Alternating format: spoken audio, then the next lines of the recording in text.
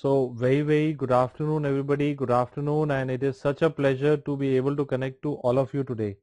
And my goal today will be to complete the chest X-ray part that we have already started in the previous class, and we will also look at the bone tumors today. So that is the goal for today, and I am very happy and very glad to see all of you are rocking the show yet again. And after the class, as is customary, after every class we will have a post class quiz, and at the end of the day I'll also have a quick pep talk with you as I promised in every class. So let us start. Everybody, are you set to go? Let me know on the chat box, those of you who are totally alive and kicking and want to win the game, है ना? जो जीतना चाहता है chat box में hello लिख के बताएगा, है ना? So let's start with the topic today. So the first thing I want you to know is that we started with the infections. If you noticed, I showed you pneumonia, I showed you the difference between routine bacterial pneumonia, a community acquired pneumonia, and Klebsiella. And we saw bulging fissure sign in Klebsiella. Then we went on to see viral mycoplasma pneumonia. We saw reticular shadowing. We saw how we will look at aspergillus in the previous class, if you remember, aspergilloma. We saw interstitial lung disease and role of HRCT. Okay. And so, one bacha was asking me, can I join from today? Yes, you can. I'm starting a new topic from chest X-ray right now. And you have to tell me what topic am I going to talk about today. You can see a parasitic infection which has a cyst and membranes. Cyst and membranes. Anybody? Cyst bhi hai, membrane bhi hai. So it should be a parasite. Which cyst is full of water. Water is hydra. Cyst is water. Water is hydra. What can I say? Hydatid cyst. So that means I am going to talk about hydatid cyst. Yes, Shubham Manoj Sharma, you got it right, and I played your song today, Imrose and everybody. Yes. So we are looking at hydatid cyst. First question that you will get in your exam is, what is the investigation of choice for hydatid cyst? Anybody has an answer? Now I'm touching upon a controversial question. The controversy is that many people get confused. What should be the answer here? Ultrasound or CT? Ultrasound or CT? Now please see. If they say hydatid, investigation of choice is contrast enhanced CT. But if they say hepatic hydatid, while mostly you see it in liver, so if they directly mention that you are suspecting a hydatid cyst in the liver, then you should go for ultrasound. Now this is one question that you might say, sir, surgery mein I have studied something else. The reason is hydatid can happen in any part of the body. Hydatid body में किसी भी part में हो सकता है. Hydatid can happen in the brain, it can happen in the bone, it can happen in the heart, it can happen in any part of the body. So if they don't mention the part, I will mark the answer as CECT. But if they mention liver as the part, then I will go for ultrasound. Okay. Now second question is, how will we identify the hydatid cyst? Now hydatid can look like a unilocular cyst. On radiological imaging, hydatid can be a unilocular cyst.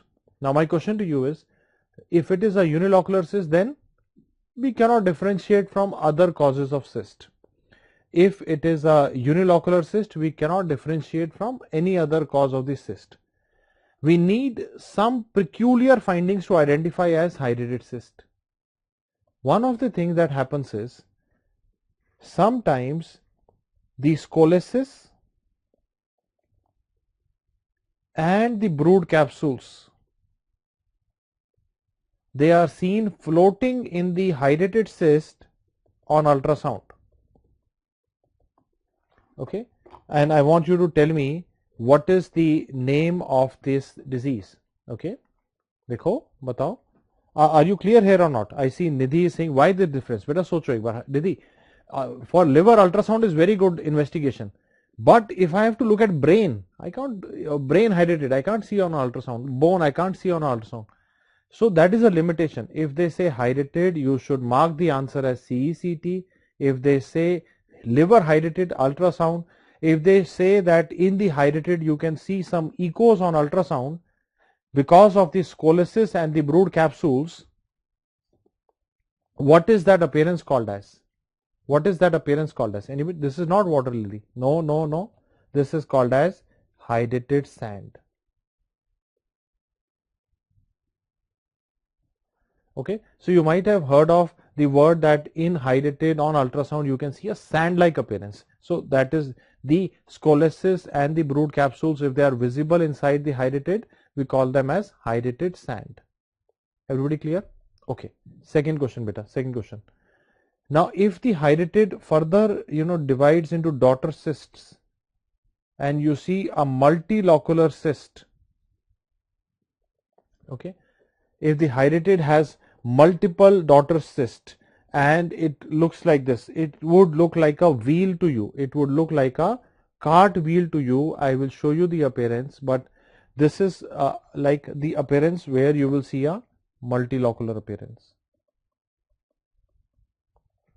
Okay, so I am now telling you that in hydrated there are two appearances which are both possible. A hydrated cyst can appear unilocular, it can appear multilocular. When it looks like multilocular, we call it cartwheel appearance. Cartwheel appearance. It can appear like a cyst which has some echoes inside, which I am calling as sand. Okay, are you clear? Everybody understands? Now I'll show it to you in a while, and let me just go a little bit further. If the hydrated encounters unfavorable environment, the endocyst detaches from the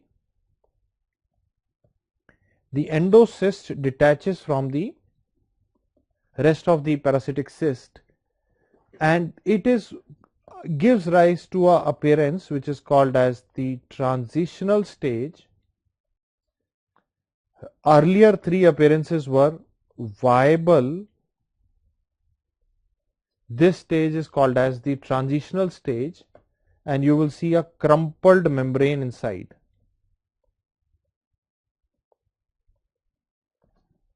Okay, and you would see a crumpled membrane inside, which I will show you in different radiological imaging. I will show you the images in the different discussions. But if you see a membrane floating inside a cyst, always consider hydrated as the diagnosis. Okay, and then when the hydrated dies, as it is customary that if it is a dead parasite, it should be, tell me in the chat box, calcified. Are you clear, beta? Are you clear? Okay, so now let's try to understand. Now, why am I telling you all this is because I have seen in the NEET PG exam in the last few years, they have asked hydrated as to identify hydrated, they have given in the exam. But the problem is some students are trying to mug it up. Hydrated will be black, it will be white. It's not like this. Hydrated can have multiple appearance. It can be unilocular. On ultrasound, it can be unilocular with echoes. It can be multilocular. It can be cyst with a membrane. It can be calcified. Are you clear? Everybody understands? Okay. So first three are viable. The crumpled membrane one is the transitional stage. Calcified is the dead stage. Everybody understands? Okay. Okay, I see most of you are able to solve this. Now I'm going to show you an ultrasound image, and on this ultrasound image I want you all to tell me, can you see a multilocular cystic lesion? Can you give a name to this appearance? Okay, everybody, anybody? Okay, so I'm just repeating for Harita and Nisha that hydrated cyst, if you remember, just like another parasite that I discussed in the class. In the class, I had already discussed with you a parasitic infection called as cysticercosis. Remember, it had a viable stage, degenerating stage, dead stage. Now imagine the same in hydrated. Viable stage will be either unilocular, multilocular, hydrated sand. Transitional stage will have a crumpled membrane inside. Dead stage will be calcified. Okay. Now anybody name the appearance that we are seeing, and I can see all of you are already able to answer it. The answer is cartwheel appearance. The answer is cartwheel appearance. Clear? So very often you will see a one-liner or a image based question like this. Okay, everybody look at this image. Look on the screen for once. You cannot do it wrong. If ever you see something like this on ultrasound, there is no other diagnosis. It has to be hydatid cyst. Multilocular appearance. These black ones are all daughter cysts looking like a wheel of a bullock cart. Now if it is also easy, why do people get confused in the exam? Why do people get confused in the exam? I will explain it to you. Suppose in the exam they say cogwheel appearance on ultrasound of the liver. Then what is the answer? Anybody? Anybody wants to give me the answer now this? Now suppose you are appearing for your NEET PG exam and I have taught you in the class cartwheel. I am teaching you in the class cartwheel. But when you go to the NEET PG, they say, tell me about cogwheel. Then what is the answer? Cogwheel appearance. Now cogwheel appearance happens if you have liver abscesses due to candidiasis. Candidiasis. Hepatic candidiasis. Okay, are you clear? And sometimes if you don't remember this, you might get it confused. Cogwheel is like a wheel, then within a wheel another wheel is visible due to the fungal elements. So cogwheel appearance on ultrasound is liver candidiasis. Cartwheel appearance is seen in hydatid cyst. Everybody understands? Everybody follows? Okay. Now if you are clear with this, if you are clear, now I will show you one more image. You have to identify the image and tell me what has happened. What investigation is this? This is a CT scan of the abdomen. Can I label the anatomy for you? Liver. Okay, liver. And what is this? Spleen. What is this? Vertebra. Okay. ये बच्चा कह रहा है how to differentiate from PCOS. I think वो बच्चा confuse हो रहा है. बच्चे ये लिवर के अंदर मैंने दिखाया, अगर आप देखोगे यहाँ पे मैं लिख भी देता हूँ, ये लिवर है. Okay, so we are not looking at the ovaries. The question will tell you that we are showing you ultrasound of the liver. Don't get confuse बच्चे. ठीक है, क्लियर? ओके बेटा, now tell me, you can see the liver on the right side, spleen on the left side, and this white thing is the vertebra. So that must be a CT scan. The bones are looking all white. I want you all to look at these three diseases. 1, 2, 3. Can you see this one? Yes. These are 3 cysts. And inside the cyst, you can see the detached endocyst membrane. Now I will call this appearance as either I can say crumpled membrane sign, or I can use the term serpent sign. Okay, crumpled membrane sign, or I can use the term serpent sign. Clear everybody? Now okay, now my question to you is this. Okay, my question is this, and please see this here. This is one of the images which has been directly asked in a previous NEET PG exam. And you can see it is easy to diagnose. A cystic lesion with membrane inside, there is no other DD. Cyst with a membrane inside, cyst with a membrane inside like a serpent, like a crumpled membrane. Please mark the answer as hydatid cyst. Clear everybody? Yes. Now I see a bacha has asked, Sabri Sata has asked a question, sir, is this CECT, NCCT? Whenever you have a confusion, look at the blood vessel beta. Look at the aorta. Now, if you look at the aorta is looking dark. So there is no IV contrast. I have not given intravenous contrast. This is a non-contrast CT abdomen. I will also explain it again.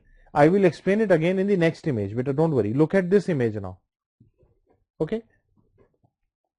These are NCCT. I will just explain to you what is this. Liver. Just see the anatomy first. Spleen, stomach, abdominal aorta. Okay. Everybody clear, beta? Now look at this, beta. This is your liver. This is your stomach, abdominal aorta, spleen. Okay. Or maybe we can just say aorta to avoid confusion. Aorta, spleen. Now please see with me. I want you to look at the aorta. I want you to see the aorta. Do you agree that the aorta is appearing dark? Yes. There is no dye. If we had given intravenous contrast, okay, the bacha that was asking this question, if we had given the IV dye, this would have appeared white. This is appearing dark. So this is, what investigation is this? NCCT abdomen. Now, normal, abnormal. Anybody? Normal, abnormal? Abnormal. Yes, I can see all of you are already answering. What is this? A white lesion in the liver. White. How white? How white is it? It is as white as the bone. What do you think? We are looking at a calcified hydatid cyst in the liver. Okay. This is a calcified hydatid in the liver. If you look at it closely, although the cyst is calcified, you can still appreciate some membrane inside it. Can you see it? Telling you that this is an old dead parasite which is now calcified. Clear, everybody? Okay. So now please see. All three of these in your image book, all three of these are hydatid. One is multilocular, one is cyst with membrane, one is calcified. All three of them have been previous image based questions in the exams. Okay. But some children, they do the mistake. They try to mug up. They try to say white dikhega to hydatid hoga, white dikhega to hydatid hoga, and in the exam they show maybe black. So then you get confused. So you need to understand what is happening. Okay. Okay. Now I think Gaurav Dadwani is saying, sir, ye kya hai? Okay, I will show you this. This is also a hydatid cyst only in this patient in the left lobe, which is probably unilocular. So there is no differentiating feature, but I told you hydatid can be seen as a unilocular cyst also at times. So this is also another hydatid sitting there. Clear? Okay. Now some bacha is saying, so what about Imrose is saying, what about IVC? Don't worry, I will show you IVC in other CT images. When I will show you and zoom in the image for you, I will show you all the anatomy. Okay. Pallavi saying, sir, investigation of choice to CECT tha, ye to NCCT hai. Pallavi, I want you to wait. I will show you how CECT will help us to differentiate from abscesses later on.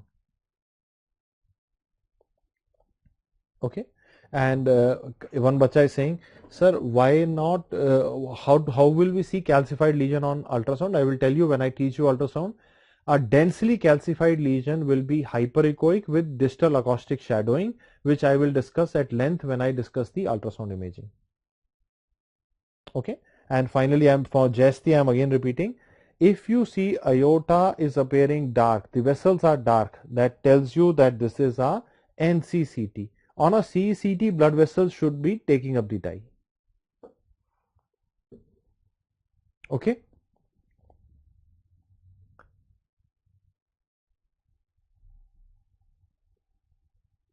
Clear? Okay. Now let's go further and see more examples now.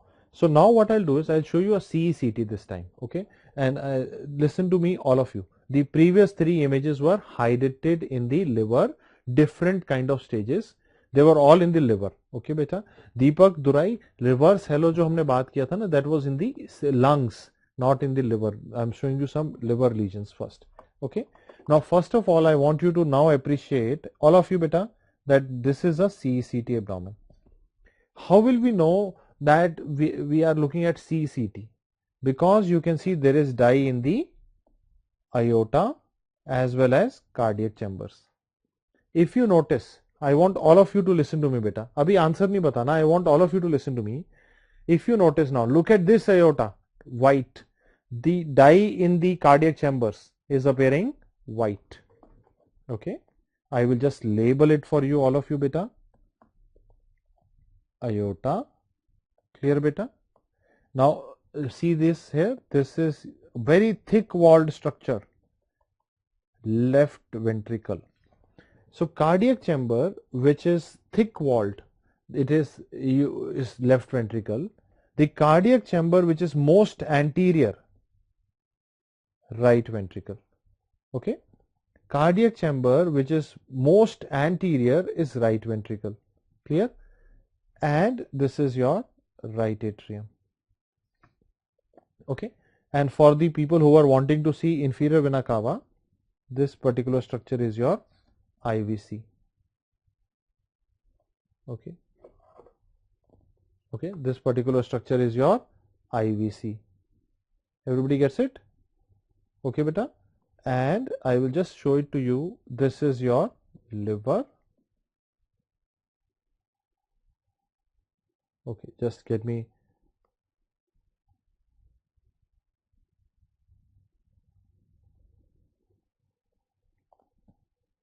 Okay, is it better now? Are you able to get me? Yes. So what I have shown you so far is, okay, what I have shown you so far is, I'm repeating for Imroz and Tanya, everybody. देखो एक बार मैं दोबारा से कर देता हूँ इसको. See, whenever you see this image, first we need to understand the anatomy. Okay, this is a section from the upper part of the abdomen. So you can see the liver, but spleen is not seen, because you remember liver is higher up, the right diaphragm is higher up. So this is your liver. Okay, beta. These are your lungs. These are your lungs. Okay, beta. This is your left ventricle. Left ventricle can be easily identified because it has thick walls. Okay. Right ventricle is the most anterior structure. Right atrium is towards the right. Inferior vena cava opens into the right atrium. Aorta is along the vertebra, and this structure is your coronary sinus. Okay, clear, beta? Okay, now I think most of you are able to understand. What is this plane? This is a axial section. Srijan Das, are you clear, beta? We are looking at an axial section of the upper abdomen. So अभी heart दिख रहा है, right side पे liver दिख रहा है थोड़ा ऊपर का part, and we can see on the left side lungs. If we go further down, which I will teach you in many, or more of my classes, I will show you abdomen and thorax, detailed anatomy. But right now my purpose is to answer a question that one bacha was asking, why CECT? Now, are you able to see a disease in the liver? Yes. Is the disease as black as the air? No. As white as the bone? No. The color of the disease is in between black and white. So it is having fluid. Okay. There is fluid filled lesion in the liver. But if you notice, I want all of you to stop writing for a moment and please see. It's very beautiful to see. Just like we saw in the brain, around this fluid there is an inflammatory ring which is taking up the dye because inflammation is having hyperemia, increased blood flow. Can you see there is a increased uptake of dye area around the fluid filled area, inflammatory ring, with edema surrounding it, which is telling you that you are looking at, tell me, inflammatory lesion with fluid inside it. So when the inflammation is going on, some dead bacteria, some dead WBCs are making some liquid inside. What is that? Pus. What is your diagnosis? Liver abscess. Okay. Now the bacha who was asking, sir, why CECT? Because in the liver you can have abscess also. Abscess will have peripheral enhancement. Hydatid cyst will not have enhancement because hydatid, the membrane is not allowing any inflammatory response. Do you remember from your college days that membrane of the parasite is protecting against inflammation. So if you have an intact membrane, you cannot have surrounding inflammation. So if you see surrounding inflammation like this, that means this is not hydrated, this is abscess. Okay, now very good. Now many of you are able to answer, but the question is amoebic abscess or pyogenic abscess? Now this is probably a amoebic liver abscess. Why? Because amoebic liver abscess is, okay, because amoebic liver abscess is, anybody tell me, usually single, usually large. Okay, amoebic liver abscess is usually single, usually large, usually in the right lobe of liver. I will ask you the question also, beta.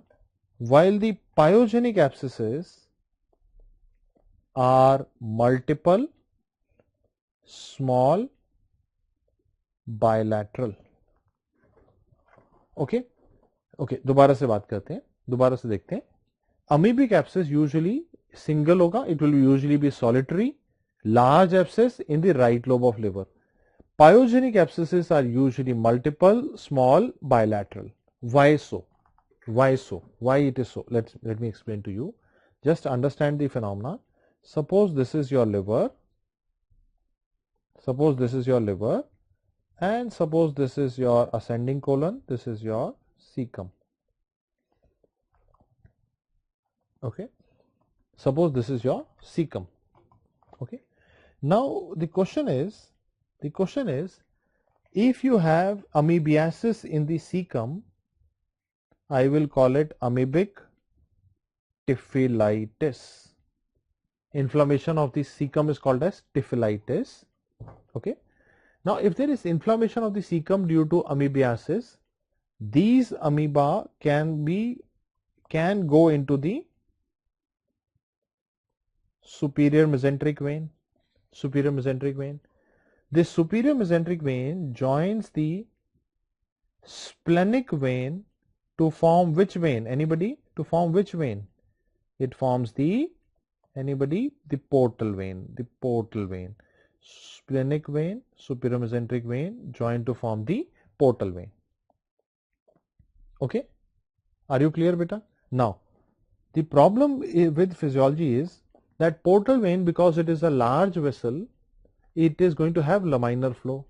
So the blood flow which is coming from superior mesenteric vein tends to go into the right branch of portal vein, and the blood flow which is coming from the splenic vein tends to go towards the left side. Clear? So because amoebiasis has this route, it tends to localize towards the right lobe. This is the why behind that. Amoebiasis usually is in the right lobe of liver. Amoebic liver abscess involves the right lobe of liver. On the other hand, pyogenic abscesses, the patient is sick because it is due to bacteremia. If any cause of bacteremia leads, any cause leading to bacteria in the blood flow or bacteremia, it can involve both the lobes. When I say bilateral, one bacha was saying bilateral means both the lobes. And because this patient will be sick, this patient will be more sick because he is having bacteremia, he will be diagnosed early. You will have small abscesses, multiple, both the lobes, and the patient will be more sick. Clear? Everybody follows? Okay, so I'm again repeating.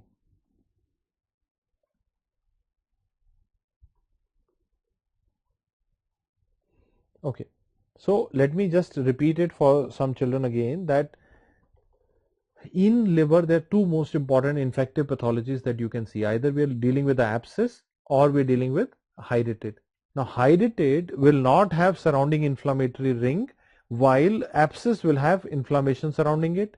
Abscess will have that rim enhancement, edema, and we can also differentiate amoebic from pyogenic on the basis of a single large abscess in the right lobe is usually amoebic, multiple small abscesses in both the lobes is usually, tell me, multiple small abscesses are usually pyogenic. Okay, I think I've repeated it for you as well. I'm just showing you the slide again.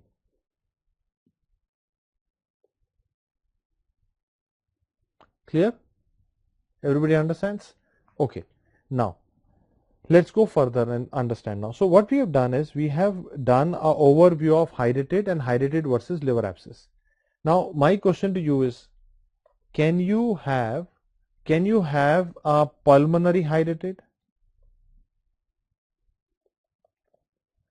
Can you have a pulmonary hydatid?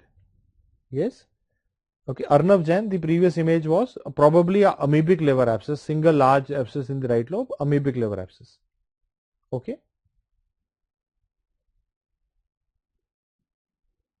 Okay. Now, Rashmi saying why both the lobes? Let me explain to you, beta. अगर Rashmi, I'm explaining in Hindi, English both.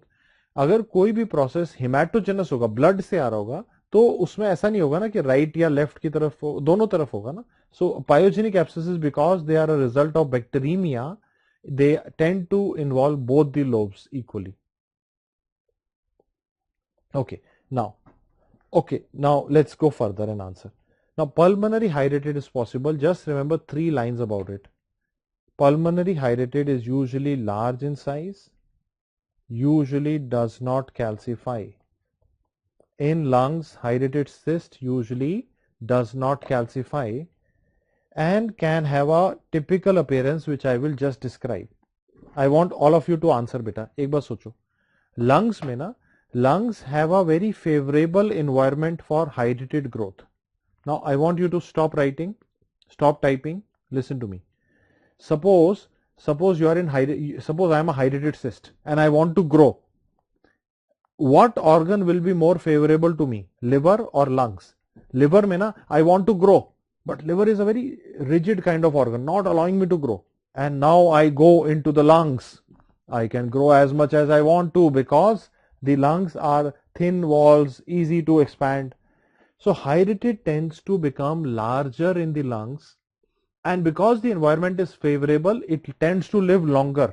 So usually does not calcify because it is a favorable environment. Because I am a hydatid, I like to live in the lungs. Everybody clear? Okay. But it is not a common location. Common location is liver because of the pathogenesis. But remember, it is possible to have hydatid in the lungs. In lungs, hydatid is large, does not calcify, environment is favorable. Okay. Now, suppose the environment changes and suppose this is your hydatid cyst. Okay. I told you, if the environment becomes unfavorable, then what will happen? The endocyst tends to collapse. Now I want all of you to understand, suppose the endocyst ruptures, what will happen? If the endocyst ruptures, the fluid in the cyst will settle down because we are doing a X-ray chest. X-ray chest is done in erect position. So if you are standing up and you have fluid in a cyst, it will settle down and the endocyst membrane and the daughter cyst will float on the top. Okay, now let's see an answer now. Now this is where all of you are getting confused. I want you to look at the problem with my arrows now. Okay, don't get confused with this. This is your gastric fundus or the stomach bubble. This is your stomach bubble. Don't get confused. The disease is here, beta. This is the disease. I am marking it for you. Thin walled. Okay. Now tell me. It is like a lesion which has a fluid in the below it. Can you see? There is a fluid level. Now my question to you is, this could be an abscess in the lung. This could be liquid, could be pus. But this is not abscess. Why? This is not abscess. Because when I zoom the image, I can see on the top there are some daughter cysts, some membranes floating on the top. Okay. Now this appearance is called as the water lily sign, or water lily plant can be called as camelot sign. On chest X-ray, water lily sign or camelot sign on chest X-ray seen in hydatid cyst. Okay, should I repeat? Are you able to understand this or not? Okay, are you able to see that? Now I'm repeating for Yash, Natwar Lal and Rishikesh. देखो, suppose करते hydatid है. Hydatid has multiple layers: pericyst, ectocyst, endocyst. Suppose the endocyst ruptures, what will happen? The fluid will settle down and the membrane and the daughter cyst will float. So as a result, the top of the fluid level will have these undulations, which are because of the daughter cyst. This appearance is called as the water lily sign, or we can use the term, anybody, camelot sign. Okay, are you clear? Are you clear? Okay. Right side more part, please say again. Okay, so Lakshmi Haridas, what I was explaining was, okay, I'm repeating for all of you that what all we have discussed so far. I have told you so far that hydatid can occur in the liver. We see it in the viable stage, transitional stage, dead stage. I showed you hydatid. Then I taught you how to differentiate hydatid and abscess. Abscess will have rim enhancement and edema. Then I told you that abscess due to amoebic causes, amoebic liver abscess will be more common on the right side because it is amoebae are coming from the cecum to through the superior mesenteric vein and the portal circulation. While pyogenic abscesses are because of bacteremia, so hence they are usually in both the lobes, small abscesses. Then I told you that you can have a hydatid in the lungs also, but hydatid in the lungs does not calcify. Okay, because the environment is very favorable. When I said Gaurav, I meant, when I said favorable, I meant that hydatid को ना expand होना है, किसी भी चीज को expand होना है, तो you need surroundings to have, you know, soft, kind of connective tissue. Now lungs are easy to stretch, material is easy to stretch as compared to liver, so that is why hydatid in the lungs is larger and usually does not calcify. And if the endocyst ruptures, it gives rise to a classic appearance which is called as the water lily or camelot sign. Okay. Now trachea shift, I think one bacha is after the trachea, Priyanka, I think. So beta, trachea is towards the right, but we also know that trachea can be towards the right in normal person also. Okay. So we are just ignoring it for the time being. Okay, Priyanka. Everybody clear? Okay. There is no pneumothorax here. I tell me why. Because there is no visceral pleural line sign. I explained it to you in the previous class also. Don't worry, I will talk about it further also in subsequent sessions and subsequent images. Don't worry. Now, the point I want to make here is, although it is slightly, we are going ahead of the course, but many people get confused in the exam. I want you to remember this line from the class. Every lily is not hydatid. Okay, her lily hydatid नहीं होती. Okay, Gomati, camelot is a botanical name for the water lily flower. So camelot and water lily mean the same thing. Okay, every lily is not hydatid. Always remember, water lily is seen in hydatid, but in the exam, if they change the question to drooping lily sign on IVP, if they change the question and say drooping lily sign on IVP, then don't mark hydatid as the answer. Don't get confused कि sir ने बोला lily है तो hydatid mark करना है, ऐसा नहीं है. Okay, I'm again repeating. Every lily is not hydatid. Now some of you might say, sir, what is IVP? Don't worry, I have separate time allotted in the class where I will show you many IVPs. But I am here only trying to tell you the confusing statement that suppose you have duplication. Suppose you have duplication in the kidney, that means the kidney has if one kidney is having two ureters.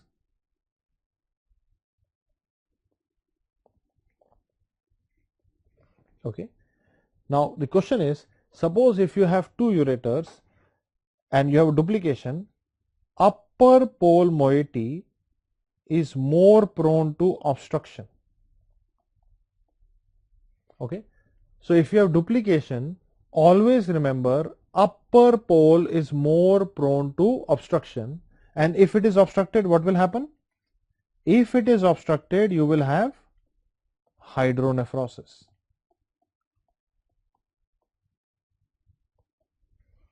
You will have hydronephrosis.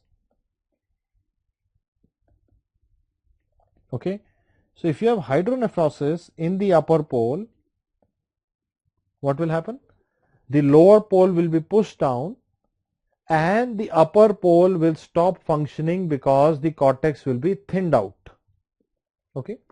Now listen to me. The law, Shreyansh Singh very good is pointing out correctly. The law here was Wiegert-Mayer law, if you remember beta. Okay, if you remember from your surgery class. Now if I'm again telling that if you have duplication, upper pole moiety is more prone to obstruction, more prone to hydronephrosis. If you have hydronephrosis, the lower pole will be pushed down,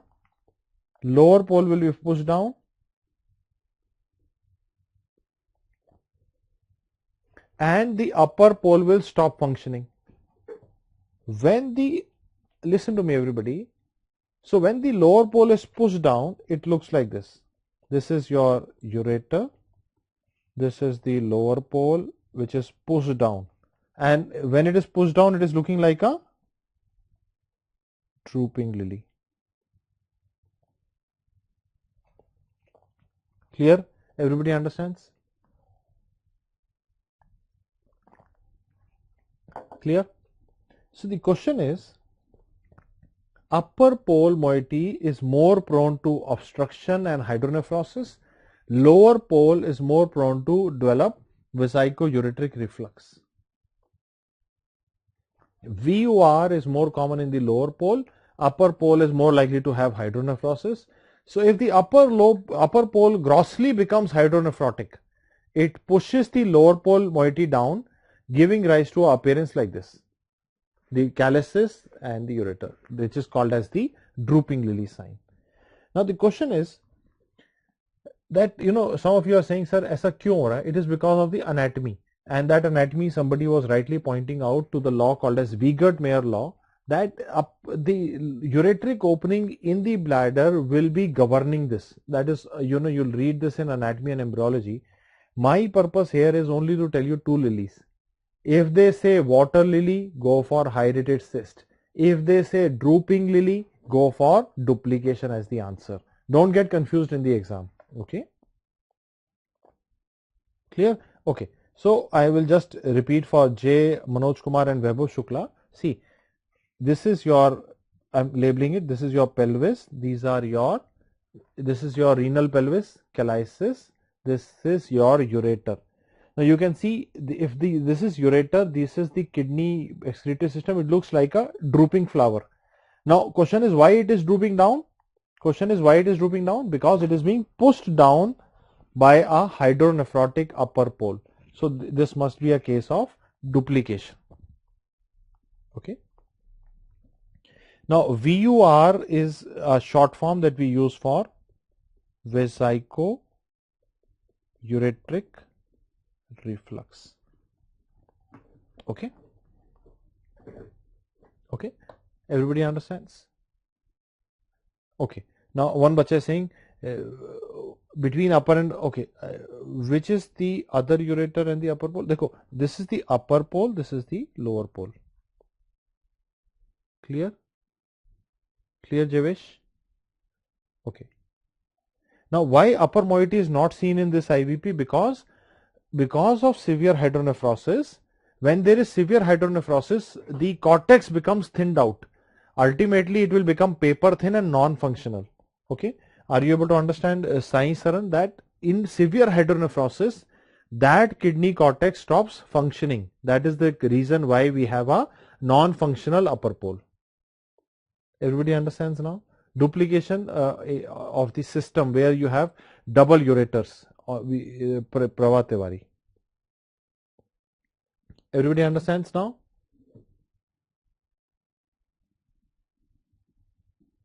Okay.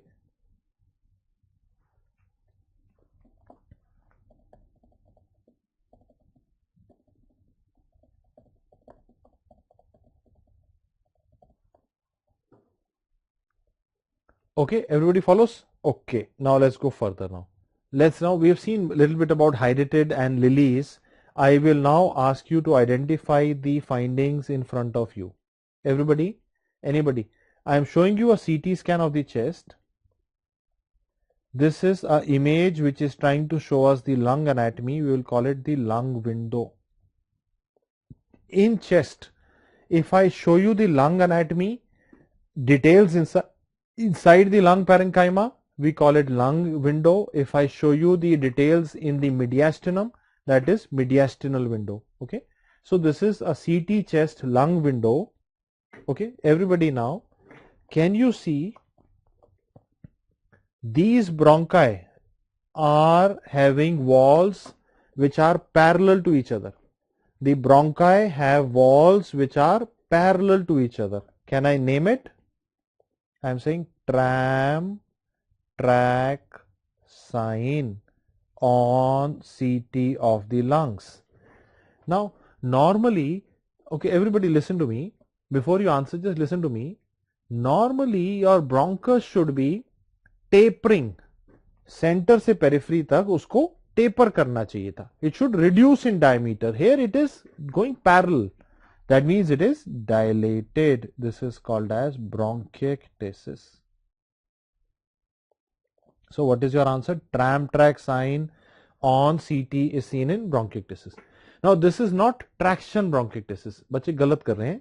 Kunal and Devanshi, देखो traction ब्रोंकिक्टेसिस होता है okay जब Honey combing के area में हमें dilatation दिखता. मतलब देखो सोचो, suppose you had some fibrotic lesion, honey combing sitting here, and then you see bronchiectasis, that is traction bronchiectasis. This is just direct simple bronchiectasis. There is no fibrosis seen here. This is bronchiectasis which can have multiple causes. Okay, now second question for you is, whenever I do a CT, bronchus and accompanying vessel should be same in diameter. On a CT scan, when I look at the cross section, bronchus and the accompanying blood vessel should be having the same diameter. Okay, now keep this in mind, beta. Keep this in mind. Keep this in mind. Suppose this is your bronchus and this is the accompanying blood vessel. Anybody? Just see the diameter and tell me what do you appreciate.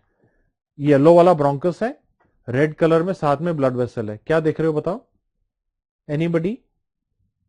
Anybody tell me? Now the bronchus is dilated much more than the accompanying vessel. That means, anybody tell me, it is looking like a signet ring.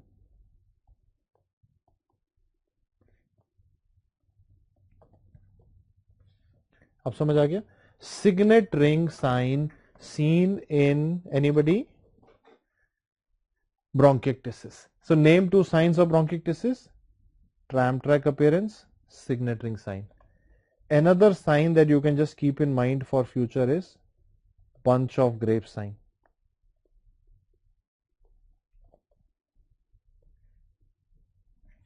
Okay, so sometimes they keep asking these questions in the exam. They will say tram track sign, signet ring sign, bunch of grape sign. The answer is bronchiectasis. Okay, now my question to all of you is this. Let's see how many of you are able to answer my question. My question to you is this. Suppose you have a patient who has bronchiectasis plus situs inversus plus sinusitis plus infertility. What will you suspect? Okay, anybody? Anybody wants to answer this question now? Connect the dots. A patient has bronchiectasis, situs inversus, sinusitis, infertility. Can I call it something? This is called as the Carter-Jenner syndrome.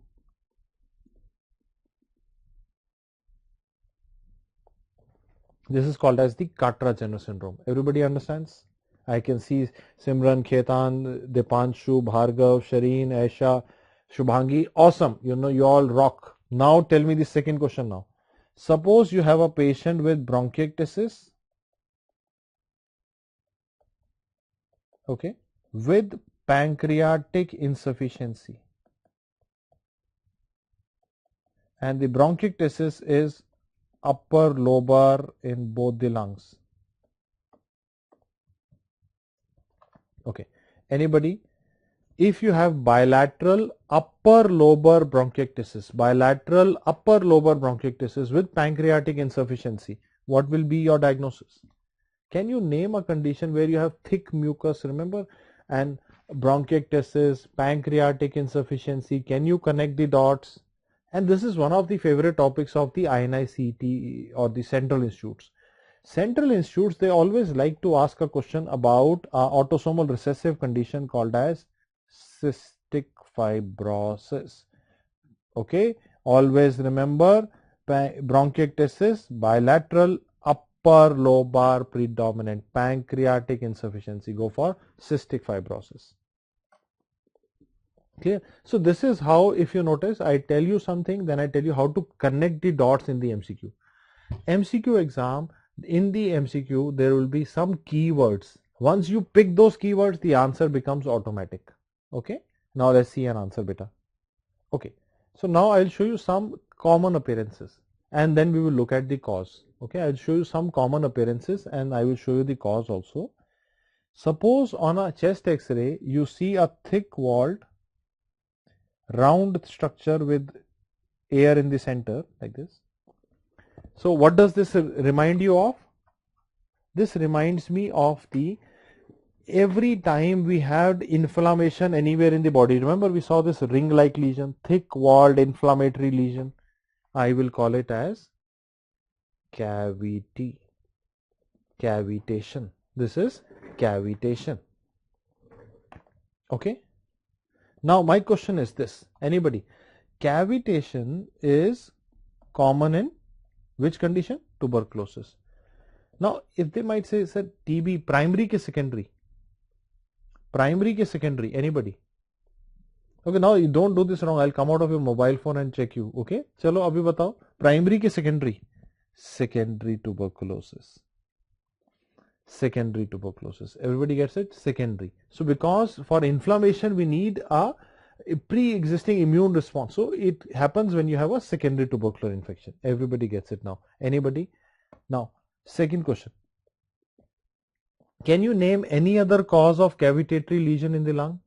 Can you have cavitation in any cancer, in any malignancy?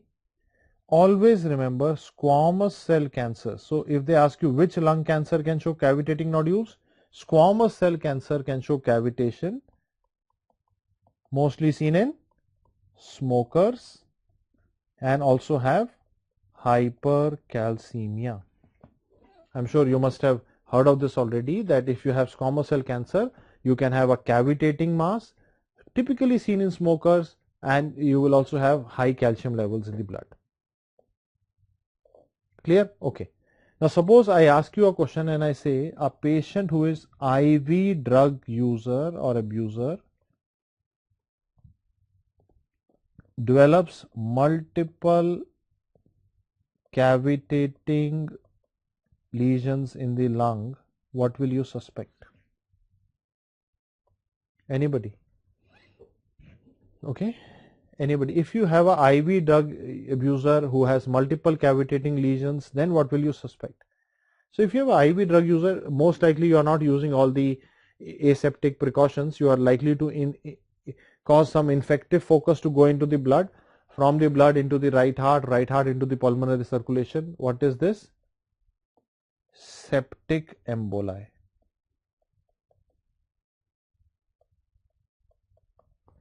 Okay, then think of septic emboli. I think Ashwini, Rahul, they got it correct.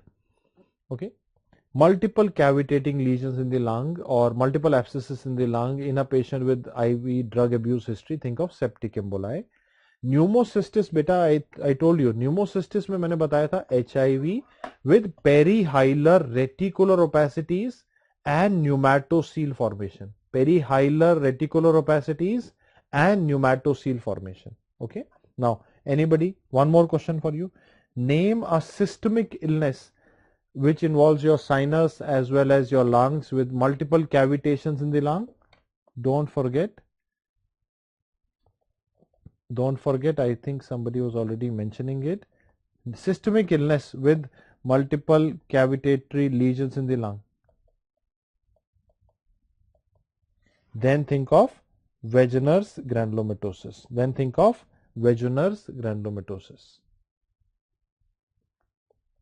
I think Akshay Prasad was already saying it. So Shivangi also. So Wegener's granulomatosis is also one of the cause of multiple cavitating lesions in the lung. Okay.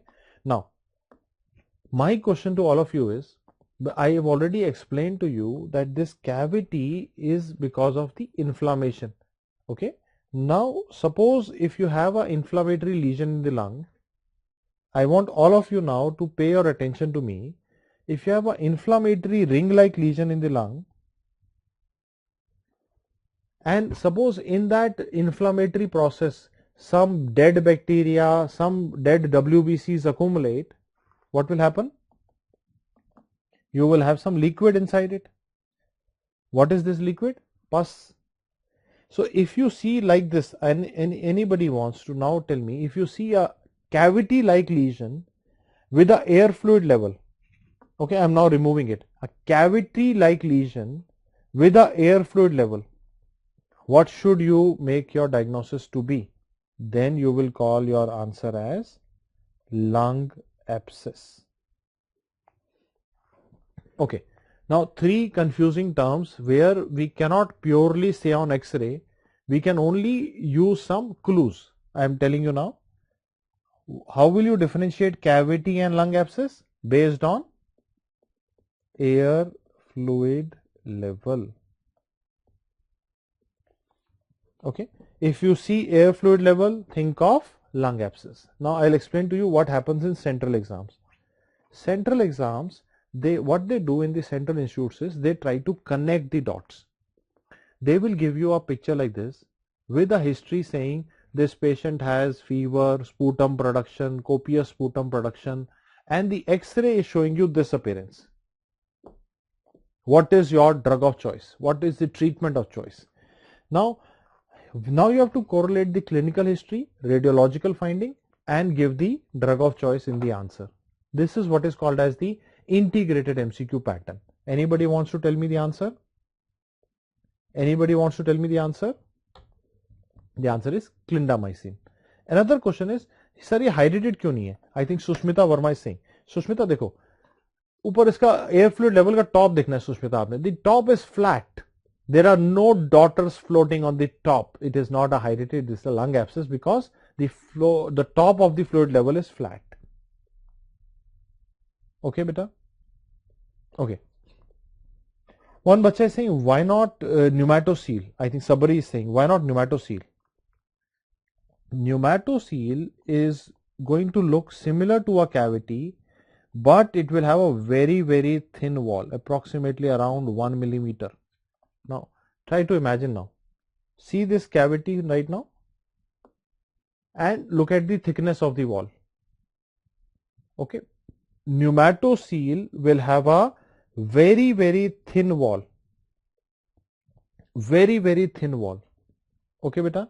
Are you clear, Sabri? So, then if I see pneumatocele, I will think of the causes like, what are the causes of pneumatocele in the lung?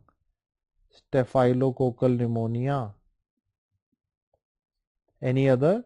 Pneumocystis pneumonia. Klebsiella pneumonia. Hydrocarbon poisoning. Okay. So, pneumatoceles are very, very thin walled structures, and my question is, okay, my question is that if you see nematoceles, then you will think the causes are staphylococcal pneumonia, Klebsiella pneumonia, PCP pneumonia, hydrocarbon poisoning. Clear? Shreya, देखो Shreya, multiple cavities are because of abscesses. Abscess we are not telling what is the causative organism on X-ray, है ना? Shreya Bhattacharya, x ray पे नहीं पता चलेगा कि organism कौन सा है. एक्सरे पे will see the pattern that there is a abscess and we will say this is the abscess, that's all.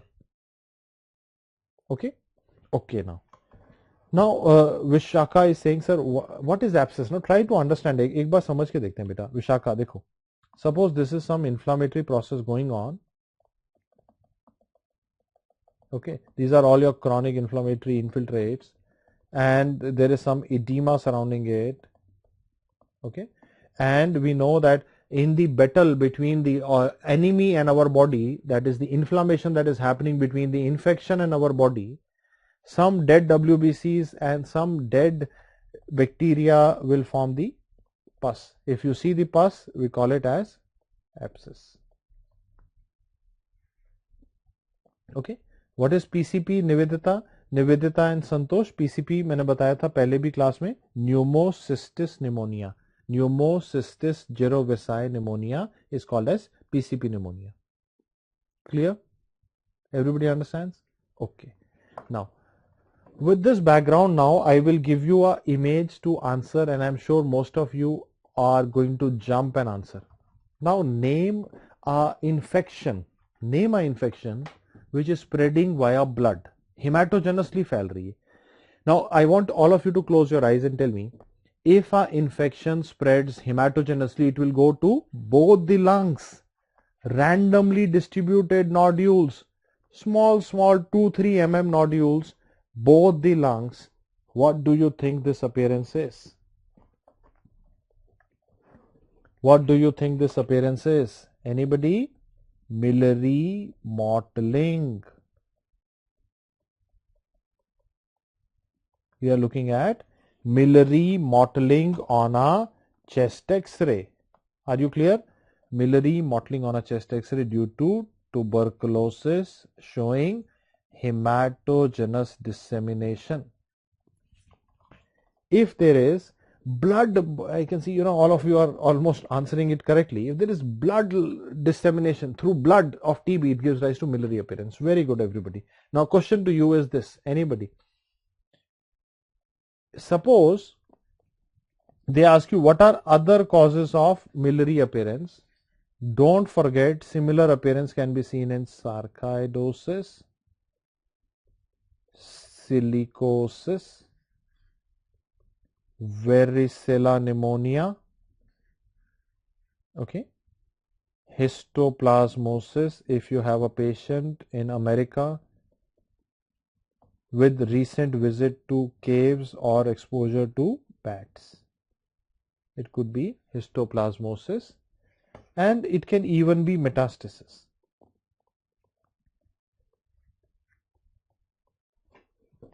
Now, this is how they make a question where more than one answer is correct. Okay, now this pattern is not being used in the central exams. Now what they are doing is, I want you, all of you, to understand the INI-CET pattern. In INI-CET exam, everybody answer my question, beta. They will give choices like this: A plus B is correct, A plus B plus C is correct, A plus B plus C plus D is correct, only B plus C is correct, like this. This is the only exam in your PG entrance where they make a combination correct kind, multiple completion type of answer. Okay. So what they can do is, they can give a X-ray like this and they can make choices out of this: TB, sarcoid, silicosis, varicella, histoplasma, metastasis. They can all cause miliary appearance. Okay. Histoplasma is more common in America. USA means United States of America, Sahil. And in America, if somebody has recent history of visit to cave, then we think of bat exposure and histoplasma. India में histoplasma नहीं होगा उतना. America में अगर कोई अभी केव में गया, बैट से एक्सपोज हुआ, we think of histoplasmosis. Okay. Now somebody is saying, sir, pata kaise chalega? Are we looking at septic emboli? Are we looking at cavity? That is why, if you remember, that we keep telling in our radiology reports, we need to correlate clinically. X-ray can only tell you the pattern, what is happening in the disease. It cannot make a pathological diagnosis or a microbiological diagnosis. We need to find what was the history given to us. Then we make the diagnosis. Are you clear now, Madhu? Okay. Even hemosiderosis,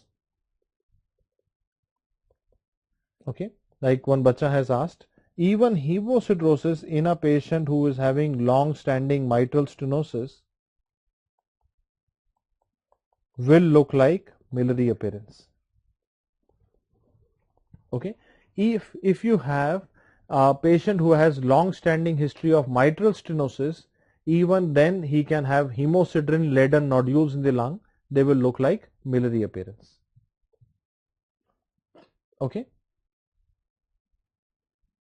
Okay, everybody understands?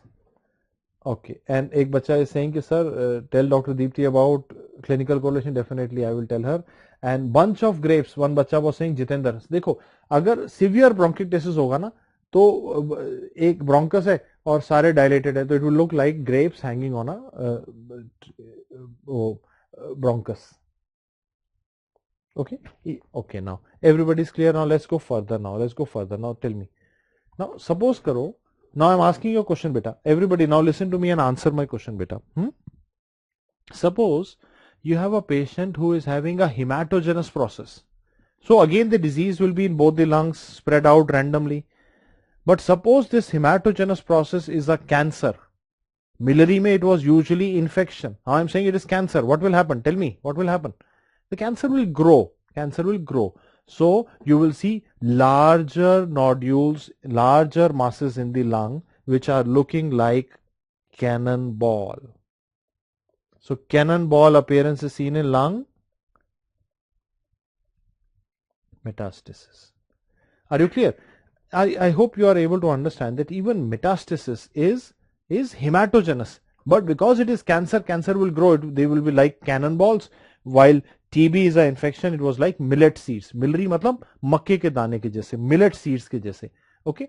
So these are the small millet seeds like nodules that I was trying to show you, and this is the cannonball appearance. And if you even notice, you can even see a chemotherapy port here. Okay. Clear, everybody? Okay. A cannonball appearance typical of lung metastasis can be because of any cancer, so we are not getting into the details here, but it's like the concept should be clear. Okay, the concept should. These are not calcified.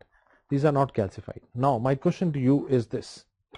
Okay, everybody now, let's see how many of you can answer. So far we have learned in the class that infection can spread, like tuberculosis can spread via blood, leading to hematogenous dissemination, leading to miliary appearance. Okay, but we have also seen how to identify cavity, and I've also told you what is the difference between this and pneumatocoel. Pneumatocoel will be thin walled. Okay, Atul Kumar Gupta, pneumatocoels will be very thin walled, millimetric. Okay, now the history would be telling you where the metastases are coming from. Like, young male with lung metastasis, think of testicular cancer.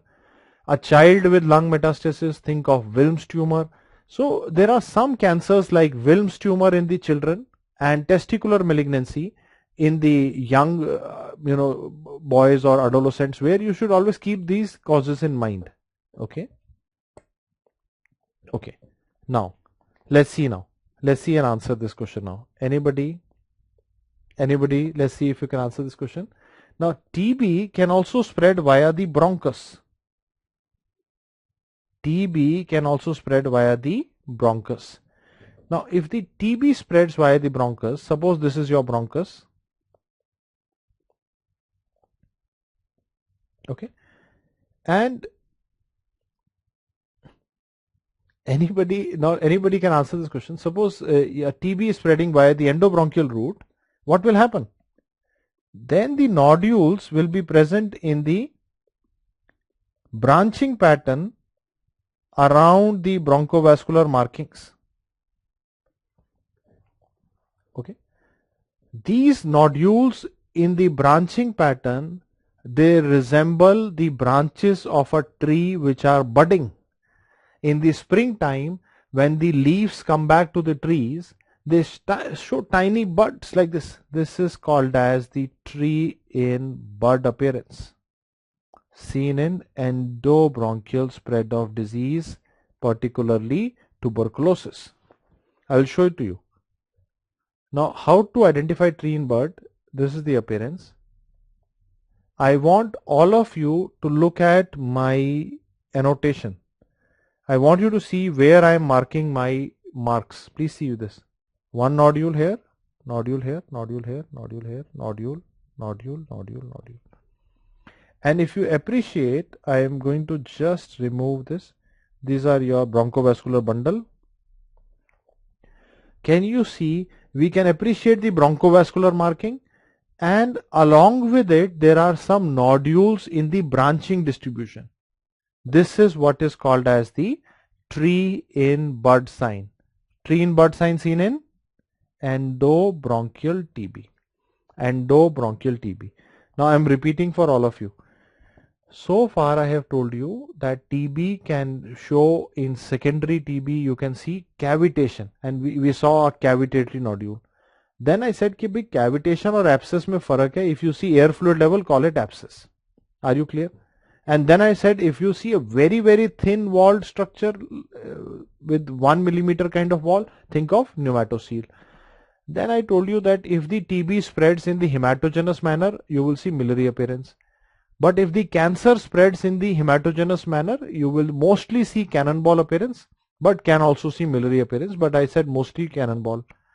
And then I also told, okay, then I also told if the TB spreads via the endobronchial route, then we call it tree in bud appearance. Everybody understands? Okay, yes. Now, so far so good. Okay, so far so good. Now please see an answer. I want all of you now to look at this particular X-ray and find the asymmetry for me. Okay, anybody now? Anybody? Anybody wants to tell me? What is this? This is your hilum. So why is the hilum enlarged?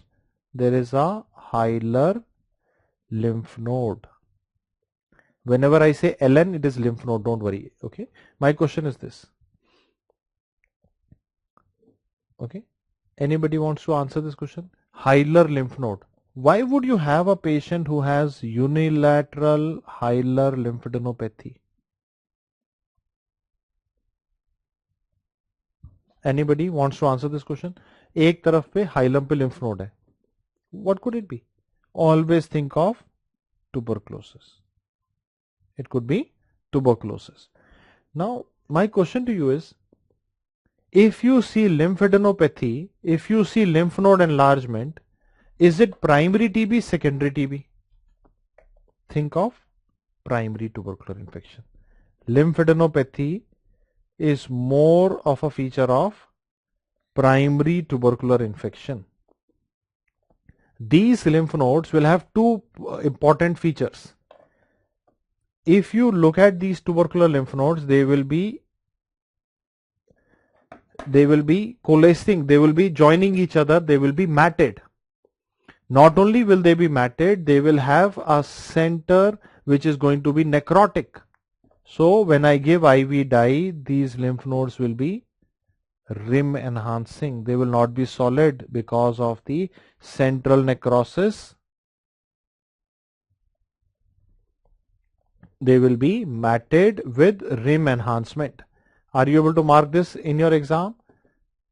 If you see a question in your exam, lymph nodes which are matted, rim enhancing, please mark the answer as tuberculosis. Everybody follows? Everybody able to answer? Okay. Second question. Let's see how many of you are able to answer. Okay. some of you are saying sarcoid. This is not sarcoid because sarcoid will have symmetrical bilateral lymph nodes. This is unilateral asymmetric. That is why I am saying TB. Now, suppose a patient with AIDS develops tuberculosis. A patient with AIDS has developed tuberculosis. Which of the following will be seen, will not be seen? Okay. Cavitation, miliary appearance, lymph node enlargement. Anybody?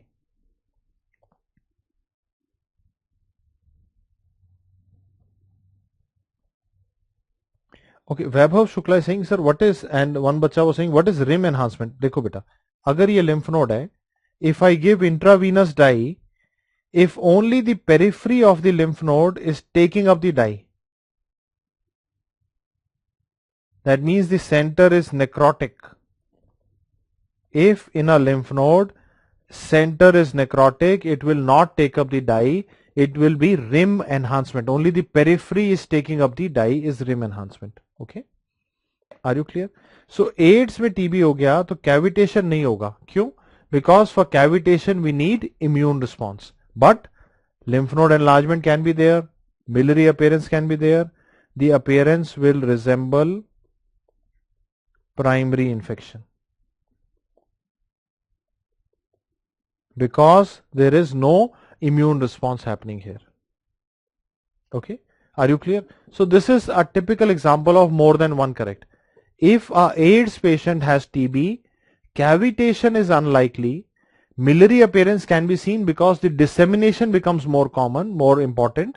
Lymph node enlargement can be seen because the appearance will resemble primary tubercular infection. Okay, so what is the answer? The answer is B plus C plus D is correct. Clear?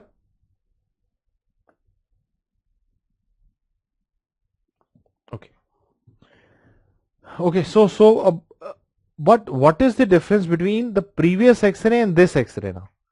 Now I want all of you to try to solve these peculiar X-rays which are very, very important from your exam point of view.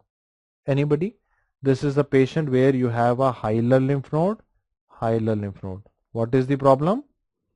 Bilaterally, symmetrically enlarged hilar lymphadenopathy. Then what will you think now? Abhi TB is an infection. Try to understand the basic philosophy here. A infection is likely to be asymmetric. But if I see symmetry, it is pointing towards some systemic process. Like, what is your answer? Sarcoidosis. Are you able to understand this? So again, here they might give you clues in the exam like ACE levels are high, calcium level is high.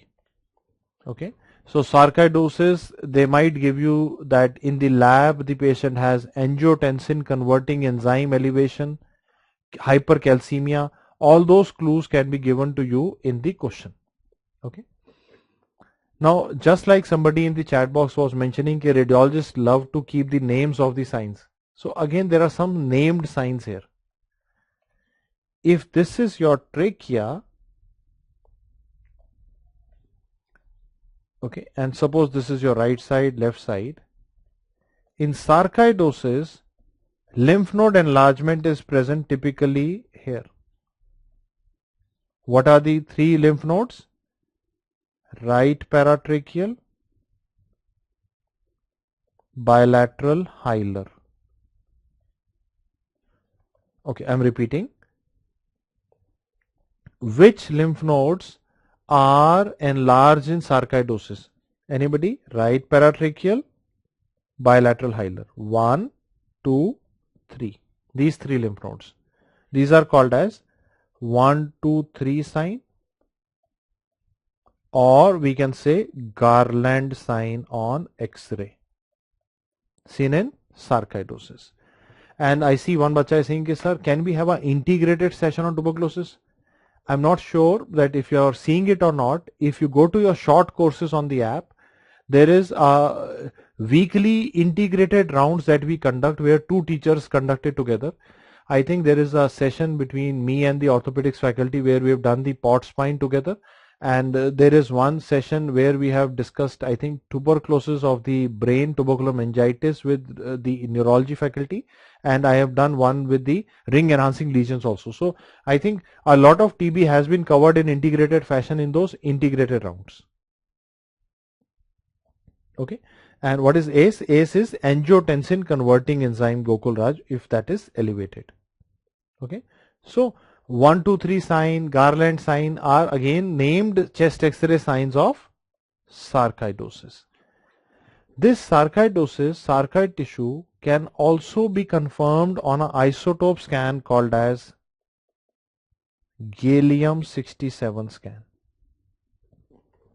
Gallium-67 is a isotope.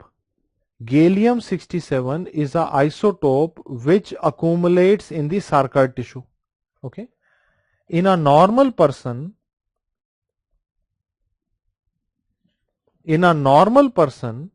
it only goes to your nasopharynx. Okay, in a normal person, the gallium accumulates in the nasopharynx, but in sarcoidosis, it accumulates in your lacrimal gland and parotid gland bilaterally. Okay, are you clear? Will you be able to remember this? That in sarcoidosis, the gallium is taken up by the lacrimal glands and the parotid glands. Now I want all of you to see this appearance. The nasopharyngeal uptake is physiological. The lacrimal gland uptake and the parotid gland uptake bilaterally is pathological, which is seen in sarcoidosis. What is this appearance called as?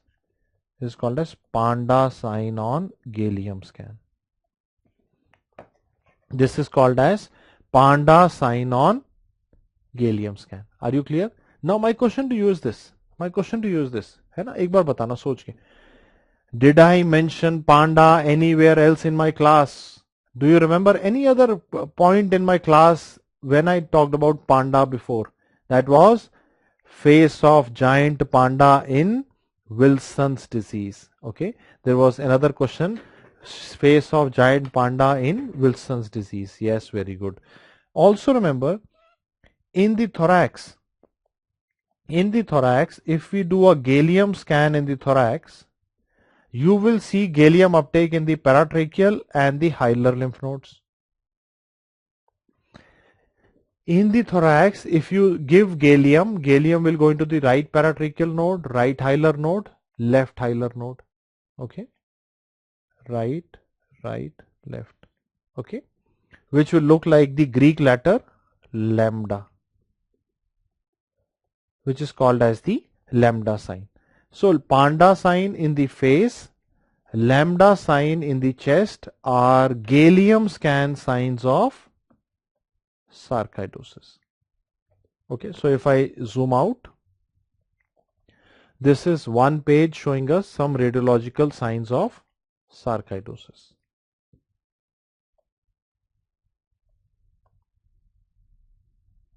Are you clear, everybody? Everybody understands? Okay, now, so if you're clear with this much, okay, now what I'll do is I will give you 2-3 diseases which are very, very common from radiology of chest before we look at some cardiac conditions. Okay, 2-3 diseases which are very important in chest radiology. Okay, one is silicosis, and second is asbestosis, obviously, but let's understand silicosis first. My question to you is this, anybody can answer. Okay, silica particle are lightweight particle like sand. Silica जो होता है ना बहुत हल्का है, like sand. So very light particles like silica, if you throw them, they will float in the air because they're light. Similarly, when we breathe in silica, it flows up to your upper lobes. So first question, always remember, silicosis has upper lobe predominance. Silicosis has upper lobe predominance. So suppose this is your lung and you are working in a sand mine, so it develops silicosis, you will have upper lobe predominance. Now what will happen is, all of you listen to me, our macrophages will try to clear this silica. Macrophages will eat the silica. But this silica is a poison to the macrophages, it will kill them. So what will happen is, from the upper lobe, the lymphatic channels are there. From the lymphatic channels, the macrophages will go and reach till the lymph nodes, and in between they will die. So these lymph nodes will become calcified, and that is called as the eggshell calcification. So in which condition do we see eggshell calcification of hilar lymph nodes? Best answer is silicosis. Although eggshell calcification can be seen in silicosis, sarcoidosis, post radiotherapy in a patient with lymphoma. But the best answer is silicosis. Okay, but the best answer is silicosis. Now everybody understands. Silicosis is known to have upper lobe predominance. Upper lobe predominance. Then it is taken up by the macrophages, which goes through the lymphatics, goes into the lymph nodes. Clear? Now, my question to you is this. Because the silica is a poison to the macrophages, it kills them, so you develop because of the dead macrophages accumulating, the eggshell calcification happens in the lymph nodes. Okay, my question is, if silicosis is causing damage to the macrophages, it will also lead to damage to the lymphatic channels. What is happening here is, listen to me everybody, silicosis, when it goes to the upper lobe, from the upper lobe it goes into the lung lymphatics, and the dead macrophages will tend to clog and obstruct the lymphatics, and that will all cause that chronic inflammatory fibrosis, and ultimately the lymphatic channels in the upper lobe will be destroyed. Why is this important? Everybody listen to me, just forget about writing for a moment. Just one word is to be written, just understand for a second. एक बार सुन के देखो. Silicosis में, because of the macrophages taking up the silica, causing inflammation and destruction of the lymphatic channels, the upper lobe lymphatics are obliterated. And we all know people who are working in a sand mine will have lower socioeconomic status. So if you are working in a sand mine, you are not going to be very rich. So he is more prone to have tuberculosis. TB also goes to the upper lobe. But in a normal person, the mycobacterium would have some lymphatic clearance. But here the lymphatics are already damaged. So he becomes more prone to develop coexistent tuberculosis. Are you clear? So they will say, which occupational lung disease has risk predication for tuberculosis? Answer is silicosis. Why? Because 2-3 factors. The socioeconomic status is one, and second is the upper lobe lymphatic channels are all destroyed because of silicosis. Everybody understands? Are you able to see the logic behind? Shubham and everybody? Yes? Great. Now I think Shubham was already answering. Now we have to differentiate silicosis from asbestosis in the exam. Asbestosis has lower lobe predominance.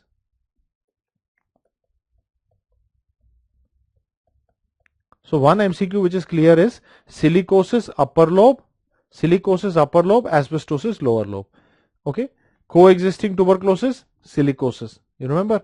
And I said silica is taken up by the macrophages, taken to the lymph nodes, and ultimately the silica laden macrophages will die because it is a poison for them. So you will see some fibrosis in the lymphatic channels, calcification in the lymph nodes, and obliteration of the lymphatics predicates to developing tuberculosis there. Okay, and I will just answer some questions here. Hamitha was saying, sir, lambda sign क्या था? Lambda sign था कि अगर sarcoidosis में if you see high uptake in the paratracheal node, high uptake of gallium in the hilar node and in the left hilar node, it looks like the Greek letter lambda. Okay, now one thing for asbestosis is it is lower lobe predominance. Second is it is having pleural involvement. Silicosis में we did not have pleural involvement, while asbestosis leads to pleural involvement. If there is pleural inflammation, I want all of you to listen to me. If there is pleural inflammation, the pleural capillaries will have hyperemia, they will leak, you will develop pleural effusion. Then it will become more chronic, you will develop pleural fibrosis. You may develop pleural calcification. Asbestos also acts like a carcinogen. So in pleura it can also cause malignancy, which is your mesothelioma. So pleural involvement is common, is important for asbestosis, while this is not seen in silicosis. How do you differentiate silicosis and asbestosis? Pleural involvement, lower lobe involvement. In pleura you can have calcification, fibrosis, effusion, tumors, all that can be seen here. Okay, now suppose anybody try to answer. Suppose you have a piece of paper. Suppose you have a piece of paper like pleura. Suppose you have a piece of paper like pleura, and suppose it calcifies. So when the pleura, which is a membrane, it calcifies, it becomes like this. Can you imagine? एक membrane है, उसको जब calcium उस पे आएगा तो ऐसे contract हो जाएगा, and it becomes like this, which is called as the holly leaf sign.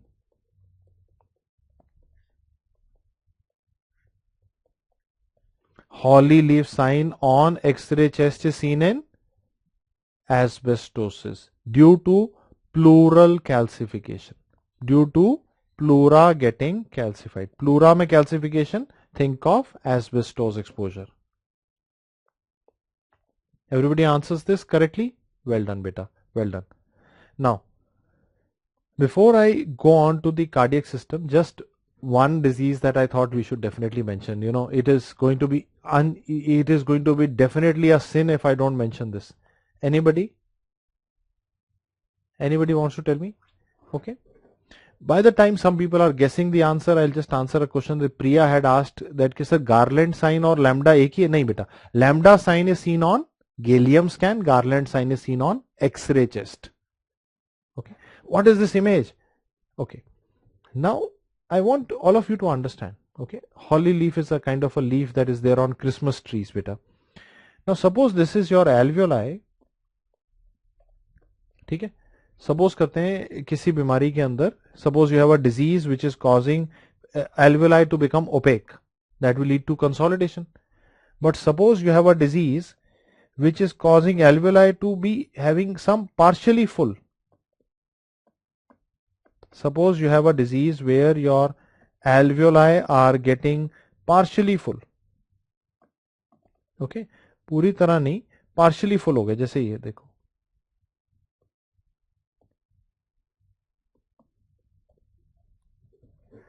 Okay एक बार सुन लो, अभी लिखो नहीं, एक बार सुन के देखो बेटा. देखो अगर तो alveoli में if there is pus or exudates filling up the alveoli fully, that will lead to consolidation. That is what we discussed. But if the alveoli have some liquid, some exudate inside, but not fully full, then it will not be as white as the pneumonia. It will be hazy. That is what is called as ground glass opacity. I will show it to you. Please see this here. अब देखो इसको. Can you see? There is a opacity in the lung parenchyma, but the bronchovascular markings, the anatomy is still visible. It is not totally white. It is in between black and white. Hazy है. इसको बोलेंगे ground glass opacity. And I'm sure I am sure many of you have already heard of this in, I think, multiple times in the last 2 years. Peripheral ground glass opacities, okay, can have associated consolidation.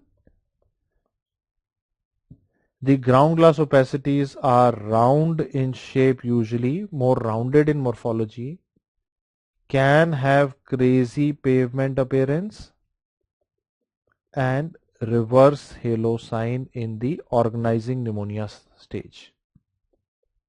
Okay, anybody can answer this? What is your answer? COVID-19. Clear? So COVID pneumonia is a possible question, but I'll just tell you the 4 questions that you need to know. Radiology में क्या मिलेगा? You will have peripheral ground glass opacities which are round in shape, can have associated consolidation, crazy pavement appearance, reverse halo sign. Okay. Now, second question is, okay, listen to me everybody. What is not seen?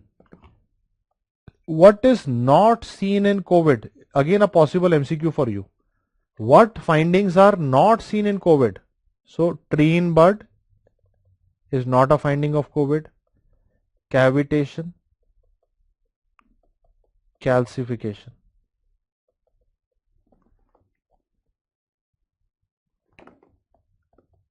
Pleural thickening or pleural effusion. Okay.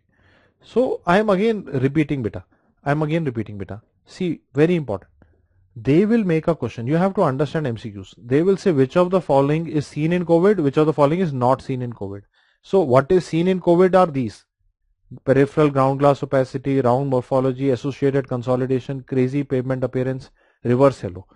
Somebody is getting panicky, sir, crazy pavement kya tha? Don't worry, I will teach you. Okay. Okay, I will teach you crazy pavement. Don't worry. I will show you crazy pavement, beta. Don't, Siddhartha. Don't worry. And not seen in COVID is very important. Tree in bud, cavitation, calcification, pleural thickening, pleural effusion. Okay. Now, what will we see as a, okay, the question is, what will be the, how will we write the report? For COVID, we use a nomenclature called as Corad's nomenclature. Okay, just remember the word Corad's, which tells us what is the level of suspicion of COVID. It is not telling us the severity. Okay. Some people are saying, what is reverse halo? Don't worry, I'll talk about it. Just give me 1 second. Okay. So if they say Corad's nomenclature, it is only telling us the level of suspicion, not severity. First question. Okay. Second thing is, in Corad's we will have 3 words which we need to remember. If I write in my reports Corad's 1, it is normal or no suspicion of COVID. No suspicion of COVID is Corad's 1.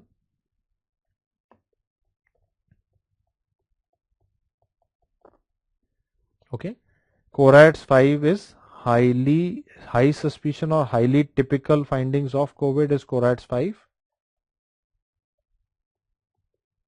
If RT-PCR is positive, you call it Corad's 6. Okay.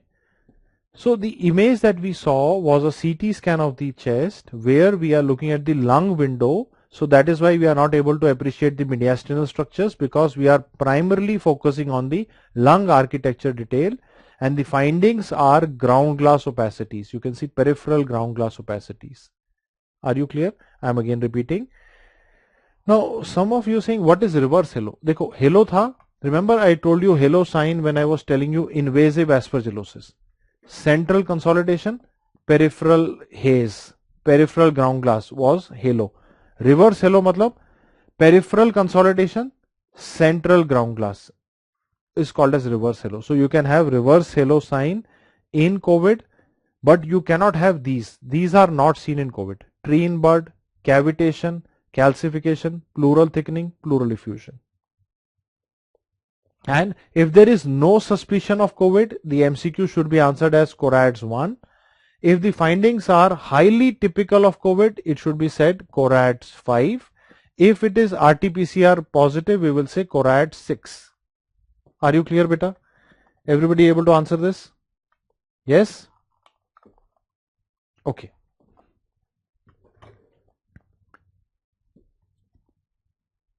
Okay, now ground glass opacity can be seen in multiple diseases. It is but in the last 2 years, the only cause that we all know of is COVID. But if you remember, I told you in interstitial lung disease, if you see a chronic patient with ground glass opacity, subpleural sparing, remember we discussed this is NSIP also. Ground glass opacity in the central part in HIV patients can also be seen in pneumocystis pneumonia. So, but for all practical purposes, if you see a question of ground glass opacity in the current year, I think you should still think of COVID. But now, hopefully now we are not seeing this kind of CTs nowadays because maybe we have a new variant which is not infecting the lungs so much. But this was very common in 2020. Okay. Okay.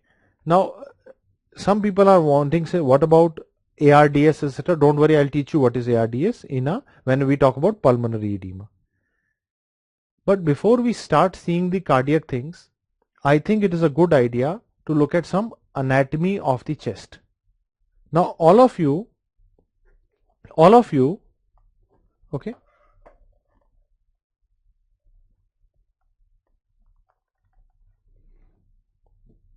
Okay, all of you listen to me and see the first image here.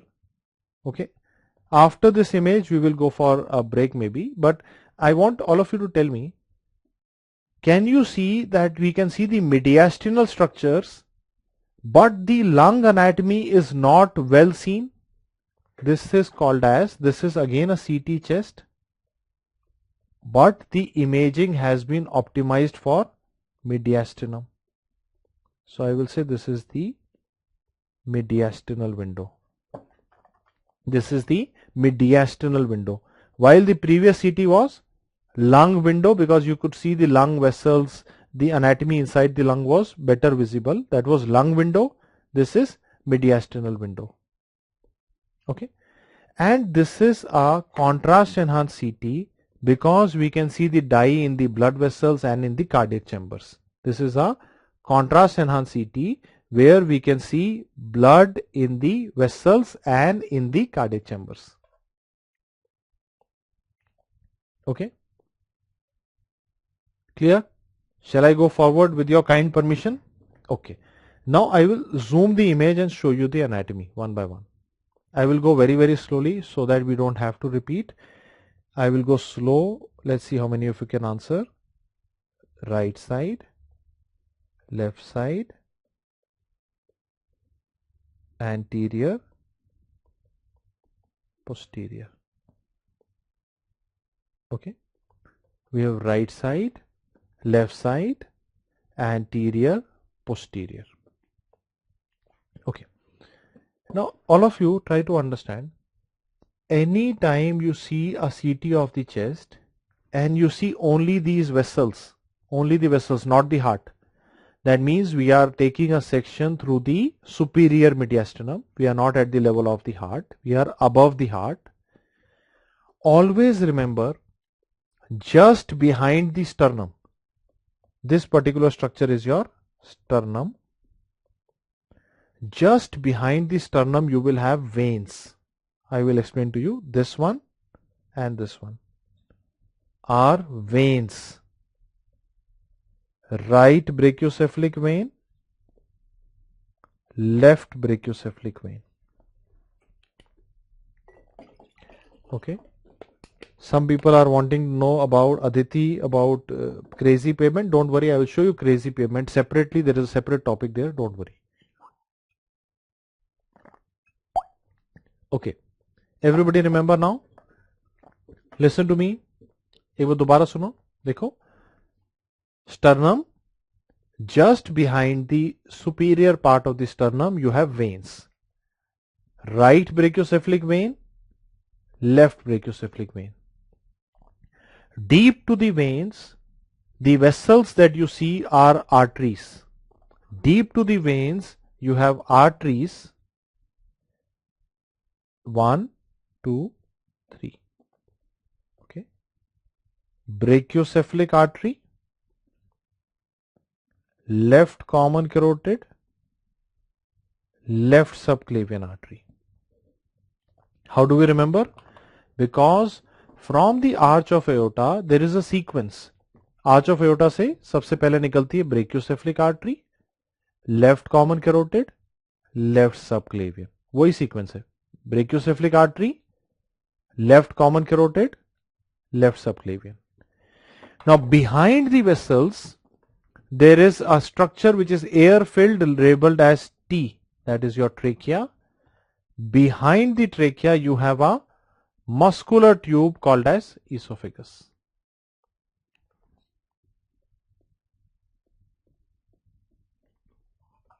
Okay, this is now when we look at the chest, Sulekha Rawat, beta jab bhi hame chest ko dekhna hai, we have to change the settings. If I want to see the lung anatomy better, I have to change the settings of my computer screen so that the lung structures are better visible. If I want to see the mediastinal structures, the setting is different. So in lungs, when there are two windows, mediastinal window, lung window. This is right now we are looking at mediastinal structures. I will label them for you, all of you again. Everybody now follow with me and answer. Identify the arrow mark structure. Identify the arrow mark structure. Right brachiocephalic vein. Arrow mark structure, left brachiocephalic vein. Okay, left brachiocephalic vein. Very good, very good. Anybody?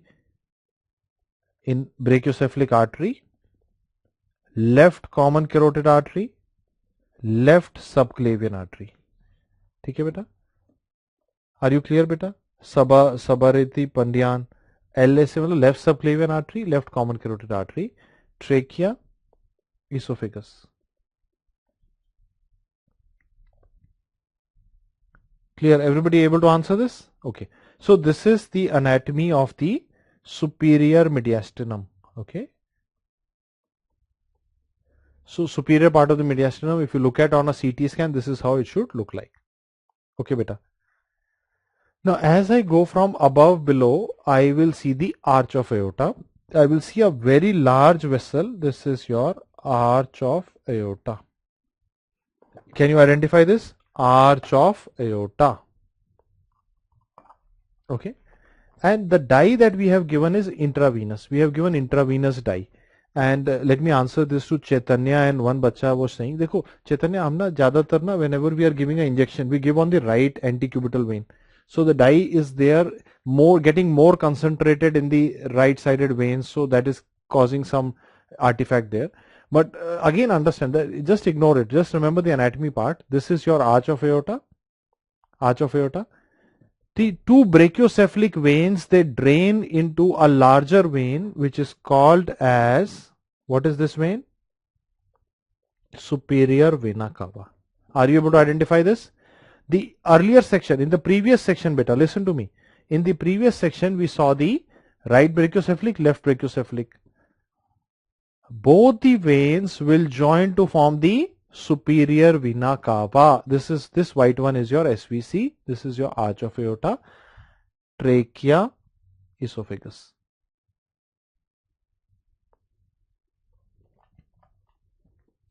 Okay. Can you hear me, everybody? Everybody clear? Yes. Okay.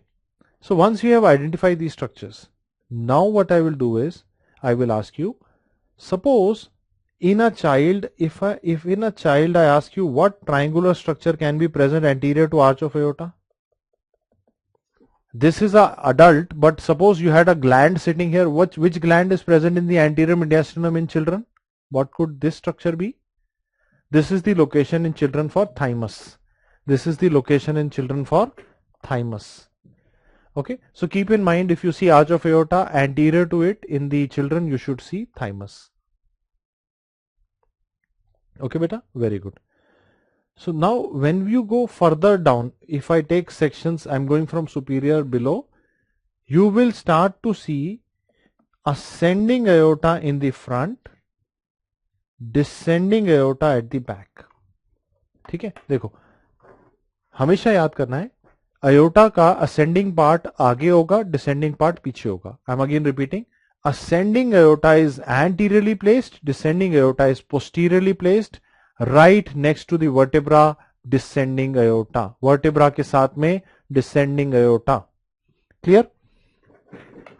And the larger air-filled structure here is your trachea. Behind it you have your esophagus. The vein that you see along with the ascending aorta is superior vena cava. Superior vena cava. And this is the part of the left pulmonary artery which is visible. ठीक है, देखो pulmonary artery में left pulmonary artery is higher than the right. So when I come from above downwards, I can see the left pulmonary artery, ascending aorta, descending aorta, trachea, esophagus, superior vena cava. Okay. Now is the tough question. Let's see how many of you can answer my tough question, beta. Suppose I outline this vein for you. Can you see there is a vein which is coming from posterior part, going along the trachea on the right side, draining into the superior vena cava. This vein is present only on one side. It is a single vein. It is not on the other side. एक ही है, अकेला है. कौन है?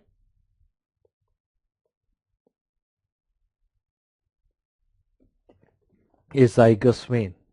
Okay, that is called as azygous vein. Everybody understands? Okay. Now esophagus or any bowel structure would have peristalsis. So during peristalsis, some part may have more air, less air. That is different sections. We are looking at sections at different levels. So are you able to identify azygous vein? It is going from posterior to anterior into the SVC. Superior vena cava, ascending aorta, descending aorta, left pulmonary artery. Now try to identify the structures in the next section. Anteriorly placed part of aorta, ascending aorta. Posteriorly placed part, descending aorta.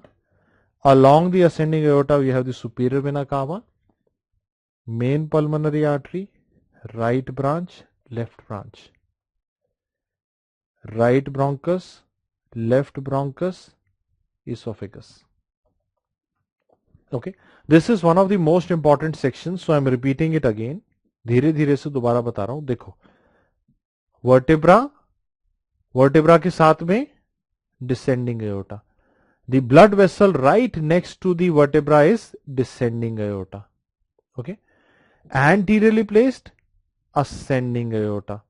Along the ascending aorta, superior vena cava, superior vena cava. Y-shaped vessel, pulmonary artery dividing into the right branch and the left branch. Bronchi, trachea has now divided into two bronchi. You can see the right bronchus, left bronchus, esophagus behind it. ठीक है जी, समझ आ रहा है? Okay, चलो आगे बताते हैं, है ना, आगे देखते हैं. Now I am going from above downwards, so it makes it easy for me to trace. This is ascending aorta, descending aorta, pulmonary artery or the pulmonary trunk, right branch, SVC. You can now see the left artery has become smaller because left was arising higher, ending early. Right started later, ending later. Okay. And I'm going further down. Just let me finish once. I will repeat it also if you have any queries, but try to see the anatomy in one go. Otherwise you will always keep struggling. Descending aorta. Towards the center, when the ascending aorta comes closer to the heart, it dilates. The part of the ascending aorta closer to the heart is more dilated. It is called as aortic root. In the aortic root, you have the sinus of Valsalva from which the coronary artery will arise. This is your right ventricular outflow tract. This is where your left coronary artery is. I'm just outlining it for you. Coronary artery. Okay, let me just remove the mark and create it again. This is your left coronary artery. This is your superior vena cava, or I can say cavo-atrial junction. That means this is the point where superior vena cava is about to enter the right atrium. From this point, there is a tubular outpouching. From this point, there is a tubular outpouching going anterior to the aortic root. This part of right atrium is called as the right auricle. Right auricle is this thin tubular structure going anterior to the aortic root. This is your superior pulmonary vein. Superior pulmonary vein. If you remember, there are 4 pulmonary veins, 2 superior, 2 inferior. They will go into the left atrium. They are draining into the left atrium. From the left atrium, there is a broad-based outpouching. From the left atrium, there is a protuberance here, which is more broader. This is your left auricle. Okay. You might have studied in anatomy. I am not sure if you remember or not. कि atrium में there is this tubular protuberance called as auricle, and the left auricle is more broader. This is where you may have a thrombus formation in atrial fibrillation patients. This is your left auricle. This is right auricle. Aortic root or aortic sinus. Right ventricular outflow tract. Superior pulmonary veins. Descending aorta. Okay. Cavo atrial junction मतलब जहां पे superior vena cava atrium से जुड़ रही है. Okay, now final one, please see. As I go further down, now the superior vena cava has entered the right atrium. So this entire structure that I am outlining now for you is right atrium. This particular chamber on the right side is, this entire thing is your right atrium. And behind the right atrium, this is where you must have your inferior pulmonary veins draining into the left atrium. Always remember, left atrium is the posterior most chamber of the heart. It is not towards the right or left, it is behind. ये left atrium है, ये inferior वाली veins है, पिछले cut में superior वाली veins थी, उसके पीछे ये descending aorta है, ये aortic root,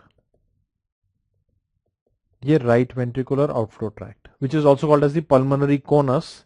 This is the right ventricular outflow tract, aortic root, right atrium, left atrium.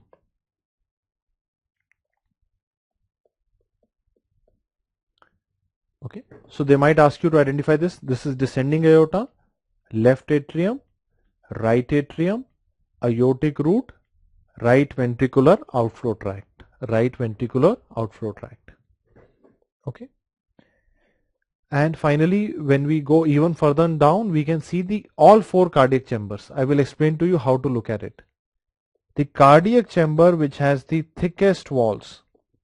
कौन सा हार्ट का चैम्बर है जिसको सबसे ज्यादा काम करना है? Thickest wall, left ventricle. Cardiac chamber which is most anterior, एकदम स्टर्नम के पीछे, most anterior, right ventricle. Most posterior, left atrium. Towards the right, right atrium. Vessel right next to the vertebra, descending aorta.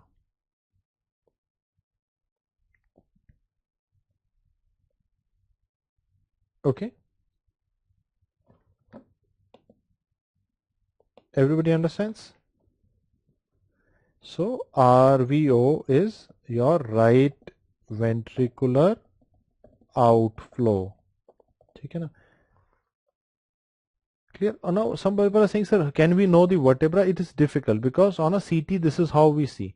CT scan में ना, when you see a radiological image in the exam, it is different from anatomy image. Anatomy image, they will say we are taking a section at the level of T4 like this. While radiology, we are taking continuous section from above downwards, and sometimes if you don't know the anatomy like this, you get confused. Now what I will do is I will ask you some questions and we will revise it. I will ask you some questions, we will revise it, and then maybe we can together discuss the possibility of a break, है ना?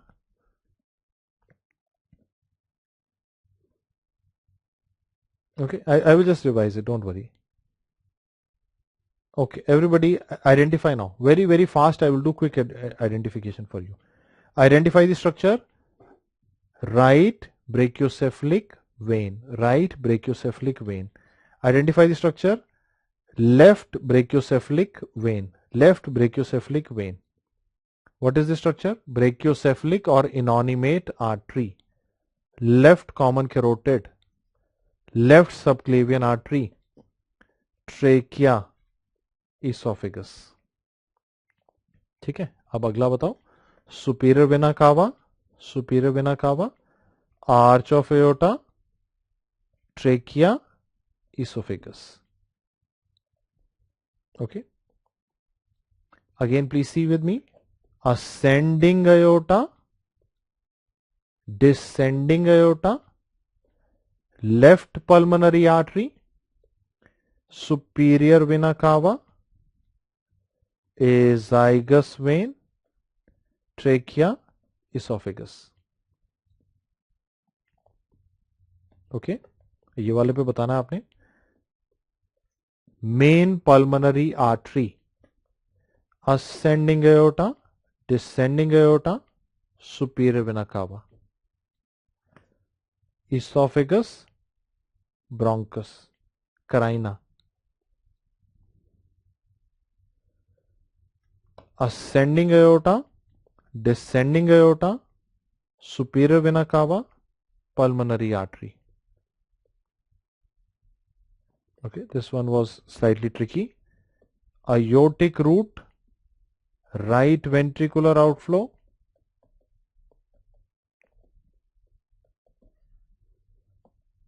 descending aorta, and we discussed about the auricle on the right side and auricle on the left side. And I also showed you that the left auricle is more broader as compared to the right, which is more tubular.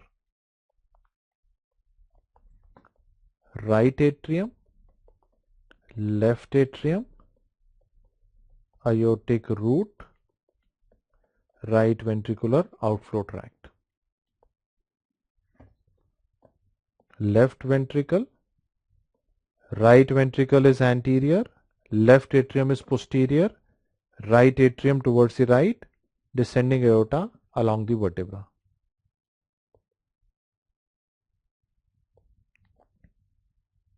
Clear? And I think most of you are able to answer. Now if you notice, now my approach is very similar to what I used in the neuroimaging.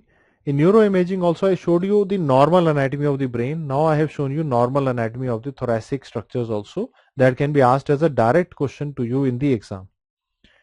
Now what we can do is, we can take a small break. When you come back, I will cover the a little bit about the cardiac radiology. I'll show you some important interesting part of the cardiac imaging, and thereafter we will go on to the bone tumors. That is the target for the day. So what we will do is, we have already seen a lot of pulmonary conditions. We have seen the anatomy of the thorax. Now what I will do is, I will now look at the cardiac conditions. Very few of them, not too many, but 100% strike rate, promise. 100% strike rate from the topic that I will teach you in the exams. So first thing I want you to do is, let us learn about the heart failure. Let us learn about the X-ray finding of the heart failure. Okay, so suppose we have a patient where we are doing the chest X-ray in a patient with heart failure.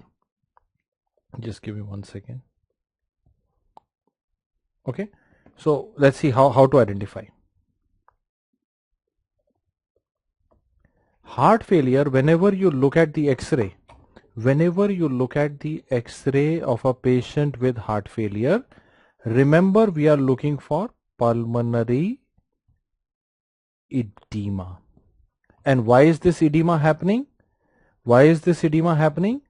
Because of increased pulmonary capillary wedge pressure. In heart failure, remember in your heart failure, the left atrial pressure rises. As a result, you have increased pulmonary venous pressure, increased pulmonary capillary wedge pressure. Okay. Now, my question is this. Suppose I tell you that this is your lung microanatomy. Suppose these are your alveoli, alveoli.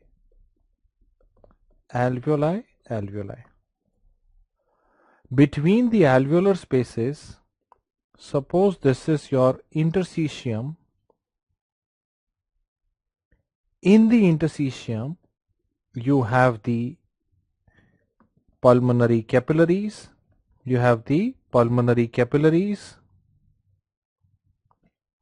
Along with the pulmonary lymphatics.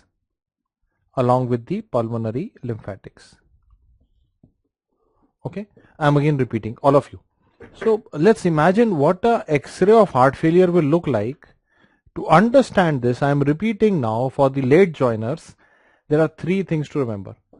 In heart failure, the X-ray will show pulmonary edema because of increased pulmonary capillary wedge pressure.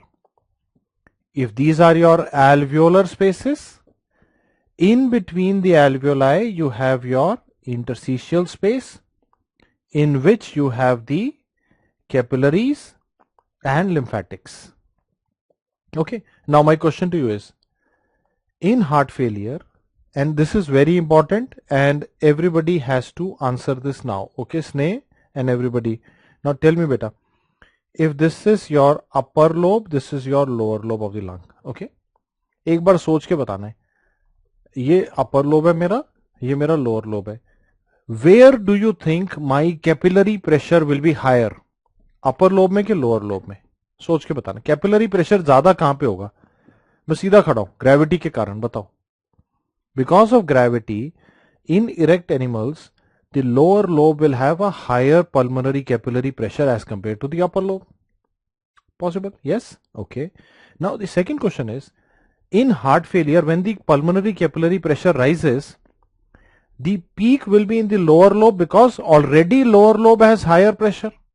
So lower lobe capillaries will start leaking fluid. Lower lobe capillaries will start showing a pericapillary ooze.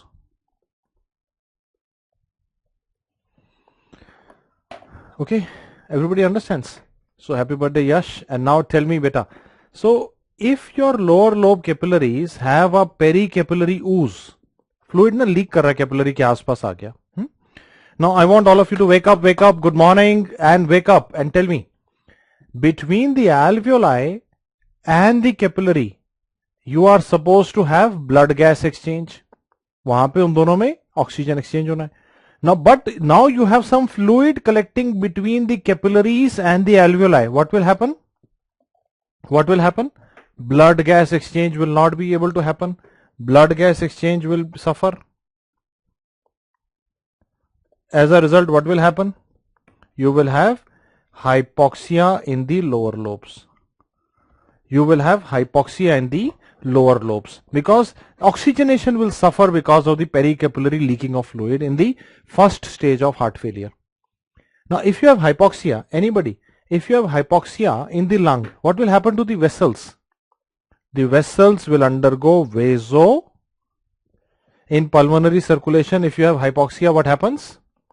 The vessels undergo vaso. Tell me. Constriction. Okay. In lungs are different from other body parts. In other body parts, if you have hypoxia, the blood vessels dilate. In lungs, if you have hypoxia, the blood vessels constrict to go so that the blood goes into the oxygenated area. You have vasoconstriction. Now, if you have vasoconstriction in the lower lobes, so the blood, the total blood in the lung The lower lobes are having vasoconstriction. Where will the blood go? Where will the blood go? Tell me. The blood will go to the upper lobe. Upper lobe will have dilatation of vessels. More blood will go to the upper lobe. This is called as redistribution of blood flow, or we use a term cephalization of blood flow. First X-ray change of heart failure is cephalization of blood flow. Do you understand the why behind it? बहुत बार question देखा होगा आपने, मैंने उसका कारण बताया आपको. देखो दोबारा बता रहा हूं. देखो, very important.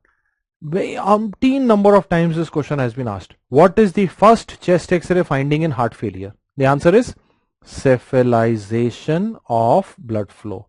मतलब ऊपर के लोब में ज्यादा ब्लड है लोअर के मुकाबले. क्यों? Because the lower lobe vessels are constricted. Why they are constricted? Because of hypoxia which develops in the first stage when you have pericapillary ooze. Clear everybody? Now what will happen? After that, the fluid will leak into the interstitium. So the first stage was redistribution. Second stage is interstitial edema.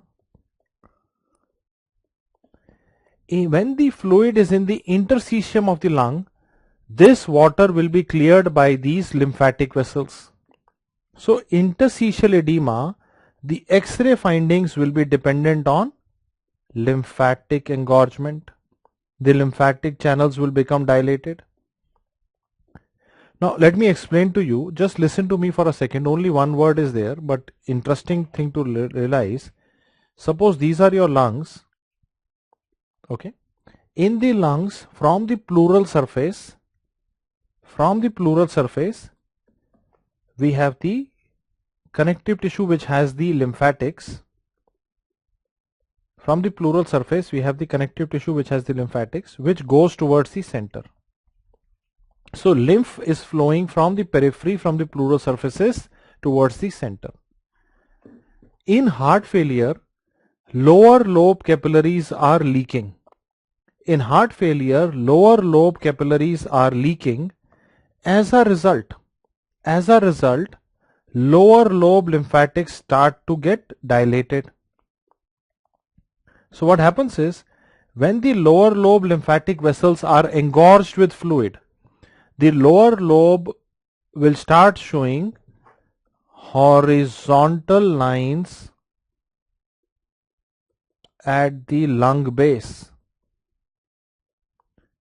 Okay, along the pleura, along the pleural surface, you will see horizontal lines because of interstitial edema, because of lymphatic engorgement. These lines were described by a doctor called as Curley. So his name was Curley. So to give him respect, we call them as Curley B lines. Curley B lines denote interstitial edema in a patient with heart failure. Okay. Now after that, when the fluid migrates from periphery to center, the lymph goes from periphery to center, the central vessels will also get engorged. When the central vessels, the central lymphatic vessels get dilated, you will see lines radiating from the hilum. These lines radiating from the hilum are called as Curley A line. Okay.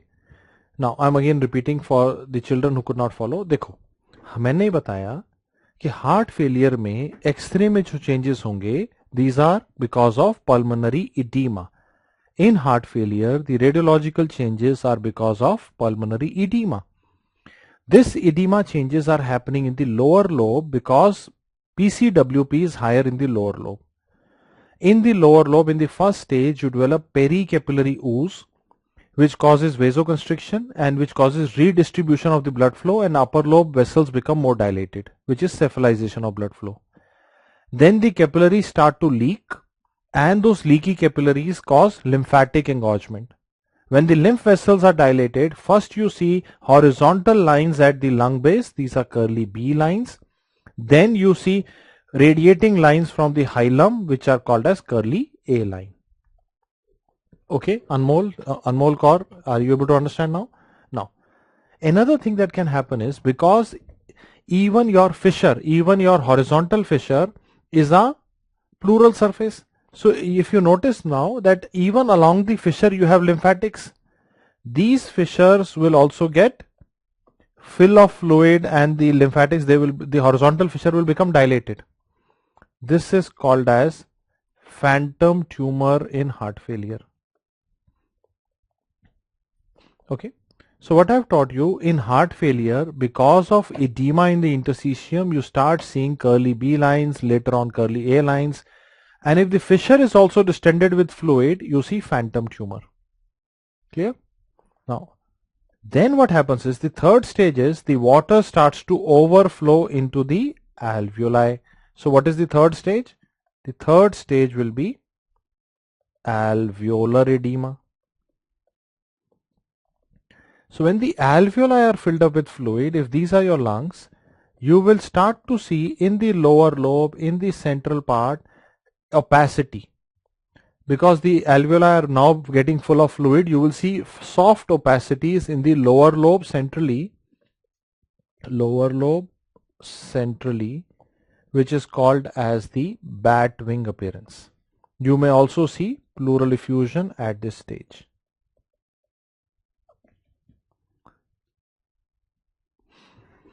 Are you able to understand? Okay, so I'm just repeating for you that we saw the first stage was redistribution. The second stage is interstitial edema, and that is the stage where we see curly B lines, curly A lines, and phantom tumor. The third stage is alveolar edema. When the alveoli become full of fluid, you start seeing opacities in the lower zone centrally, which has been called as the bat wing appearance. Also, you may see pleural effusion at this stage. Okay. Now Anmol Chauhan is saying, sir, center में ज़्यादा क्यों है? Because lymphatic clearance is better in the periphery. You see, lymphatic vessels are starting at the periphery. So periphery में lymph clear कर रहा है पानी को, तो यहाँ alveoli इतने भर नहीं रहे. These alveoli are not filling up this much. That is why. Okay. What is phantom tumor? Phantom tumor is engorgement, or thickening or engorgement of the fissure that happens in patients with heart failure. In heart failure, even the interlobar fissure, because it's a pleural surface, starts developing fluid collection that is called as phantom tumor. Okay, everybody clear? Now, so once we are all clear with the basic idea about heart failure, now I will ask you another question. Okay, I will take you to a conceptual question. Before I show you a picture, let me take you to a conceptual question. Okay. Now, so far, if you notice, I have explained to you that the curly lines are forming because there is excess water in the lung, because the capillaries are leaking because of heart failure, and lymphatics are trying to clear it. Okay. Now, tell me now, if anybody of you knows this question, if you have a newborn with mild respiratory distress, let's see, anybody can answer this. A newborn with mild respiratory distress born by cesarean section. A newborn mild respiratory distress born out of cesarean section, and the lung shows sunray like appearance at the hilum and thickening of the horizontal fissure. What will you suspect? Okay, then anybody can answer. Now अब सोचो, ये Highland membrane disease नहीं है बेटा, वो pre term होता और वो सिजेरियन से उसका रिलेशनशिप नहीं है. Now try to understand. Normal vaginal delivery causes squeezing action. It compresses the chest and the fluid in the baby's chest is squeezed out. But when a baby is born out of cesarean section, that fluid might take time to clear. But who is going to clear the fluid? My question to you is, किसका काम है पानी को साफ करना lung के अंदर? That is lymphatic channels. It is the function of the lymphatics to clear the fluid. So when the lymphatics are engorged, you will see sunray-like appearance at the hilum and thickening of the horizontal fissure. Just like I showed you in heart failure, when there was fluid in the lung, the lymphatics were getting engorged. This condition in your pediatrics, you will read it again, is called as transient, बताओ, tachypnea of newborn. This is called as transient tachypnea of the newborn. Interesting to note. So this is the value of understanding things. If we understand, we know that okay, the sun ray is also because of lymphatic engorgement. Horizontal fissure is visible here because the fissure is also a pleural surface with lymphatics. It gets engorged. Clear? And I think most of you were able to answer. I think you have already done your pediatrics class. Now I will give you one more concept. Suppose you have a patient with ARDS. Okay. Suppose you have a patient with ARDS. Okay. What is ARDS? ARDS happens if you have a systemic inflammatory response. Okay. And I'm sure you know we've heard about ARDS in COVID also, that COVID virus can cause ARDS. Now ARDS is when you have a systemic inflammatory process being triggered, like you heard about the complement activation and all those cascades getting activated. The capillaries in the lungs will start to leak. Capillaries in the lung will start to leak. Although the PCWP is normal in this patient, it is the capillaries which are leaking because of inflammation. Capillaries are leaking because of inflammation. Okay. My question to you is this. Any one of you can answer this, बेटा. कोई भी बता सकता है आप में से, है ना? अब बताओ कहाँ पे होगा changes? Will you see edema in the upper lobe, lower lobe, या पूरा जगह पे हर जगह हो सकता है? सोच के बताओ. Where will you see the edema changes? Now will you see upper lobe predominance or not? The answer is no. There will be diffuse opacification of the diffuse opacities throughout the lung. Okay. Now the answer will be there will be diffuse opacities in the lungs. There will be, because it is alveoli which are getting opaque, so there will be air bronchogram visible. Air bronchogram visible. What is not going to be visible? There will be no cephalization of blood flow in this case. No curly B lines. No pleural effusion. No batwing appearance. And the cardiac size in this case will be normal. Okay, are you clear beta or not? So this is simple concept that what is the difference between a cardiac and a non-cardiac pulmonary edema. In heart failure, because the edema is because of increased pulmonary capillary wedge pressure, which has more lower lobar predominance of changes. That is why we saw the batwing in the lower part of the lung. We saw curly B lines at the base of the lung because we have changes in heart failure in the lung base.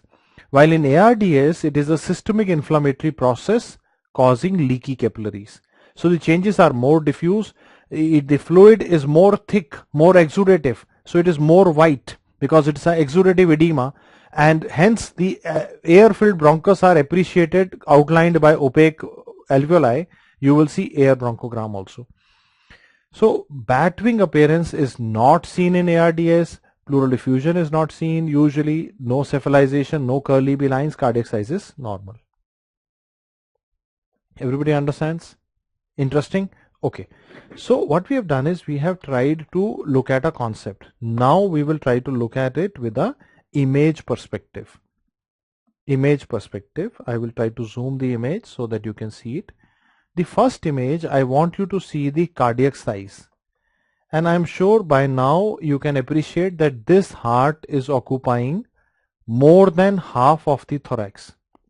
ये heart thorax से आधे से ज़्यादा है, तो this must be cardiomegaly. Heart is enlarged. Second thing, you can see the cardiac pacemaker with the lead in the right auricle. Always remember, if they show you a 2-lead pacemaker, you will see one lead will be going here. This is the position of the right auricle. And you will see one lead going into the right ventricle. This is how it should be in a normal person. This is a single lead. We can see a single lead kind of a pacemaking device. So we see one lead in the auricle. If it was 2 leads, you will see one in the auricle, one in the right ventricle. So there is some cardiac problem. He has a pacemaking device. You see cardiomegaly. The question is, what do we see at the lung base? When I zoom the lung base and I want you to go full screen, you will see these horizontal lines at the lung base, which are called as curly B lines, which are telling me that we are looking at a patient with interstitial edema.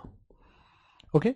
Now some bache are saying, why air bronchogram will happen in ARDS? ARDS, the alveoli are getting filled up with exudative fluid. The capillaries are leaking because of inflammation. So alveoli bhar gaye pani se. So that exudative fluid is causing alveoli to become opaque. So that opaque alveoli will outline the bronchus, just like we saw in pneumonia also. If you remember, air bronchogram is seen in pneumonia also. Okay. Okay. So let us see now. Let me repeat again for Kshitij. Kshitij, these white lines, can you see them? These white horizontal lines at the lung base, these are what are called as curly B lines. In addition to this, we see the heart size is enlarged. Also, we see a pacemaking device. All of this are pointing towards a diagnosis of heart failure. And suppose I show you X-ray like this, then what do you see, beta? You can see opacities here, not in the periphery, more in the center, more in the center, more in the lower part. What is this? Bat wing appearance seen in left ventricular failure. Okay, clear? Okay.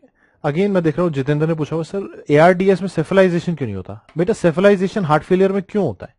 Cephalization happens in heart failure because the capillaries of the lower lobe start to leak first, and that is why you have vasoconstriction in the lower lobe, and that leads to cephalization. ARDS में तो सारा lung की capillary एक साथ leak करेंगी क्योंकि वो inflammatory process है, तो कोई upper lobe lower lobe gradient नहीं होगा. Clear, Jitendra? So I hope now you get it. These are two X-rays of heart failure which they can ask you in the exam. One is showing us bat wing appearance and another which is showing us the curly lines. Now let us go on to the microscopic level or a CT scan level. When we look at a CT scan, we can see the lung is divided into smaller units, and the smallest unit visible on CT is called as secondary pulmonary lobule. Okay. Okay, again please see with me. I think I can just show it to you. Chandan Raman again. Chandan, ek baar dekho. Chandan Raman, beta please just wake up and see with me. Dekho. Can you see, look at this part. This is more black. This is white, soft, hazy opacities. Kahan pe hai? These opacities are in lower lobe, central part. Lower zone, central. This is what is called as the bat wing. Now I hope you see the bat wing. Okay, let me just draw the bat also for you. Okay, so this is how the bat wing would look like. Okay, everybody understands? Okay, okay. Now let's go further and understand further. So smallest unit of the lung visible is secondary pulmonary lobule. It is a polygonal structure like this.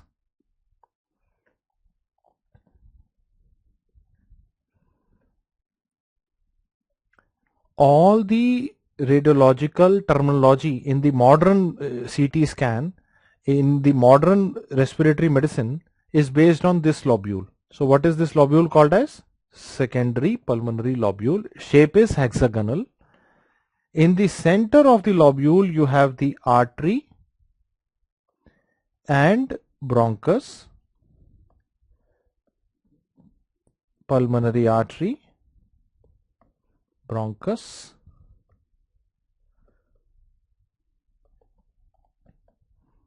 okay, while in the interlobular septa you have the veins and the lymphatics. In the interlobular septa you have the veins and the lymphatics. Okay, यहाँ तक समझ आ गया? अब एक बार ना try to understand, and I want you to focus on listening. Just one word, but it will have a lot of meaning if once we understand. Okay, try to see. If a disease is coming and spreading in the lung via bronchus. कोई भी बीमारी bronchus से lung में आ रही है, it is coming through the air, through the bronchus. The problem will be centrilobular. Okay, that means the nodules of the disease will be seen in the center of the lobule because the bronchus is in the center. Okay, let's try to answer a question now. Endobronchial TB will be, endobronchial TB कैसा होगा? Centrilobular nodules, centrilobular nodules. Silicosis, early silicosis, early stage silicosis. Now silica is coming through inhalation, airway, it will be centrilobular in the early stages. Hypersensitivity pneumonitis, early stages. So where is the nodule, where is the inflammation? It is around the airway. Hypersensitivity, pneumonitis, centrilobular. Okay, second question. If any disease is a disease causing problem in the lymphatics, if a problem is in the lymphatics, then the disease will cause in thickening of the interlobar septa. You will see problem will be septal, or we will say septal lines. For example, in heart failure, interlobar septa is thickened because of lymphatic engorgement. So you will see septal lines. In sarcoidosis, because the problem is in the lymph nodes and the lymphatics, in the lung you will see septal thickening. If a cancer spreads into the lung lymphatics, like CA cervix or CA pancreas, CA breast, which is called as lymphangitis carcinomatosa, CT scan will show me septal lines. मैं दोबारा से बोल रहा हूं, ध्यान से देख लो. दो वर्ड है अभी तक सिखाए मैंने, centrilobular, septal. Now what happens is, if we don't understand the meaning, now then it becomes very difficult when we are reading in medicine, but when we see the logic it is easy. If a disease is coming to the lung via bronchus, the problem will be seen centrilobular. Endobronchial TB, silicosis, hypersensitivity pneumonitis will be centrilobular in the initial stages. Septal lines is meaning thickening of the septum because of a problem which is spreading, or a problem of the lymphatics, like heart failure, sarcoidosis, lymphangitis carcinomatosa. Now बच्चा Naruto is saying silicosis में septal line नहीं होगी. शुरू में centrilobular होगा, बाद में lymphatics में भी. आपको याद है ना, macrophages चले जाएंगे, macrophages will go into the lymphatic channel, cause fibrosis. So early stage is centrilobular, later on it will show septal lines also. Yes Naruto, very good, you have picked up a good finding. And agar if a disease process is hematogenous, then what will happen? Blood vessel kahan pe hai? So blood vessel is in the center also, it is in the periphery also. Artery is in the center, vein is in the periphery. So if a disease is hematogenous, the nodules can either be central, peripheral, दोनों हो सकते हैं. That means the disease will be more random, जैसे miliary tuberculosis, hematogenous metastasis. They will be randomly distributed.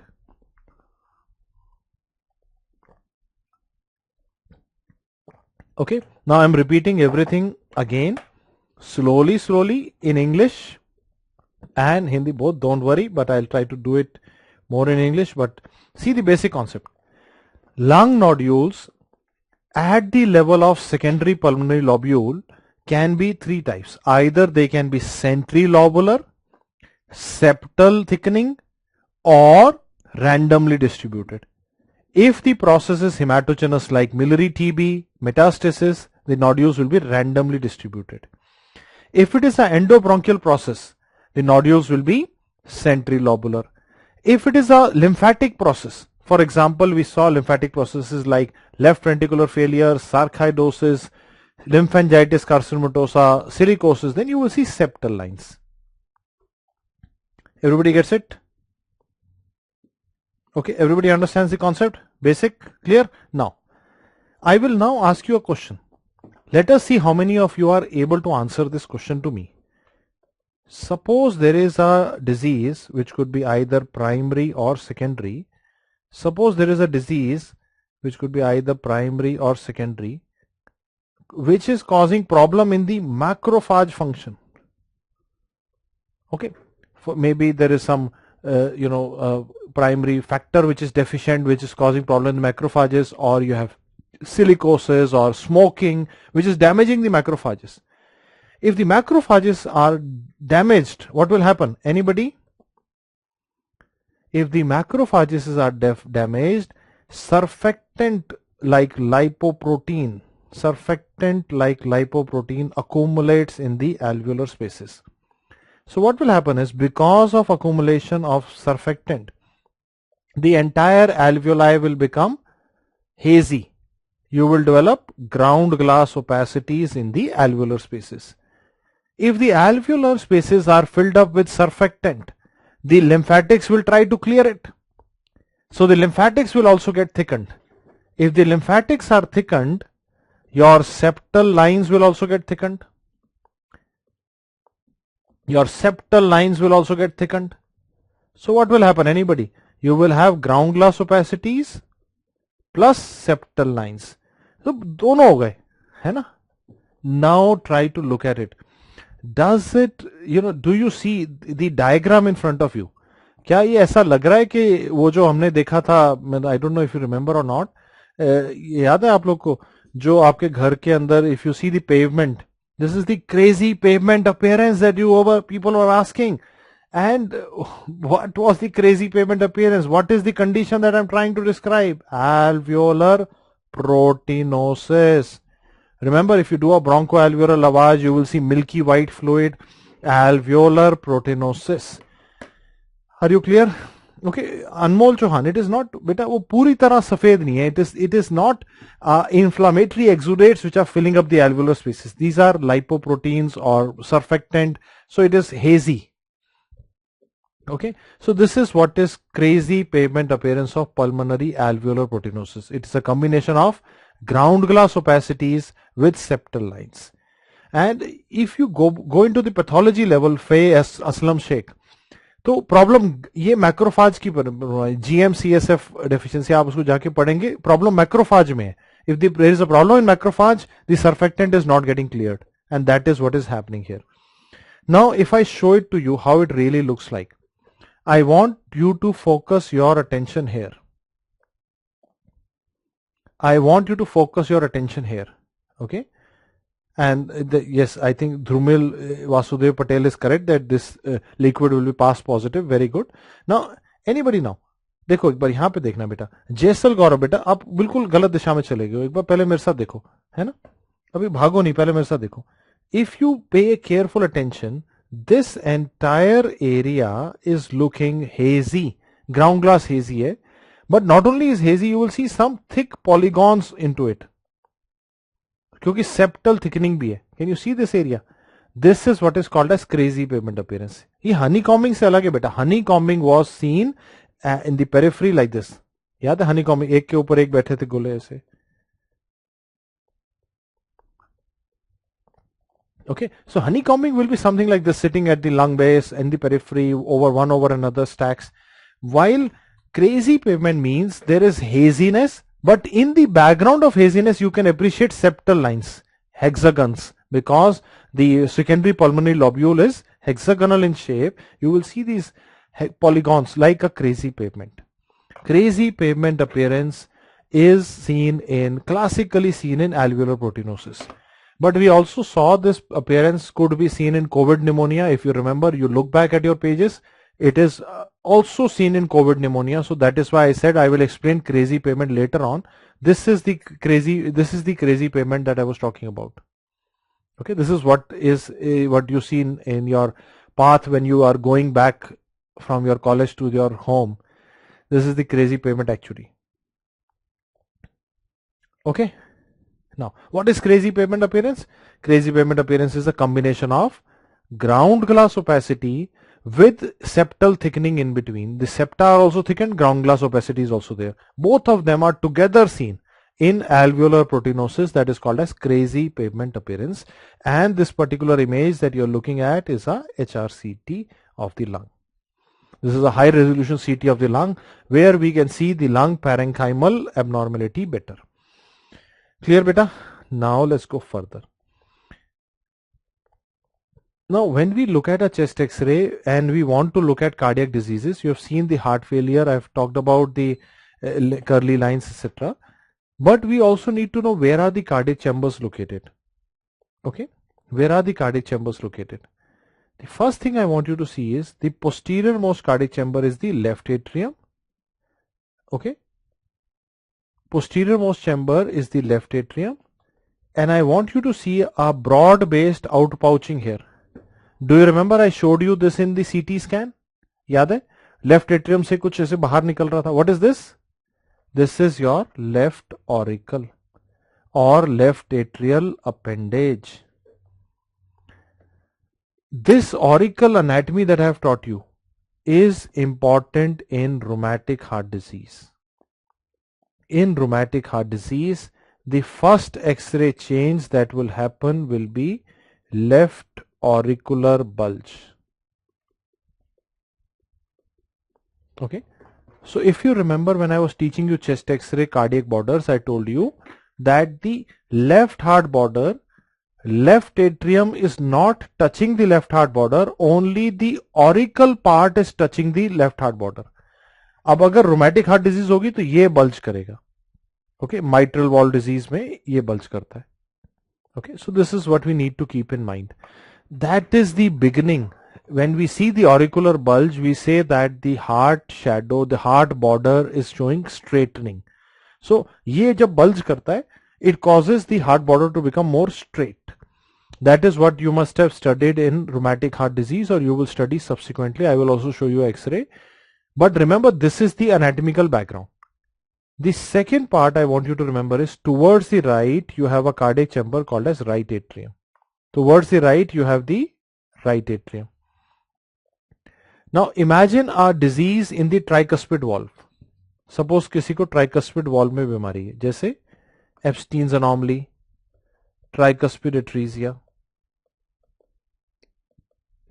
Suppose you have a problem in the tricuspid valve. What will happen to the right atrium? The right atrium will start getting enlarged. Right atrium will start getting enlarged. Okay, थोड़ा सा heart को push भी करेगा. The right atrium will start getting enlarged. And what you will see in the X-ray will be the vascular pedicle will be like this. The heart will be like this. If I draw it with a simple line diagram, the superior mediastinum, the vessels will be like this. The heart will be like this. Because of the right atrial enlargement that happens in Epstein's and tricuspid atresia. This particular appearance, I will show you X-ray later on, has been called as the box-like heart. In which condition do we see a box-shaped heart? Epstein's anomaly, tricuspid atresia. But why does this happen? This happens because of the right atrium getting enlarged. I will again repeat it for you, but I hope you understand this or not. And I see one bacha is already saying, Bhargav, if the mother takes lithium, the newborn or the child has chances to develop the Epstein's. That is correct. Now see it here. यहाँ पे आपका right atrium है. अगर ये बड़ा हो जाएगा, बहुत ज़्यादा बड़ा हो जाएगा because of tricuspid valve disease like Epstein's. Now this is what is going to contribute to the box-like heart. Okay. So this is where your right atrium is. When we go into the ventricles, always remember left ventricle forms the apex. In our X-ray, the apex of the heart is formed by left ventricle. And I want all of you to look at the screen, nothing to write down. एक बार screen पे देख लो. Left ventricle जब apex बना रहा है, so the apex goes till the diaphragm, goes slightly below it. This is the normal contour of the heart. The apex is going till the diaphragm, going slightly below it. Okay. And if I show you the right ventricle, ये right ventricle है. So right ventricle is neither touching the right heart border, neither touching the left heart border. But एक बार सुनो, एक बार देखो, सिर्फ देखना है, कुछ याद नहीं करना है, एक बार देख लो बस, है ना. So imagine this right ventricle getting enlarged. Imagine this right ventricle getting enlarged. If this right ventricle gets enlarged, okay, please see with me, अगर ये right ventricle बड़ा हो गया, the apex will be shifted in this direction. So if the right ventricle is enlarged, the apex of the heart will be shifted in upward outward direction, and that is what we will see when we see tetralogy of Fallot. You will see the rounding of the apex happening, because if the right ventricle enlarges, ये बड़ा होगा right ventricle, तो apex ऊपर को हो जाएगा, जो कि normally apex is reaching till the diaphragm and cutting it. Okay, everybody. So this is, a brief about the cardiac chambers where they are on the X-ray. And if I look at it on the lateral view, suppose this is your heart on the lateral view. This is your right atrium, right ventricle, left atrium, left ventricle. So I always want you to imagine a little bit here that the trachea is located here. This is the point of tracheal bifurcation or the carina. And if you give barium behind the trachea, you will have your esophagus. Okay. My questions are these. I will ask you 3 tough questions. Let's see how many of you can answer. Retrosternal space obliteration is due to. Retrosternal space enlargement is due to. Carinal widening due to. Posterior displacement of esophagus due to.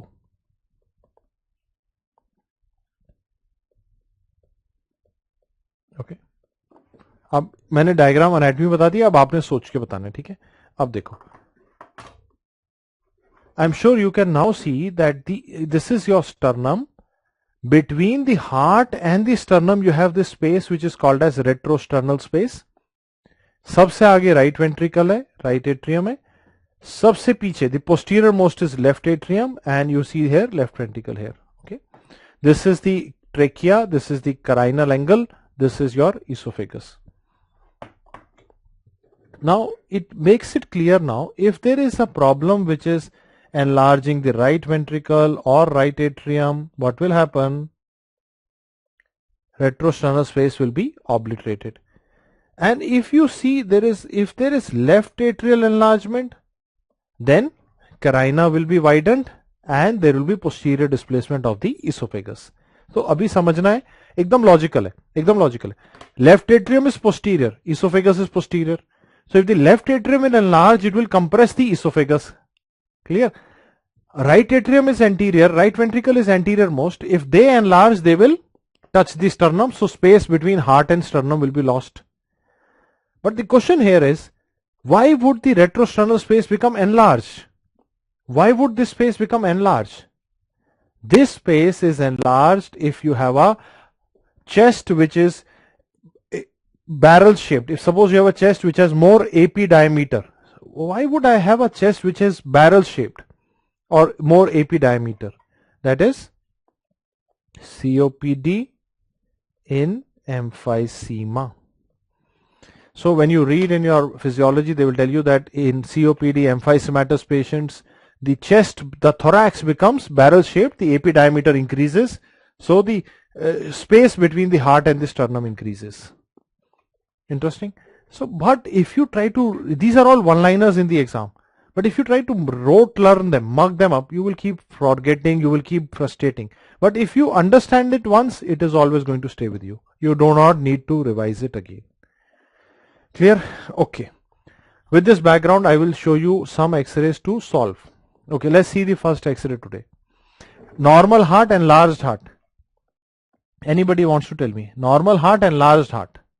Definitely enlarged heart. There is massive cardiomegaly. What do you see here? Massive cardiomegaly. Okay, heart is very, very enlarged.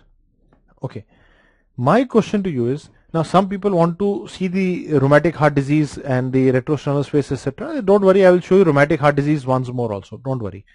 My question to you is this: if you see such a large cardiomegaly, now tell me, is this heart failure or not? Do you see heart failure or not? Is there heart failure or not? बताओ बताओ, failure है कि नहीं है? Is this heart failure? नहीं है, बताओ क्यों? Because there is no edema in the lungs. The lungs are clear. फिर हार्ट इतना बड़ा है फिर भी lungs clear है. The lungs are clear and the heart is so much enlarged. And do you see any particular cardiac chamber which is enlarged? So there is no particular chamber which is enlarged. ऐसा नहीं है कि कोई chamber enlarged है. Entire heart is enlarged like a money bag or a flask shape. Heart is more conical in shape. There is no particular single chamber which is enlarged. These are the findings. If you see them, we always think of pericardial effusion. What is the X-ray showing me? Pericardial effusion. Everybody clear? Okay. Now, how will you confirm? How will you confirm? Investigation of choice. Investigation of choice for pericardial effusion is a 2D echocardiography. You will have to do a two-dimensional routine echocardiogram. And I hope you are now able to see this is your heart. This is your heart. And you can see surrounding the heart, this black area that you see is your pericardial effusion. So investigation of choice for pericardial effusion is a 2D echocardiogram. Echocardiography is nothing but ultrasound of the heart. So investigation of choice for pericardial effusion is 2D echocardiogram. Okay, everybody clear? Okay, let's do one more. Before we do more X-rays, if ever they say a child has suspected congenital heart disease, before you look at the X-ray, I will make a small table, only small table. If you have a child with suspected congenital heart disease, before you look at the X-ray, please look at the child clinically for history of cyanosis or no cyanosis. Because the diagnosis will change. If I have a cyanotic heart disease and acyanotic heart disease, the diagnosis will change. Clear? पहले समझ आ गया? First thing that you need to see clinically is the question saying cyanotic heart disease or acyanotic heart disease? Okay. Now let's see if you can answer, beta. Anyone can answer. If there is cyanosis or no cyanosis, you should look at the chest X-ray for vascularity in the lung. Whenever we look at a chest X-ray, lungs will show vascular markings. On the X-ray, I'm sure you all remember, we all see those white lines which are bronchovascular marking. If vascularity is reduced, we will use the word oligemia. You should look at the shape of the heart. Then you should look at the shape of the heart. If you have oligemia with a boot-shaped heart, Core and Sabot kind of heart, what is your diagnosis? What is your diagnosis? Okay, now anybody? Clinically बच्चे को cyanosis है, lung vascularity reduced है, oligemia है, cardiac shape boot के जैसा है. Then the answer is tetralogy of Fallot. And this is the MCQ that was asked in the last year's NEET PG exam. If you have oligemia, but the heart is shaped like a box, not like a boot, okay, box की जैसा है, then think of Epstein's anomaly and tricuspid atresia.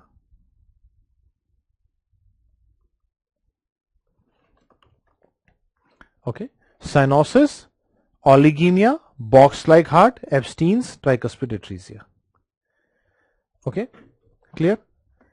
Now, if you have cyanosis but the lung fields are showing plethora, plethora means plethora मतलब ज़्यादा है, excess, increased vascularity. You are able to see a lot of vessels in the lung. Then look at the shape of the heart. If it is like a figure of 8, like a snowman or cottage loaf, you will mark the answer as TAPVC. You will mark the answer as TAPVC. What is TAPVC? Total anomalous pulmonary venous connection. If the heart is shaped like a egg on side cyanotic heart disease with pulmonary plethora, the answer is TGA, transposition of great arteries. Then you will go for transposition of great arteries. If there is no cyanosis but the lungs show plethora, think of left to right shunts. In a left to right shunt, if left atrium is normal, think of ASD. If they say echo is showing left atrial enlargement, think of VSD. If there is no cyanosis but on examination there is radiofemoral delay,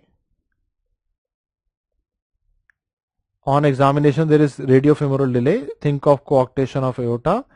Chest X-ray will show inferior rib notching in 3rd to 8th ribs due to collateral formation. Okay. Small table, I have just made a small table, but out of the small table they asked I think 3-4 questions in the exams.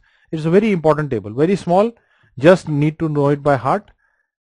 This is how we approach congenital heart disease in a X-ray. These are the thinking process behind it. So what do you see in coarctation of aorta? Inferior rib notching involving 3rd to 8th ribs due to intercostal vessels acting as collaterals. The clinical finding will be radiofemoral delay. Everybody understands? Okay. Now with that background, I want you to see the first X-ray. All of you, please see this X-ray. Please see this X-ray with me, beta. Okay. Look at the lungs here. Do you see in these lungs, we cannot appreciate the vascularity because the vessels are reduced.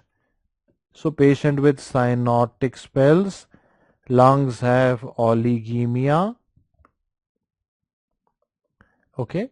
The heart is shaped like a boot or core and sabot. This is the shape of the heart, beta. What is your diagnosis? What is your diagnosis? Tetralogy of Fallot. Okay, I am repeating again with the images. So, देखो बच्चे, अंश Rastogi. Oligemia means reduced vascularity. Plethora means increased vascularity.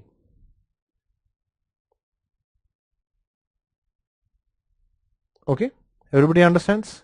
Okay, I am showing the table once more. Okay, are you able to read the table now?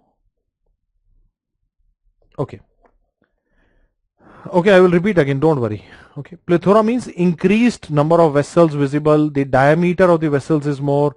If you see the right descending pulmonary artery more than 16 millimeter, the number of vessels is more, that is plethora. Plethora matlab hota hai zyada. Okay, now anybody can tell me.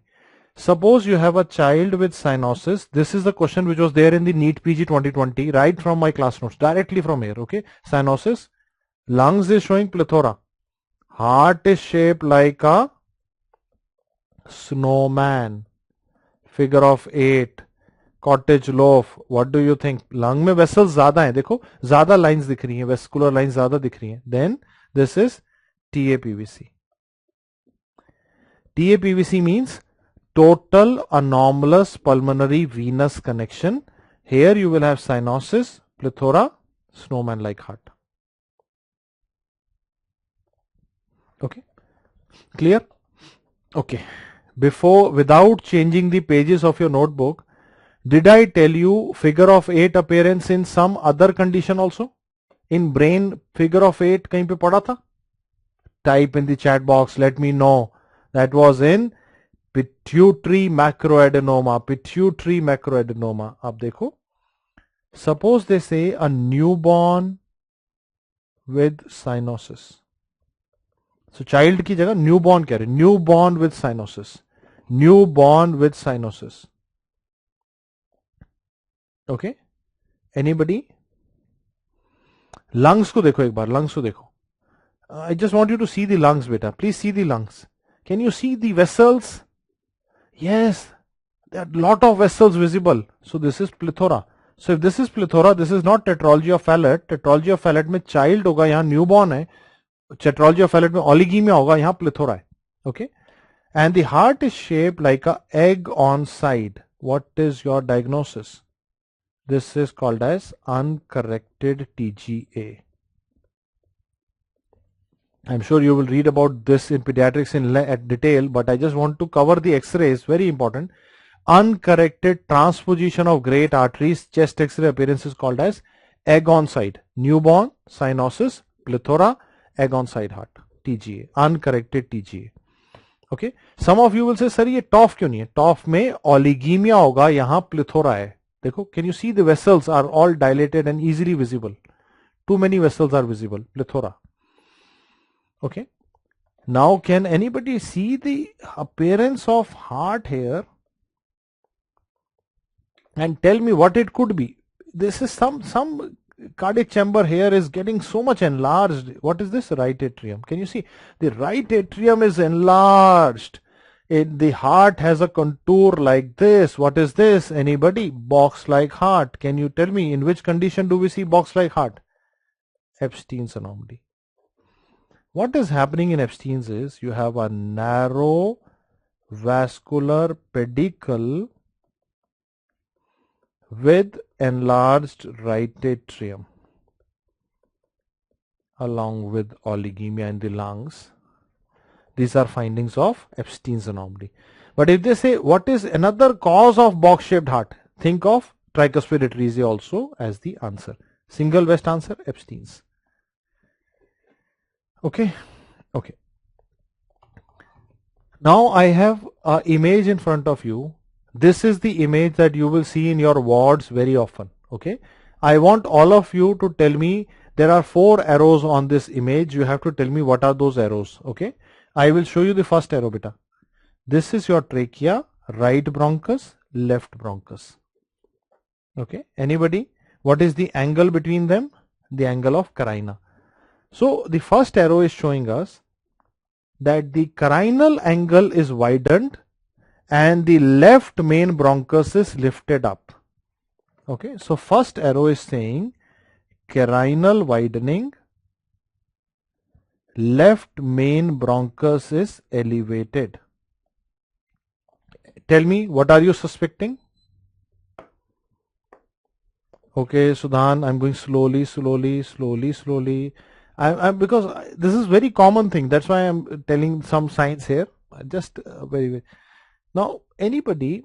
Now, okay, I'll just answer the previous questions first. I think Himaja, Chasrani and Nidhi has a question. देखो एक बार देखो. Epstein में ना tricuspid valve में बीमारी है. So if a problem is there in the tricuspid valve, the pulmonary artery will become narrow because the artery blood is coming from right atrium to right ventricle, then to the pulmonary artery. So if the pulmonary artery is narrow, this area, the pedicle becomes narrow. This is narrow and this is broad. That is the cause of box-like heart. Okay. अब ये बताओ बेटा, छोड़ो ये बताओ पहले. Left main bronchus is elevated, carina is widened. What is the red arrow showing me? Remember I taught you aortic knuckle, pulmonary bay, left auricle. What is this? Left auricle is bulging. So there is left auricular bulge. And the third thing is right heart border is formed by right atrium. Right heart border is formed by right atrium. In this particular case, you see the right atrium as well as left atrium. This is called as double atrial shadow or double atrial density. All these are sign of rheumatic heart disease. Rheumatic heart disease में mitral valve involve होगा, so left atrium बड़ा हो जाएगा. So rheumatic heart disease leads to involvement of the mitral valve, leading to enlargement of the left atrium, which is going to cause carinal widening. Left main stem bronchus will be elevated, left auricle will be bulging, double atrial shadow will be seen on the right side. These are the findings of rheumatic heart disease. One more interesting image for you before I show you some more, some more summaries. But anybody can tell me where is the problem on this CT scan of the chest? है ना, ये पकड़ लिया तो सीधा I will give you a prize. If you could answer this in the chat box, I will give you a prize. Now tell me, is CT scan में there is a problem? Can you pick it up? Anybody? Pick it up. There is a prize to be won. कोई भी बच्चा बताए. Anybody? Yes, look at the anatomy. This is left atrium है, ये right atrium है, right ventricle है, ये left ventricle है. What do you think? Where is the problem? Now, if you look around the heart, you will see a white layer covering the heart. The heart is covered by pericardium. In this patient, the pericardium is calcified. Calcific constrictive pericarditis. This is the patient with calcific constrictive pericarditis, probably because of tuberculosis. I am sure you might have studied this already. TB leads to calcification of the pericardium. So this is pericardial calcification. Okay, this is how it looks like. So don't forget to look at the pericardium is my message. Sometimes you keep looking at the cardiac chambers and you forget the pericardium. The problem may not be in the chambers, it might be in the covering of the heart. Clear? Okay. Now quickly, is there any role of cardiac MRI today? Have you heard of cardiac MRI already? Yes or no? And is there any role of cardiac PET? Although at your level, we don't need to know more than the indications. You don't need to know more than the indications of them, but let us look at the concept. Today, if you are suspecting any myocardial disorder, any problem in the myocardium, in the muscle of the heart, investigation of choice is cardiac MRI. Let me explain the myocardial pathologies. Suppose you have a scar in the myocardium, iron deposit due to hemochromatosis, amyloidosis,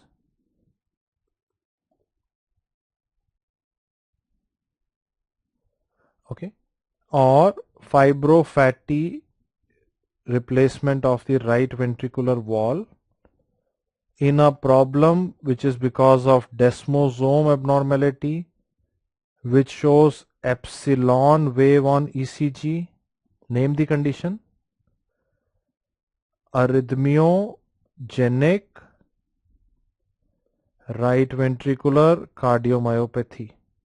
Possible MCQ. Investigation of choice for all of this is MRI. I am again repeating. मैं दोबारा बोल रहा हूँ, एक बार सुन लो. अगर myocardium में बीमारी है, okay, I'll just come on this side so that you can write down.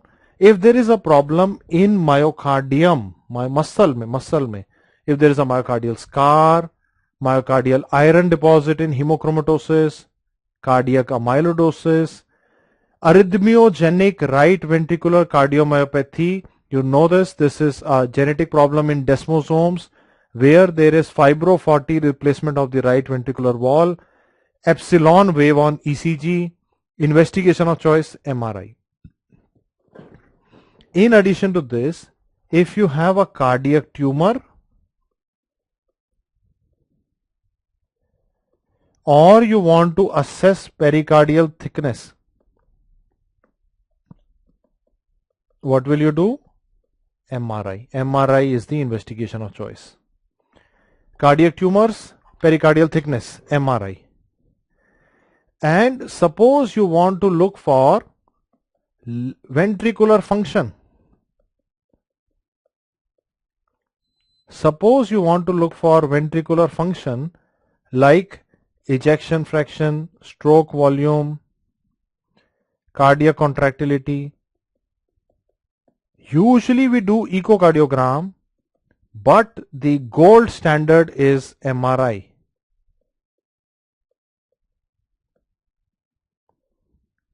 But the gold standard for ventricular function assessment is MRI. If they say myocardial viability, viability मतलब जिंदा है कि नहीं है, I will discuss this again with PET scan. This is the indication for PET scan in the heart. Okay. Usually if I have to look for ventricular function or the ejection fraction, stroke volume, contractility, MRI is the gold standard, echo is the investigation of choice. Myocardial viability, a tissue of myocardium, is it alive or not? PET scan is the investigation of choice. Now I will just quickly use this opportunity to just show it to you how it really looks like. Okay, I'll just quickly show you the cardiac MRI. So this is how cardiac MRI actually looks like. I want all of you to see with me and appreciate that in the cardiac MRI you can see beating heart in real time. You can assess the ventricular function. You can see each muscle how it contracts, and it is actually very interesting to see. है ना? अब सोचो कि आप याद कर रहे थे ये सब तो कुछ मजा ही नहीं आता. You would never enjoy the beating heart on a cardiac MRI, है ना? तो मजा आया कि नहीं आया? This is how your cardiac MRI look like. SV is stroke volume, beta, stroke volume, है ना? So this is cardiac MRI. It has the capability to show you beating heart in real time. Today this is the gold standard for ventricular function. Investigation of choice, MRI, gold standard, cardiac MR. Interesting? You like it? You want to take it home? Yes? So this is how it looks like. And so what my question to you is that before we go forward, my only question to you is this. Okay. I see one बच्चा saying what is desmosome. So बच्चा देखिए, जो आप cell junctions के बारे में जब आप फिजियोलॉजी में पढ़ेंगे वहां आप डेस्मोसोम पढ़ सकते हैं दोबारा जाके. It's very important. Now my question to you is this, anybody, that if you feel happy when you are learning,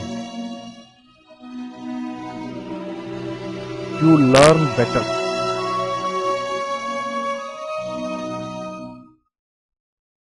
If you feel the enthusiasm when you are learning, you learn better. It is like, I am just saying, it is simple, it is similar. Okay, I think there is some video playing. Okay, just let me explain to you that what happens is sometimes, okay, I just removed the music, don't worry. Sometimes I have always seen that the younger children are always more excited to learn. When you grow up, when do you grow old? What is the difference between young and old? Anybody explain to me? I have only learned one thing in my life. The difference between young and old is not in age. Okay, age is a number. Age is nothing. It is just a number that we humans are calculating. But the difference between young and old is young people are happy, enthusiastic to learn, to love, to meet more people. They are always excited about anything. है ना? Young है अगर आदमी तो खुश है, लोगों से मिलके खुश है और नई चीजें सीख के खुश है, उसको हमेशा सीखने का मन कर. Is always enthusiastic. Young. Old, angry. There so much to learn. Angry, always angry. Be meeting new people, I don't like them. You agree or not? So what are you is my question. What are you? Are you young at heart or are you getting old? Are you happy to learn? Are you enthusiastic to learn? या थक गए हो? बताओ मुझे. Anybody? Do you agree here or not? This is mindset. I have learned only one thing in life. People who are happy to learn, happy, enthusiastic are young. It doesn't matter about the age. I was going into a park for a morning jog and I met this old man, and this old man was taking his selfie. He was taking his selfie to post on Instagram. I said, young at heart. Agree or not? Then I met some young boys saying, India खराब है, देश खराब है, दुनिया खराब है, कुछ नहीं हो रहा है, यहाँ सब खराब है. So young children but old at heart. You agree or not? So stop criticizing, start living, start creating. ये अपने ऊपर है कि ये C for criticize करना है कि C for create करना है. That is the key, that is the way you are going to win, and I'm sure you are in it to win it. Now we come to the last topic of the class today. Okay, and I can see many of you are young and adult both. so let's look at the last topic of the day. Last topic of the day is how to approach a patient with bone tumor. Now, I'm sure you appreciated how in detail we looked at the chest X-ray and the brain. Now is the time to look at bones, but we will look at some certain topics which are very radiologically irrelevant. Like bone tumor is something where X-ray plays a very important role in diagnosing. In bone tumors, X-ray is, listen to me, very good. Without X-ray, pathologist can also not diagnose a bone tumor. So whenever we have to look at the bone tumor, there are 5 steps to look at a bone tumor. ठीक है? Bone tumour का x ray देखना ना 5 step में हो जाएगा, बस सिर्फ 5 स्टेप्स है. Okay, number 1, look for growth plate. So first we will learn the theory, then I will show you the images. Question number 1, beta. Any patient you have a X-ray showing you suspected bone tumor, always look for presence of growth plate. Okay. Now where is growth plate? Let me explain to you. Suppose this is your bone. In bone, the tubular part is the diaphysis. This broad part is the metaphysis. This is epiphysis. In children, between the metaphysis and the epiphysis, you can see a growth plate. In adults, the growth plate will be fused. So if you see a growth plate, that means you are dealing with a immature skeleton. If you don't see it, then we are looking at a mature skeleton. Now this is important. I see some of you are getting hungry, but मैं कह रहा हूं कि जिसको जीतना है ना उसको भूख प्यास नहीं लगेगी. मैंने अभी बताया ना, अभी सिखाया ना कि people who are young at heart, they believe in dreams more than basic needs. Have you ever seen in our home, we'll meet old people who will say कि यार अभी मेरा fixed time है, अभी खाना खाना है, अभी ये करना है. And young people are like always enthusiastic, excited. Time का भी नहीं पता चल रहा. So I'm again asking you, are you young at heart or are you not young at heart? Tell me. My question to you is this: more enthusiastic, more you are going to win the game. जितना enthusiasm लाओगे उतना जीतोगे. So if you see the growth plate, that means we are looking at a child. If you don't see it, that means you're looking at an adult. And in the bone tumors, the differential diagnosis will change based on the age of the patient. So look for growth plate is the first step. Okay, step number 2. Simple, step number 2. Step number 2, whenever you're looking at an X-ray of a bone tumor, is location. We will divide location into 3 further parts. Okay. Is it a single lesion or multiple lesions? Whenever you look at a bone tumor or a suspected bone tumor, you have to see if it is only one tumor or multiple tumors. If multiple, it could be metastasis. Do you agree? If multiple, it may not be a primary bone tumor. We might be looking at a metastatic lesion. Or it could be a hematogenous process.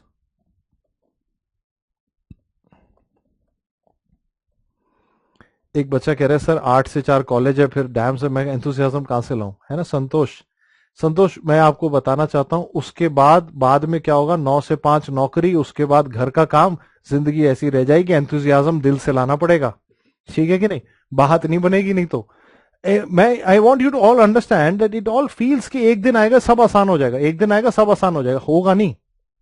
Life में जीतने के लिए enthusiasm हमेशा चाहिए. Do you agree कि नहीं? Do you agree, Giri? Now my question is, it could be hematogenous disease like multiple myeloma. Multiple myeloma again would have multifocal lesions because it's a blood disease. It could be a syndrome. Like we saw one question in the NEET PG exam this year. Syndromes. Again, syndromes are again can be multifocal, or it could be a metabolic disorder causing bone destruction like hyperparathyroidism. Okay, do you agree कि नहीं? Hyperparathyroidism है, parathormone is more. It will cause resorption of calcium from the bones, so multiple bones will be involved. If you see multifocal lesions, metastasis, hematogenous process, syndromes, metabolic process should come to your mind. Okay, now second question. If you see in a bone, then is it a long bone or a flat bone? Like for example, when I will teach you, you will realize osteosarcoma happens more commonly in the long bones, while chondrosarcoma is more common in the flat bones. So location will help me to find what kind of tumor is it, and also see if the tumor is in the epiphysis, metaphysis or diaphysis. We have to find out where is the location within the bone. Different tumors have different favorite location, and once I teach you, on the basis of this you will be able to rule out choices. Mark my words, in the exam if you know how to rule out, you are going to win it. So first was look at the age of the patient by looking at the growth plate. फिर देखो single है कि multiple है, okay फिर देखो long bone है कि flat bone है, फिर देखो एपिफाइसिस है, मेटाफाइसिस है कि डायफाइसिस है. ओके सो फे देखो मैंने बोला ये हाइपर पैराथायरॉयडिज्म लिखा था, मैं दोबारा लिख देता हूं. मैंने बोला कि there are diseases like metabolic disease like hyperparathyroidism. Hyperparathyroidism will cause resorption of the calcium from the bones, so you will see bone destruction in multiple locations. It will look like a cancer tumor to you, but if I know that this is metabolic process, I can rule it out. है ना? So if you see bone damage, bone destruction in multiple locations, keep this in mind. It could be metastatic lesions, could be hematogenous process, could be a syndrome, could be metabolic disease like hyperparathyroidism. Okay, Abhishek. Then we need to look at the long bone है कि flat bone है, epiphysis है, metaphysis है कि diaphysis है. Okay. Point number 2, location. Point number 3 is pattern of destruction.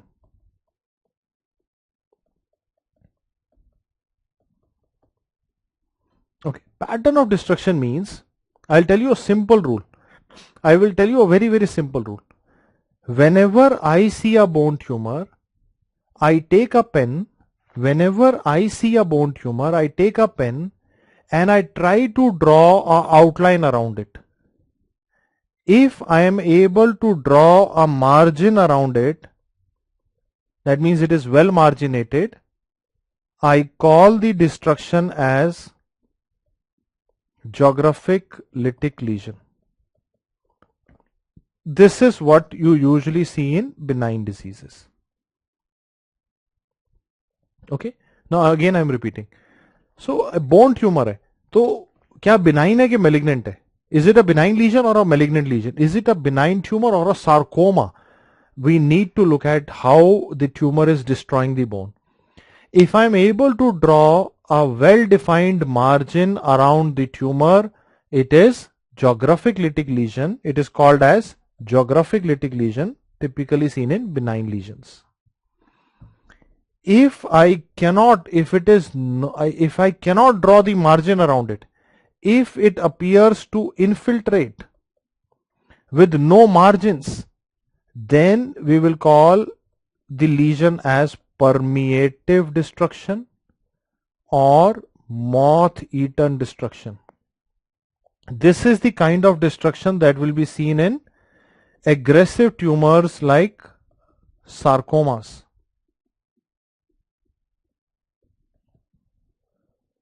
Okay, so I am going to ask you a question and let's see if you can answer in the chat box.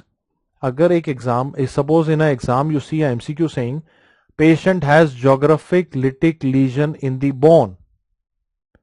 Can it be a sarcoma? No, because if they say geographic lytic lesion, that means it is well marginated, it's a benign lesion. If they say permeative lesion, permeative, then think of sarcomas or a high grade malignancy, which I will discuss with the examples. So we saw the growth plate is there or not, we saw the age of the patient, we saw the location, then we saw the pattern of destruction. Number 4 we need to look for is, we need to see presence of matrix. Any matrix calcification visible or not. Now there are two types of matrix where you can see calcification. So either there will be no calcification, or osteoid pattern, or chondroid pattern. Okay. Now tumors which produce osteoid, like osteogenic sarcoma, osteoid osteoma, will have dense ivory-like mineralization. I'm sure you must have heard of this before. I'm just repeating for a bacha, I think Saswati Sahu. Permeative matlab कि you cannot appreciate the borders of the destruction. That means it is permeating, infiltrating into the bone. There is no margin, well-defined margin visible. That is permeative. That is what you see in sarcomas. Okay. I'm sure when you were reading in pathology, they said based on the type of matrix produced, the tumors can be divided into osteoid producing, chondroid producing, fibrous tissue producing, like that. So if it is producing chondroid, you will see calcification. But calcification in chondroid will be like this, stippled. Okay. One बच्चा is saying कौन से syndrome में multiple tumor होंगे? In which syndrome Sabra ventis sasta? In which syndrome do we see multiple tumors? I will talk about them. Don't worry. I will talk about them with examples. Okay. Right now, just listen to me. Okay. Now tell me, stippled appearance, dot, dot, dot. In soft tissue in the tumor is having white dots, chondroid pattern, or it has thick calcium joining each other in a flocculent or popcorn like pattern, or the calcium is like this, arcs and rings pattern. Think of chondroid tumors. Okay. So I'm again repeating, and I think Kruti is already on the right track. Don't worry, I will repeat better. Don't worry. Okay. My question to you is, देखो, एक tumor matrix बना रहा है. A tumor is producing some ground substance which is called as matrix. If it is osteoid or chondroid, it will have calcification. If it is uniform, dense, ivory-like white, think of osteoid producing tumors. If it is stippled, flocculent, popcorn-like, arcs and rings pattern, think of chondroid tumors. Stipple means dot, dot, dot. Okay. Clear, beta? Okay. Now, fifth point is, the final point is, look for extension beyond the bone. If a tumor is benign, it will be limited to the bone. If it is an aggressive tumor like sarcoma, it will come out of the bone. How will it come out of the bone? It will show cortical break. On the X-ray, the cortex over the tumor will not be continuous. It will have a break. And you will see periosteal reaction.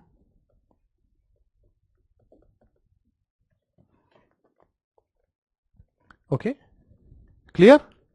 Should I repeat? Should I repeat? Okay. Extension, whenever we see a bone tumor and we want to see if it is coming out of the bone or not, we will look for cortical break and periosteal reaction. Okay. How do we look at it? How do we look at it? I'll explain. Please see. Suppose this is a bone. Suppose this is a bone and this is a tumor. This is some disease in the bone. Okay. Okay, now tell me. Okay, now tell me. Suppose you have a cortical break like this. Now these are two patients where there is a bone tumor with cortical break. Patient A, patient B. What is the difference between the two? Okay.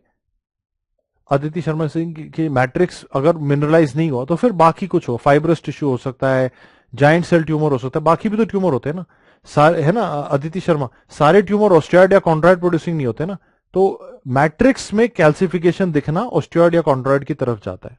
Okay, now I am again repeating. What is periosteal reaction? What is cortical break? Let's discuss. Now look at the patient A and B. What is the difference?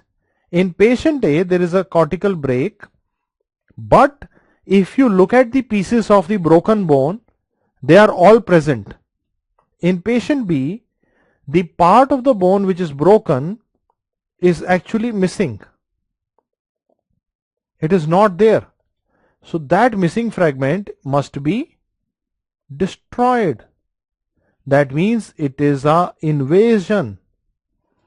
So always remember, I am repeating, it is very difficult. Listen to me. Listen to me. Okay. Listen to me, Nandini. Nandini, GCT is a benign lesion. Yes. Listen to me. Okay. I am now again saying, if you see cortical break, but there is no missing fragment, there is no missing fragment, then we will call it as pathological fracture. If you see a cortical break with missing fragment, okay, that means we are dealing with a aggressive process or invasion. Are you able to understand? Are you able to understand my point or not? कि भाई अगर जो टुकड़ा टूटा वो वहीं पड़ा है तो ये पैथोलॉजिकल फ्रैक्चर है. अगर वो खत्म हो चुका है, that means we are dealing with the sarcoma which has invaded the bone. I am again repeating in English. When we look at a cortical break, the question is, am I looking at a pathological fracture happening in a bone lesion, or am I looking at a bone malignancy which is invading the cortex and going out? The logic is this: always see if the cortical bone, the break part, broken pieces are all there, or if something is missing. This is what tells you if you're looking at an invasion or you're looking at a pathological fracture. Okay. Second is, we look for periosteal reaction. What is periosteal reaction? Somebody was asking me. Periosteal reaction का मतलब है, suppose this is your bone and you know that the bones are covered by periosteum. If any disease causes elevation of the periosteum, as soon as the periosteum is stripped off from the bone, it gets mineralized. जब periosteum हड्डी से हटता है उसमें mineral जमा हो जाता है, and that becomes X-ray visible. So what is periosteal reaction? It is X-ray visible periosteal elevation. Okay, clear? Now are you clear, Anmol Tyagi? Okay, once if the periosteum is elevated and once it has mineralized, you will see it on the X-ray. That is called as periosteal reaction. If there is a periosteal reaction which is seen like a single layer or single lamella and seen in its full continuity, you will think of a benign process.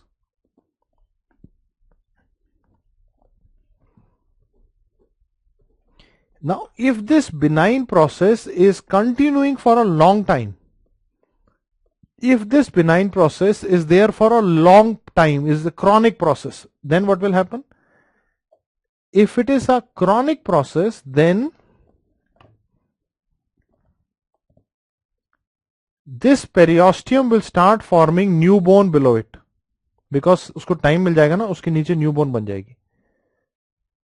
So then you will see solid periosteal reaction which is seen in chronic benign processes like chronic osteomyelitis. Okay. Now I am again repeating. So Bhartinath's fourth point was simple, that look for osteoid or chondroid pattern of mineralization. The fifth point is, if a disease is coming out of the bone, it could be a benign process like osteomyelitis coming out of the bone, or it could be a malignancy. So always see the periosteal reaction. I'm repeating, everybody listen to me. If you see a single lamella of continuous periosteal reaction, think of a short duration benign disorder. If you see solid new bone formation over the bone, that tells you it's a chronic long-standing benign process. Okay. However, if you have a disease which has alternate slow and fast growth phases, everybody listen to me, एक ही line लिखने का है लेकिन सुनने का है. Okay. Suppose you have a disease which has slow and fast alternate growth processes. एक बार सोचो, disease is growing very fast. So if the disease is growing very fast, there is no time for periosteum to mineralize. Then it has a slow phase. During the slow phase, periosteum shows mineralization. Again starts to grow. No mineralization, then stops. Periosteum has a mineralization. Again starts to grow fast, then stops.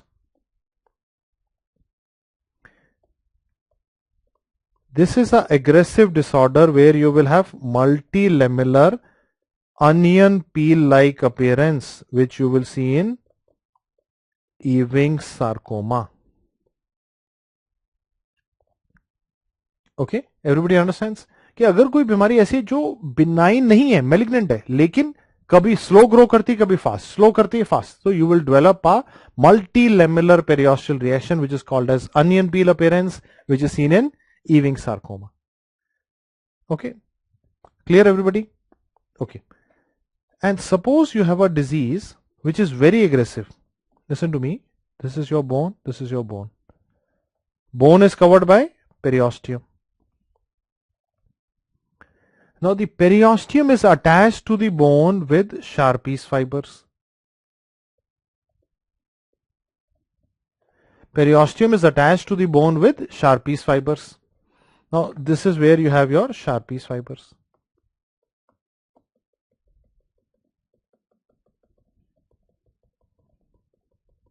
Okay.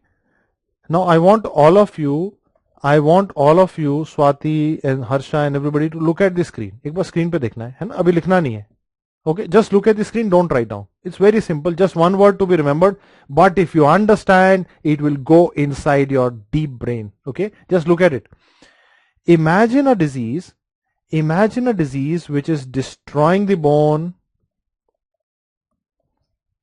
Okay, imagine a disease which is destroying the bone, destroying the periosteum, and growing vertically from the bone. एक कोई बीमारी ऐसे grow कर रही है. So what happens is this disease starts to stretch the Sharpie's fiber along it. And these Sharpie fibers, when they are stretched, they become mineralized to give rise to a spiculated periosteal reaction. Okay, spiculated periosteal reaction. And I want all of you to look at me, beta. Look at me. एक बार देखो. Look at me. Now suppose you have a disease which is destroying the bone, destroying the periosteum, and it is causing the Sharpie's fiber to not only be stretched in vertical direction but also in horizontal direction. That means the disease is spreading vertically as well as horizontally, giving rise to a divergent or sunray-like periosteal reaction. Okay. Now my question to you is this. I hope now this makes it clear to you that there are two types of periosteal reactions which are happening along the Sharpie's fibers: spiculated, divergent or sunray. And it is obvious that sunray is seen in if the cancer is more aggressive. देखो, spiculated तब था जब disease is spreading in one direction. If it is spreading in this direction and vertical and horizontal both, then you will have sunray-like appearance. So spiculated appearance is seen in Ewing's sarcoma, while sunray appearance is seen in osteosarcoma. Sunray appearance is seen in osteosarcoma. And I just want one more minute of yours full attention. Suppose this is your periosteum. है ना. एक बार देखो, everybody look at the screen, look at the screen. Okay, look at the screen. लिखना ही नहीं है, सिर्फ देखना है. पता तो है ही आपको लेकिन आता नहीं है, अभी देखना है. Okay, everybody look at me. I will explain to you what is happening in a question that you have been solving for your life, but I'll explain. Imagine a tumor. Look at the screen, everybody. Look at the screen. Better no WhatsApp. Look at the screen.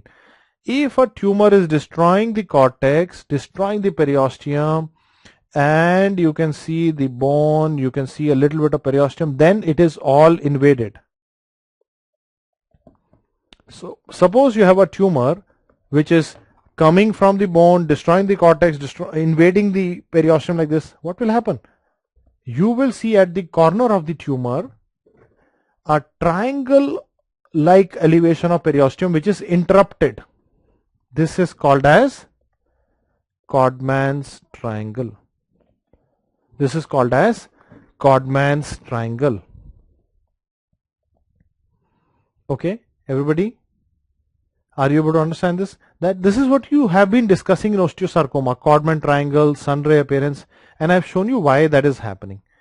So if a tumor is extending beyond the bone, you will see aggressive patterns. So multilamellar appearance, spiculated are seen in Ewing sarcoma, sun ray appearance, Codman triangle are seen in osteosarcoma.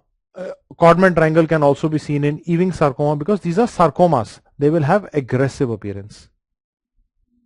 Okay, so I hope now you understand. If a tumor is destroying the bone cortex, infiltrating the periosteum, all you will see on the x-rays, you will not see this, you will see the periosteum lifted up on the side, which is called as the Codman's triangle. Okay, clear? So these are the basic concepts that we will be using when we look at the images.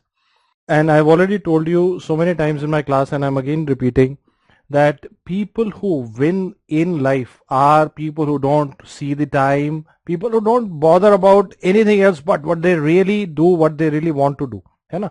तो मजा लाना पड़ेगा, enthusiasm लाना पड़ेगा. If you bring enthusiasm into the game, you will win big. Now we will apply whatever we have learned on some x-rays. We'll look at some tumors together. Okay, we will not look at the clock, we will look at some tumors together. Everybody now look at it with me. Epiphysis, metaphysis, diaphysis. Now anybody, this is a immature skeleton. Okay, this is the immature skeleton because the growth plate is still visible. Can you tell me where is the disease? Is it in the epiphysis? Is it in the metaphysis or in the diaphysis? Anybody? The disease is in the metaphysis. The disease is in the metaphysis. है ना? Metaphysis में disease है. Anmol Tyagi, don't worry, I'll show you all those things that you're talking about. Okay, so you can see here, this is the problem in the metaphysis. But can you draw a border around the disease? No, I cannot. The entire metaphysis looks infiltrated by the disease. I can't find out where is normal, where is abnormal. This entire area is abnormal. I will call it permeative destruction. There is permeative pattern in the metaphysis. Now I will ask you a question, beta. I will ask you a question, you need to answer. Just listen to me and answer. You already know the diagnosis, but I want you to answer with me, beta. Look at the metaphysis. बेटा एक बार देखो तो सही यार, कब तक याद करते रहोगे, समझो. Try to understand. Don't you think this metaphysis is very, very white? Don't you think it's ivory white, very dense? That means whatever this destruction is, it is producing osteoid. I can see there is a very, very dense appearance. It must be osteoid producing tumor in the metaphysis of a child. Okay, now see with me. I want all of you to see with me. Very, very important. Very, very important. एक बार देखना मेरे साथ. शुभम अभी रुक जाओ बेटा, बहुत गलती हो रही है आपसे भी. शुभम रुको, देखो. Now I want all of you to see this periosteum. Can you see this periosteum? दिख रहा है? Now I can see the periosteum till here, and then it cannot be appreciated. It is just a triangle elevation interrupted. What is this? This is Codman triangle. Codman triangle. Now tell me, is the tumor restricted to the bone or is it coming out? Definitely the tumor is coming out. Like a sunburst. Can you see? The tumor is coming on this side, causing elevation of the Sharpie's fibers which are diverging like a sun ray. Now tell me, are you looking at a benign tumor, malignant? I'm looking at a malignant tumor. It's a sarcoma. What is it producing? It is producing osteoid, osteogenic sarcoma. Are you able to make a diagnosis? Osteogenic sarcoma. Clear? Okay, second question, osteogenic sarcoma. My question to you is, radiosensitive, radioresistant? It is a radioresistant bone tumor. It is a radioresistant bone tumor. It can metastasize to the lungs, and when it goes to the lungs, it causes the metastasis can even erode the pleura, can even cause pneumothorax. It is very important. It's a very malignant tumor, not sensitive to radiation. Okay, one बच्चा is saying, Ajendra sir Codman triangle एक बार फिर दिखाओ, ये वाला बेटा कॉडमैन triangle, यहाँ पे फोटो खींच लो, देखो, this is the normal looking bone. You can see the periosteum over it, and then we cannot appreciate it. This part is called as the Codman triangle. Clear? So this is osteogenic sarcoma. Everybody understands? Clear? Okay, now let's see the second part. Now, if this is your periosteum, all of you please answer, if this is your periosteum and this is the bone, what are these fibers which are connecting the bone and the periosteum? In fiber का क्या नाम है? The fibers which are connecting the bone and the periosteum are called as the Sharpie's fiber. These are the Sharpie's fiber, and these are very strong, resilient fibers. So even when the malignancy is destroying the cortex and the periosteum, the Sharpie's fibers are spared. That is the reason why we could see the Sharpie's fiber mineralizing, because they are more strong, more resilient. So when the tumor is invading the periosteum, the Sharpie's fiber survive. Clear? Understood? So this was the logic behind the sun ray appearance. Okay. Now let's see another image. First image is a X-ray. Second, third images are CT scan images. This is a child, pain in the leg, worse at night, relieved by aspirin. History is this, beta. Okay, I am giving you a history, beta. History दे रहा हूँ, आपने बताना है. Child with pain in the leg, must be to do something with the prostaglandin. It is worse at night, relieved by aspirin. Now look at the X-ray with me. What is the X-ray finding? Anybody? You can see there is some cortical thickening in the X-ray. When we do a CT scan, it has a radiolucent center which is called as the nidus. So there is a tumor in the bone cortex, a benign tumor in the bone cortex. This is the tumor called as the nidus. It is producing osteoid, so surrounding cortex is all thickened because of the osteoid production. So it is a osteoid producing benign tumor with pain which is relieved by aspirin, worse at night, difficult to diagnose, osteoid osteoma. Okay. Okay, are you clear, Manoj Sharma, with that? You know, at that time you were saying, oh, sarcoma tha, ye benign hai. Dekho, when you see benign, can you see it is restricted to the bone? There is no sun ray appearance, no periosteal reaction. Oh, सीमित है हड्डी में, is benign. Can you clear? So don't get confused on these small things in the exam. This is osteoid osteoma, benign osteoid producing tumor. Malignant osteoid producing tumor is osteosarcoma. अब ये बताना आपने. A child comes to you with clinical suspicion of osteomyelitis, X-ray shown to you. What is your comment? Okay. The orthopedic doctor is thinking that this patient has osteomyelitis. He has sent the patient X-ray to me for opinion. Okay. Clinical suspicion of osteomyelitis. Okay. Okay, Anand Tyagi beta. Now see. अब देखो इसको, मैं बड़ा कर रहा हूं, देखो. Now, although the doctor was saying, the orthopedic doctor is saying osteomyelitis, but when I look at the X-ray, I can see multilamellar onion peel-like appearance. That is a stigmata of a tumor which is having alternate phases of slow and fast growth. So although clinically the patient is masquerading as osteomyelitis, it is not osteomyelitis, it is Ewing sarcoma, which is a small round cell tumor of the bone, radiosensitive, radioresistant. Radiosensitive tumor of the bone. Clear? Everybody understands that? Are you clear with this or not? That you have Ewing sarcoma is a radiosensitive tumor, osteosarcoma is a radioresistant bone tumor. हमेशा पूछेंगे कौन सा bone tumour radio sensitive है, बोलो chat में बोलो. Ewing sarcoma. Radio sensitive, Ewing sarcoma. Radio resistant, osteosarcoma. Both of them are malignant. Okay. Now, Gulshan is saying say osteoid production से तो white होगा. Please see Gulshan, I am repeating. The tumor is radiolucent, which is called as the nidus. This is actually the focus. It is producing osteoid which is all white around it. Okay. Clear beta? Gulshan Gupta? Okay. Now we have seen 3 common MCQs already. Now see the 4th one. Now when I look at the age of this patient, the growth plates have all fusion. This is a mature skeleton, pelvic flat bones. You can see a tumor involving the pelvic fat bones.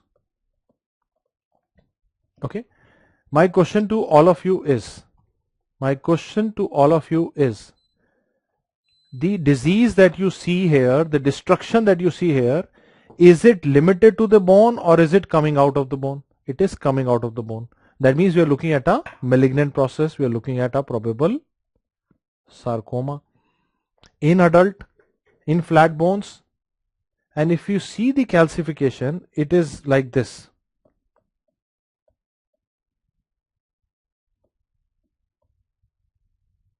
Can you see? There are, if I zoom it, you will see some, flocculent, popcorn-like appearance. This entire appearance that you see in front of you is chondroid pattern of calcification. What is the diagnosis? Chondrosarcoma.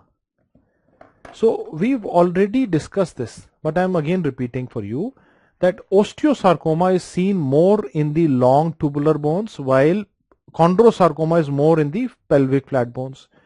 Osteosarcoma adolescent, chondrosarcoma adults. Osteosarcoma dense ivory-like, chondroid will be more discontinuous, more flocculent, popcorn-like. You can even see, if I zoom it further, you can see some rings. So ring-like pattern, arc-like pattern, all this is pointing towards a chondroid matrix.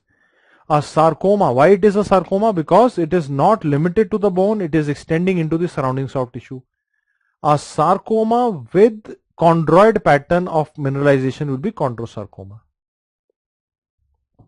Clear?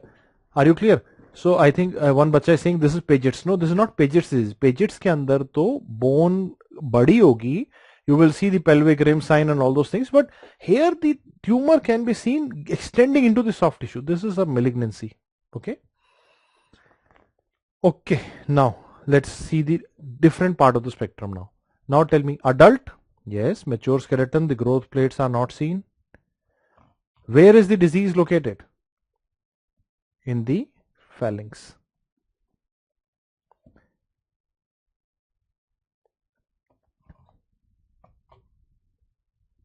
Jivesh calcification dark नहीं है ना बेटा, ये calcification ये white वाली है बेटा सारी जो दिख रही है. जिवेश ये जो व्हाइट दिख रही है बीच बीच में ब्लैक एरियाज है, क्योंकि वो डिसकंटिन्यूअस है ना, बीच बीच में सॉफ्ट टिश्यू है, बीच बीच में कैल्सिफिकेशन है ना. मिक्स्ड है, बिल्कुल ठीक बात है Anmol, it's mixed because that is the difference. When osteoid mineralises, if you saw osteosarcoma it was all uniformly white. Chondrosarcoma uniform नहीं है, डिसकंटिन्यूअस है. Okay, now my question to use this, ध्यान से देखना बेटा. Phalanx में there is a disease and this is the disease. Everybody tell me, am I able to draw a margin around the disease? Yes, I can draw a margin around the disease. That means the disease is well marginated. Mature skeleton, phalangeal lesion, well marginated. How to describe? Geographic lytic lesion in the phalanx. अच्छा बताओ, cortical break है कि नहीं है? Do we have a cortical break? Do you have periosteal reaction? Bolo. Now, if this is the disease, trace the cortex here. Trace the cortex. It is intact. Cortex is intact. There is no cortical break, no periosteal reaction. All this is pointing towards geographic lytic lesion, no cortical break, no periosteal reaction, is pointing towards benign lesion. There is a benign tumor in the phalanges. Now I want you to see the matrix. Tumour के अंदर जो ground substance है, okay, tumour के inside the tumour, the ground substance, do you see any calcification in it? When you look by squinting your eyes and look at it closely, can you see these white dots? Inside the tumors, you can see tiny white dots, stippled calcification, and this stippled calcification is seen in chondroid matrix. That means I am now thinking like Sherlock Holmes. There is an adult who has a phalangeal lesion which is looking benign and has chondroid matrix. What is your diagnosis? Enchondroma. Most common site, phalanges, benign lesion of the small bones of hand, enchondroma. Are you able to understand the language? Enchondroma. Okay. This X-ray appearance is called as O-ring sign. This X-ray appearance is called as O-ring sign on X-ray. Okay. Now, if you understand the approach, now because you don't have to mug up things, you have to diagnose later on as a doctor also. No, we need to understand the approach. My question is this, beta. Let's see if you can answer. This is last year's NEET PG question. If you can answer, beta. If you have multiple enchondromas, what syndrome do you think we are dealing with? If you have multiple enchondromas, a benign lesion but multiple, that means we are dealing with syndrome. What syndrome has multiple enchondromas? Anybody? Ollier's disease. Ollier's disease. Okay.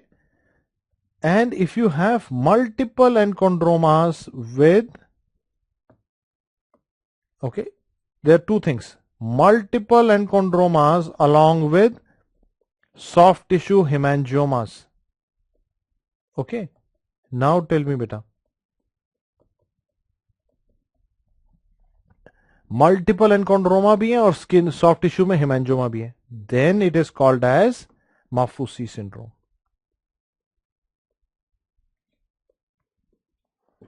Are you clear? Everybody understand? Multiple enchondromas, Ollier's, enchondroma with hemangioma, Maffucci. You saw this in the last NEET PG exam also. Multiple enchondroma, hemangioma, Maffucci syndrome, multiple enchondroma, Ollier's disease. Now, importance is, why do we study benign diseases? We study benign diseases because there is a risk of malignant transformation. And especially in Maffucci syndrome, you have a very high risk of malignant transformation. Now, can I ask you a question? Let's see if you can answer this question, beta. एक बार बताना मेरे साथ, सोच के बताना. If you have enchondroma and it changes into cancer, if there is malignant change, it will change into enchondroma. Benign chondroid tumor है, अगर उसमें malignant transformation हुआ तो क्या होगा? It will change into chondrosarcoma. So the chondrosarcomatous risk is highest with Maffucci syndrome. That is why we need to know these syndrome. And chondroma can get converted into chondrosarcoma. That is the risk.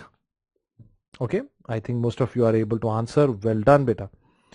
If it is so easy, why do people get confused? Because there is a similar sounding name. Let's not get confused. I will show it to you. Now I want all of you to appreciate that this is your growth plate. X-ray of a immature skeleton.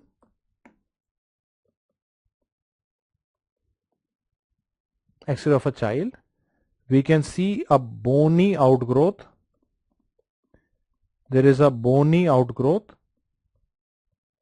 from the metaphysis growing away from the nearby joint. Okay, everybody understands? देखो एक बार दोबारा देख लो.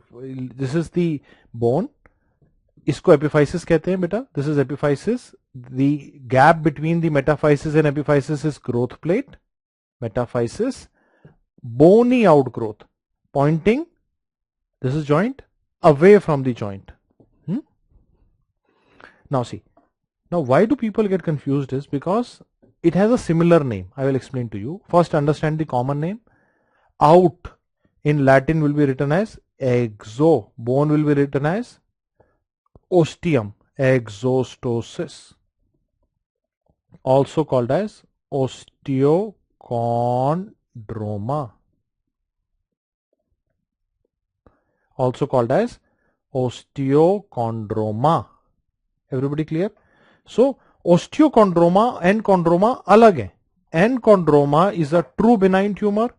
Osteochondroma is a bony outgrowth growing away from the joint, from the metaphysis. Clear? Able to answer? Okay. Ab batao.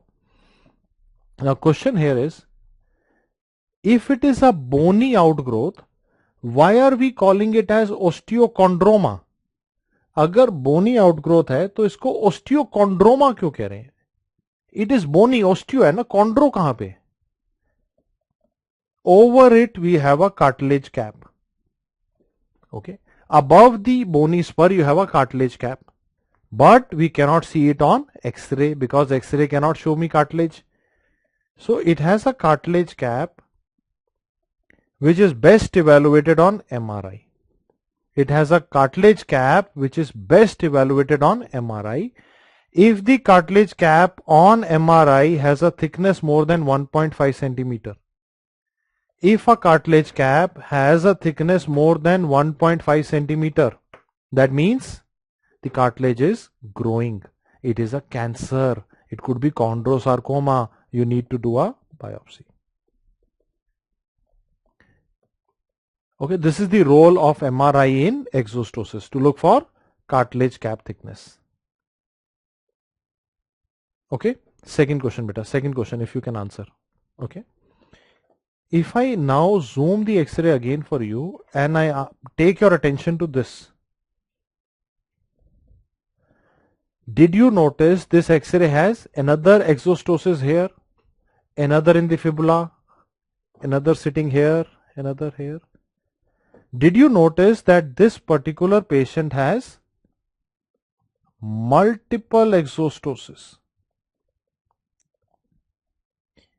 If you see a patient with multiple exostosis, this is called as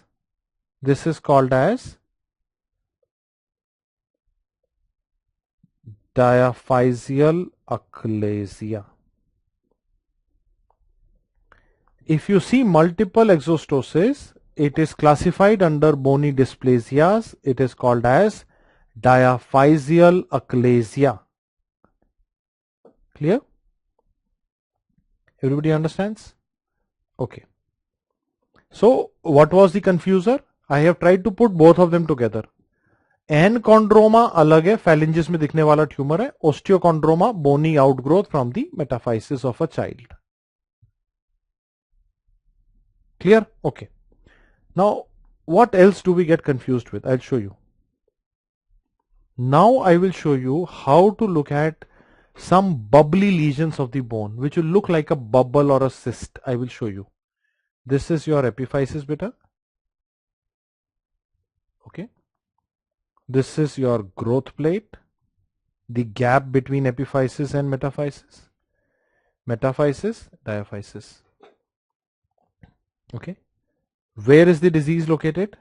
Where is the disease located? In the metaphysis. Okay, you can see a disease in the metaphysis of a child. Where is the disease? Is the disease on one side of the bone or is it more central? So this is the disease.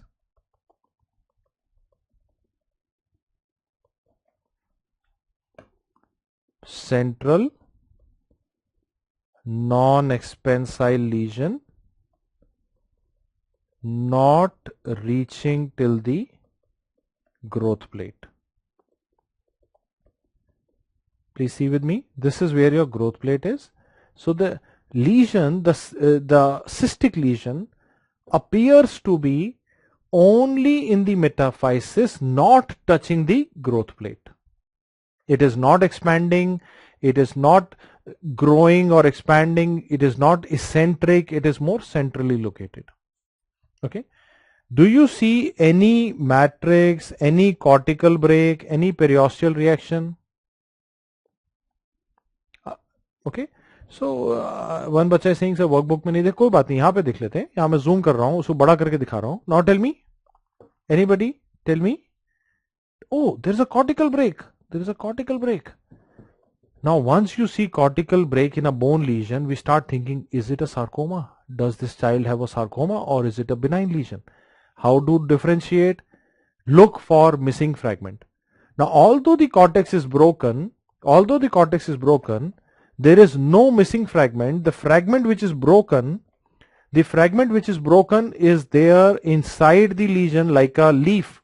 So you can actually see there is a fallen leaf sign which is telling me that there is no missing segment, there is a pathological fracture looking like a fallen leaf. What is your diagnosis? What is your diagnosis? Simple bone cyst, also called as unicameral bone cyst. Very hot favorite with the NEET PG exam. I hope you are now able to understand it, because if you don't understand, you are just just going through the motions, and that is not what you are supposed to do. है ना, doctor बनने आए थे हम, रटने थोड़ी आए थे. That is what my objection is to. A lot of people have nowadays become mnemonic kings and queens. I always tell यार बच्चों को कॉन्सेप्ट बताओ, बीमारी के बारे में बताओ. ये इंकी पिंकी पोंकी वो अपने आप कर लेंगे. Our goal as teachers should be tell you the why behind it, है ना, not to tell you A for apple, B for boy. वो करने नहीं हम MBBS में आए थे. Do you agree कि नहीं? Clear? So this is primarily in the metaphysis, slightly into diaphysis, but primarily in the metaphysis. Central lesion, non-expansile, not reaching till the growth plate, has a pathological fracture called as the fallen leaf sign, called as the simple bone cyst, unicameral bone cyst. Why it is a cyst, Arshad? Because there is nothing inside. You don't see any matrix inside, nothing inside. And it is not expanding. If it was a tumor, solid tumor, it would expand the bone, destroy the bone. Nothing is happening there. No trabeculation. It is a unicameral bone cyst. And one bacha is saying, what do we mean non-expansile? Don't worry, I will show you what is expansile. Expansile means if a tumor or a disease is causing expansion of the bone. I will show you. Now beta, Muskan, please see with me. So, sometimes, I meet people, because I've been into this teaching for last 22 years. Sometimes, some boy or girl will come to me and say, sir, I have written 300,000 mnemonics. Can I teach in your institute? I said, no. Sir, I am a superstar on YouTube. No. Why? Because I don't believe in mnemonic kings and queens. 19 subjects, so much to do. If a children is only making mnemonic, they are not understanding anything. Okay. Now, beta Muskan, please see with me. Muskan, देखो एक बार अब सबको छोड़ के देखते हैं, है ना? Look at the size of this bone. इसका size देखो. And look at the size of the bone where there is a disease. It looks expanded. It looks expanded. What should I say? Expansile lesion. Clear? Expansile lesion. Now tell me, beta dekh ke batana. Do you see any growth plate or not? No. Adult skeleton. Epiphyseal location. Just below the joint. Subarticular lesion. Looking like a soap bubble. Geographic lytic lesion. I can draw a boundary around it. What do you think? GCT or osteoclastoma. Benign tumor but can be locally aggressive. Okay unicameral means single उसके अंदर cavity है. यहां पे देखो ना soap bubble की तरह है बेटा. Srinath, can you see it here? Now see this is what is called as soap bubble appearance of giant cell tumour. GCT is a expansile tumor because it's a tumor. Simple bone cyst was a cyst. You remember, cysts are benign lesions. This is a tumor. So tumor is going to expand, expansile. And also remember, another clue towards GCT will be eccentric location. In this particular case, it is not eccentric, but it can be eccentric. Epiphyseal location, just below the joint. Soap bubble appearance. It is benign, can be locally invasive. GCT, osteoclastoma. Clear? Okay. Third question, beta. Third question that many people get confused. So this is the same image that you had in I think last to last year in the INI CET exam. This is a very important NEET PG image. And this is what they will ask you next time. Okay. I'm zooming in. Let's see, anybody can tell me. अब मेरे को देख के बताना. Is this adult or child? Mature skeleton, immature skeleton? Immature. Why? You can see the growth plate. Epiphysis, metaphysis, diaphysis. Okay. So tell me, where is the disease located? It is in the metaphysis. Expansile, non-expansile? Expansile lesion. It is expanding the parent bone. Okay. With some trabeculae, you can see some trabeculae or septae inside. If you look at it, it is having a, it is not clean unilocular, it has multiple loculi inside. Okay. So it has a multilocular appearance. The disease is reaching till the growth plate.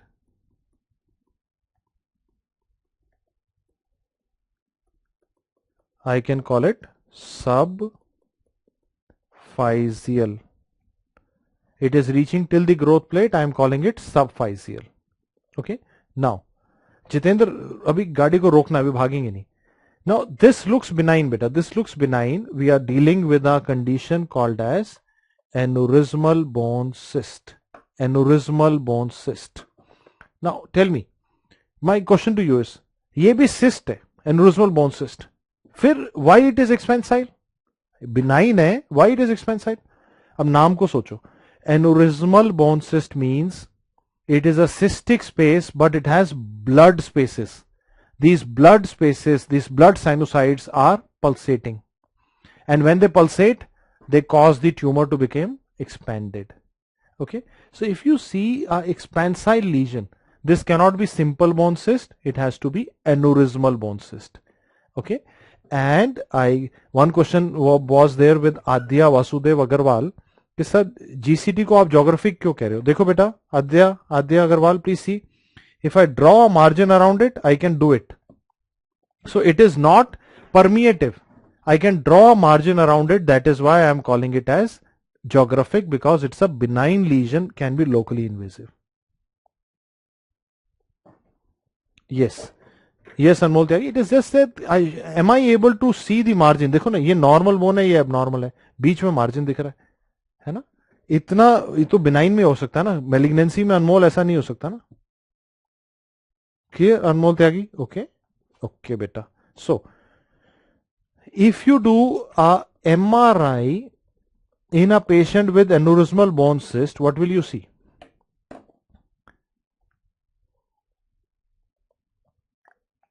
Suppose if I have blood in my glass or in a test tube, the solid part of the blood, the hematocrit, settles down, serum floats, and it creates a fluid level.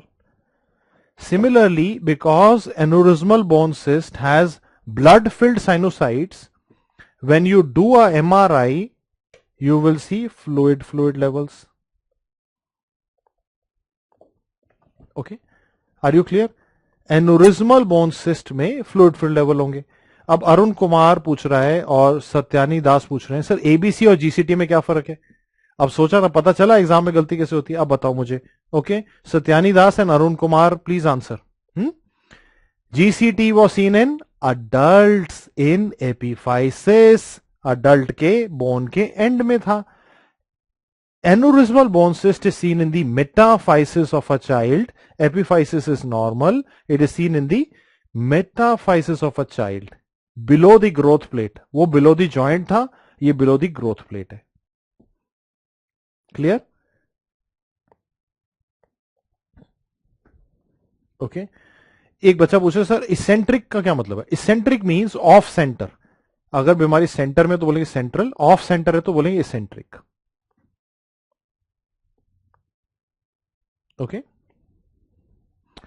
Okay, I think we seen most of the questions. एक बच्चा कह रहा है स्नेल था MRI में flow void. देखो, flow void मिलता है if there is flowing blood. This are bone में, एनुरिज्मल बोन सिस्ट में you have sinusoids filled with blood. This is not exactly blood vessels, so there are sinusoids, so they will have some fluid level forming. These are more dilated, more stagnant flow.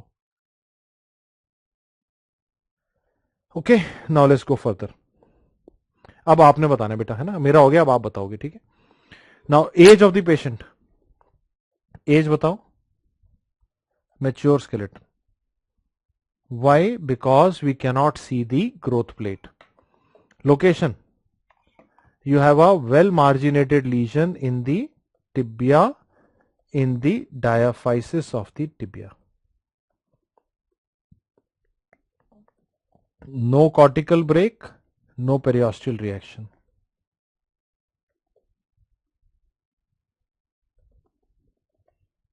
Eccentrically placed in the anterior cortex of tibia.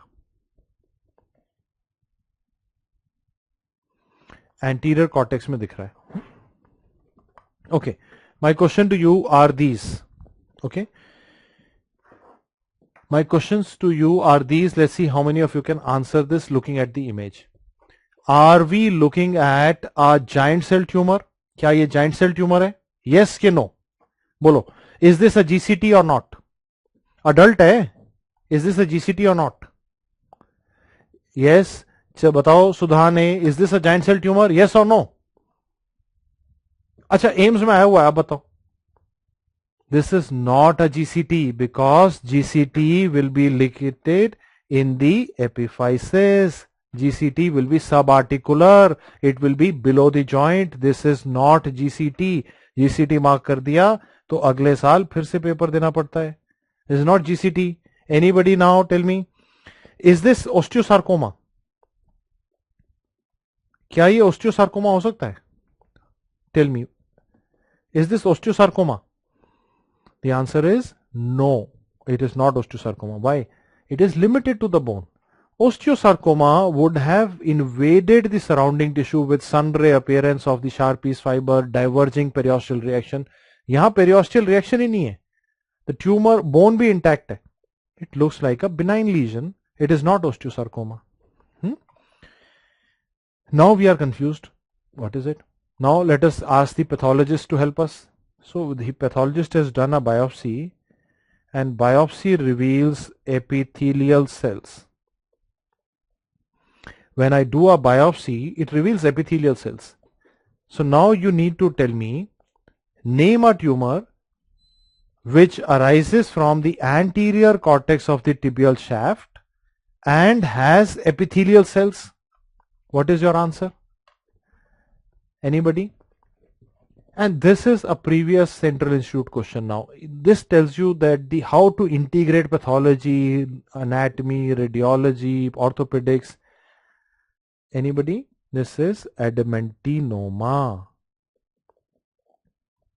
and I'm sure you might have heard of this before, that adamantinoma in the long bones is typically seen in the anterior cortex of the tibial shaft. Adamantinoma. Are you clear? Everybody understands?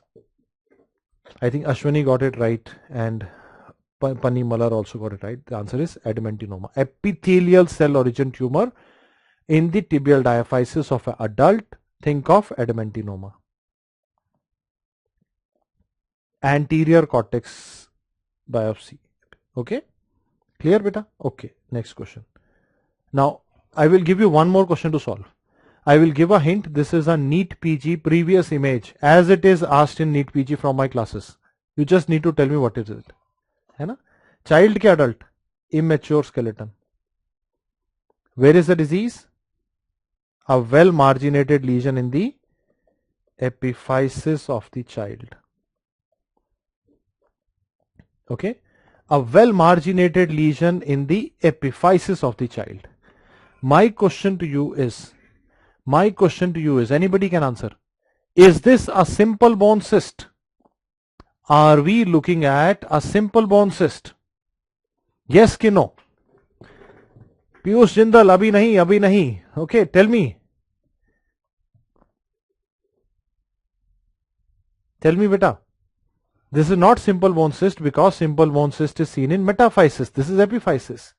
Let's do a biopsy. Biopsy shows giant cells. Can you name a giant cell containing tumor which is seen in the epiphysis of the child? There is only one such example. Anybody?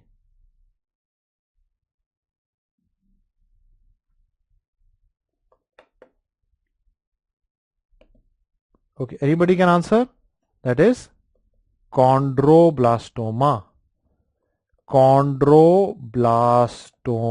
Epiphyseal tumor of a child, chondroblastoma, also called as Codman tumor. Chondroblastoma is the epiphyseal tumor in the children. Epiphyseal tumor in adult is GCT. In children, chondroblastoma. Clear? And if I do a biopsy and see on the pathology slide, okay, on the pathology slide, you will be able to see the chondroblasts, and in between the chondroblast, you will be able to see some calcium deposit like this.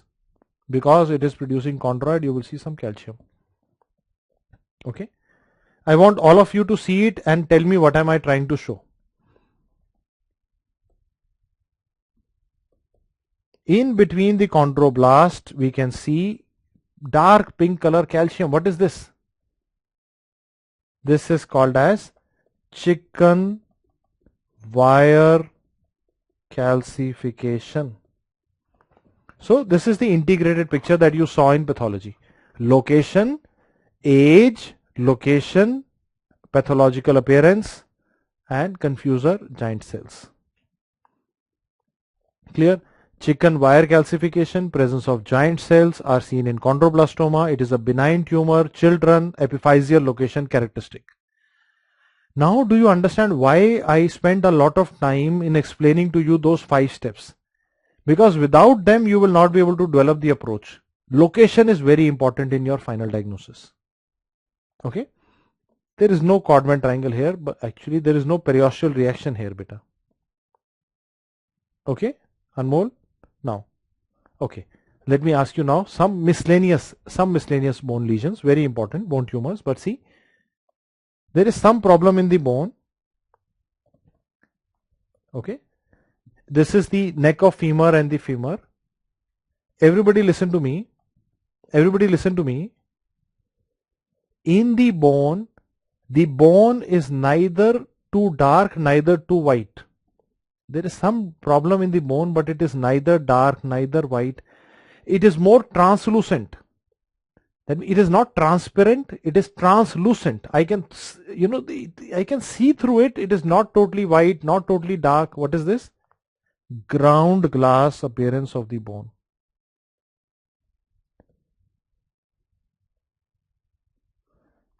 This patient has a ground glass appearance of the bone. Clear? Of the femur. Second thing I notice is that the femur neck is all deformed. Can you see the femur neck has become like this? It is deformed. So maybe the bone has become soft. There is some deformity sitting here. Okay. Clear? Ground glass appearance, a deformity. I don't know what it is, but there's some benign lesion happening in the bone. Okay. Now please see with me. I am now looking at the pathology of this image. When I look at the pathology slide, I can see islands of woven bone in between fibrous matrix. So what is happening here is, listen to me everybody, in adults the bone should be lamellar. Here you have fibrous tissue with woven islands irregularly arranged. Okay, and if I keep looking at them for long time, they look like alphabets, but these are not our alphabets. We cannot understand. If we cannot understand, let us call them as Chinese letter pattern on microscopy. So the disease that I'm going to talk about has Chinese letter pattern on microscopy, because instead of lamellar bone you have woven bone, and this woven bone and fibrous tissue is causing ground glass appearance of the bone. One more clue beta, one more clue. What are these?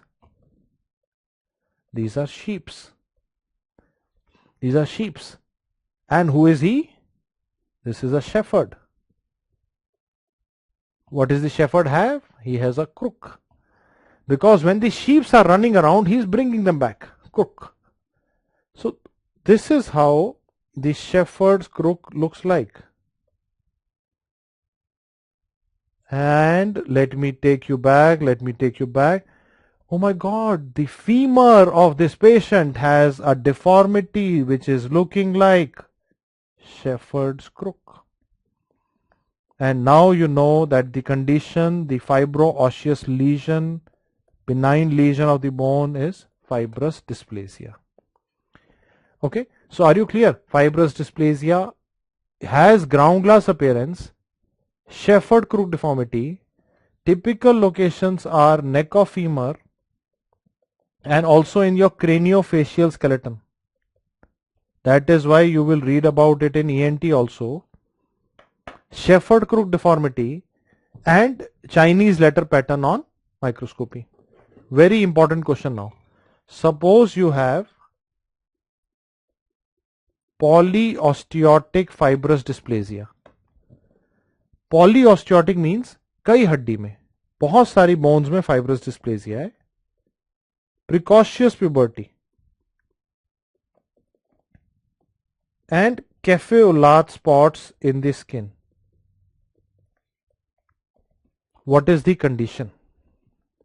Anybody can answer? If you have multiple fibrous dysplasia lesions, precocious puberty, cafe-au-lait spots in the skin, think of McCune-Albright syndrome. McCune-Albright syndrome. Yes, I think Shubham and Parimal, Ramcharan got it right. Similarly, if you have fibrous dysplasia with intramuscular myxomas,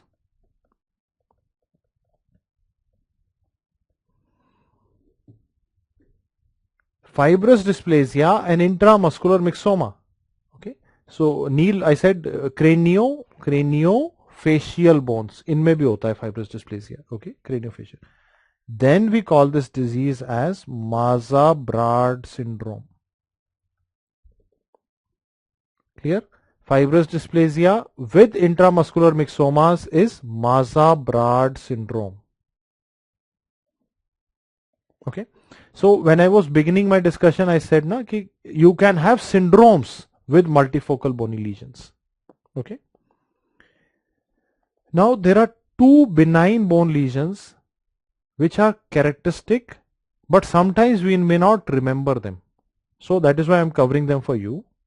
Anybody, can you have a lipoma in the bone? Can you have a lipoma in the bone? The answer is yes. Lipomas can occur in different locations, including bone. If you see them in the bone, we will call it intraosseous lipoma.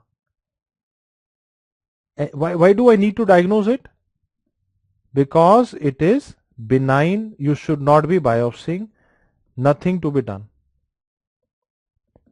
That means if I say on X-ray there is a lipoma, the orthopedic surgeon should do nothing. In a benign lesion like lipoma, he will do biopsy, cause more damage, injury. There's nothing to be done. Okay. So the question is, intraosseous lipoma, how will we diagnose it? It is typically seen in a bone called as calcaneum, most often common location. It is well defined and has a calcific center.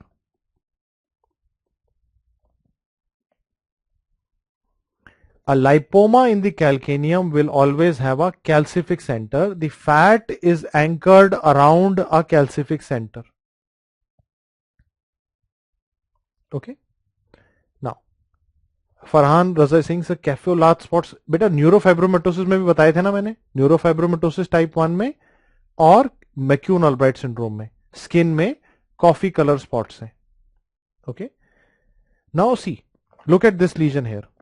Now, why this is a lipoma? Why this is not a cyst, Divya Rani? Because it has a calcific center. This calcific center is called as Coccard sign. So just like you remember when you are organizing a function, you wear such a ribbon which has a dot in the center, ribbons around it. This is Coccard. Similarly, a lipoma has a dot in the center due to bony center and fat around it. Coccard sign. Benign, it is usually, why would it be picked up? It is usually incidental. You know, your patient has X-ray done, we see a lipoma, but your radiologist is not good. He says, get a biopsy done, and you're troubling the patient. Intraosseous lipomas are benign, nothing is to be done, mostly seen in the calcaneum, have a Coccard appearance. Okay. Now, second benign lesion that many people forget. One is lipoma, second is hemangioma.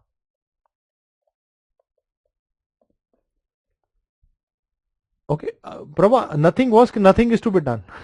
Nothing मतलब कुछ करने का नहीं है, benign है, कुछ नहीं करना है इसको, कहीं ऐसा ना ऑपरेशन कर दो. हाँ? Second is hemangioma, benign proliferation of the blood vessels. You might be wondering, हर जगह बॉडी में हेमांजोमा निकल आता है, लिवर में पड़ो वहां पे भी आ जाता है. So hemangioma can also occur in the bone. It's a benign lesion, typically seen in the vertebra. Okay, typically seen in the vertebra. And when you see it in the vertebra, if this is your vertebra, this is how the hemangioma is proliferating. So you will see bony trabeculae which will be arranged vertically. You will see vertical striations in the vertebral body. I will zoom it and show it to you. Everybody look at it now. Vertebra with vertical striations. ये बीच में जो horizontal part था ना, वो हेमांजियोमा ने proliferate होकर destroy कर दिया, या उसको रीमॉडल कर दिया, डिस्ट्रॉय नहीं, रीमॉडल किया है. So because of hemangioma proliferating and remodeling the horizontal trabeculae, you can see prominent vertical striations. This is called as corduroy cloth appearance. This is called as corduroy cloth appearance.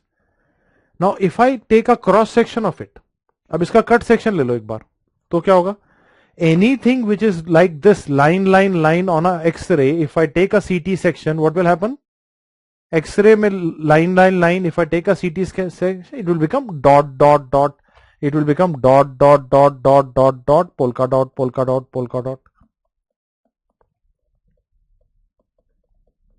Okay. So important thing, vertebral hemangiomas are again benign lesions, usually asymptomatic. Usually you don't need to do anything until and unless they are very, very large. You usually don't need to do anything. So a radiological findings are supposed to identify it. X-ray with corduroy cloth appearance, CT with polka dot sign. Think of vertebral hemangioma. Okay. Okay, I can see most of you are all excited to learn. Tell me now, truth. Tired? थक गए क्या? Tell me everybody, थक गए क्या? Anybody, are you tired? So my question to you is, and my answer to you is, people who work even after being tired, they win big in life. Now tell me, are you going to win big in life? बड़ा जीतना है तो अभी और पढ़ना है, ठीक है ना? Now tell me. Now let's apply whatever we have learned. Okay. Now let's apply whatever we have learned. Okay. X-ray of the pelvis. Okay. Very simple things now. Very, very simple. Don't worry. X-ray of the pelvis. Bony tumors, but single, multiple. Single, multiple. Multiple lesions randomly distributed. What do you think? Metastasis. Okay. Random. Multiple lesions. Think of metastasis. Now, all of you, I want you to know two things. Okay. I want you to know two things. Listen to me, beta. Listen to me. Okay. Listen to me. In bone, there are two processes happening. Osteoblastic activity, osteoclastic activity. Everybody listen to me. Otherwise, we will have to remember it. If you understand, it will stay with you. In bones, there are two processes happening. Osteoblast is producing bone. Osteoclast is destroying the bone. They are happening in harmony. Now, a metastasis comes into the bone. What is metastasis? Metastasis are cells from some other cancers who have come here. So earlier there were two processes. Osteoblast, osteoclast. अभी वहां metastasis भी आ गया. Now I want all of you to tell me. I want all of you to tell me. ठीक है? दो लोग हैं, है ना? एक का नाम है शुभांगी और एक और है. दो लोग हैं, एक साथ रहते थे, सब बढ़िया चल रहा था. अब तीसरा आ गया. पॉलिटिक्स होगी. Do you agree कि नहीं? There are two processes happening in homeostasis. Now your metastasis. Now metastasis will either favor the osteoblastic process or osteoclastic process, depending on the type of metastasis. As a result, there are two types of bony metastasis. Osteolytic metastasis, osteoblastic metastasis. Clear? Okay. Now tell me. Now do you understand or not? भाई मैं आपकी जगह था नहीं समझ पाता था कि बोन में दो तरह के मेटास्टेसिस क्यों होते हैं. कोई तो बोन को डिस्ट्रॉय करता है, कोई बोन बना रहा है. Because in the bone there are two types of processes happening, osteoclastic, osteoblastic, and a metastatic lesion can either favor one. Okay. So most common variety of metastasis is osteolytic. CA bronchus, osteolytic. CA breast, mostly osteolytic. RCC, thyroid, follicular cancer, osteolytic, but expansile because they are very vascular. Okay. So most of the cancers, including thyroid, kidney, breast, bronchus, will be osteolytic. Only some cancers will be producing bone, which are prostate, breast, medullary cancer, thyroid, stomach, carcinoid. Okay. So always remember, most metastases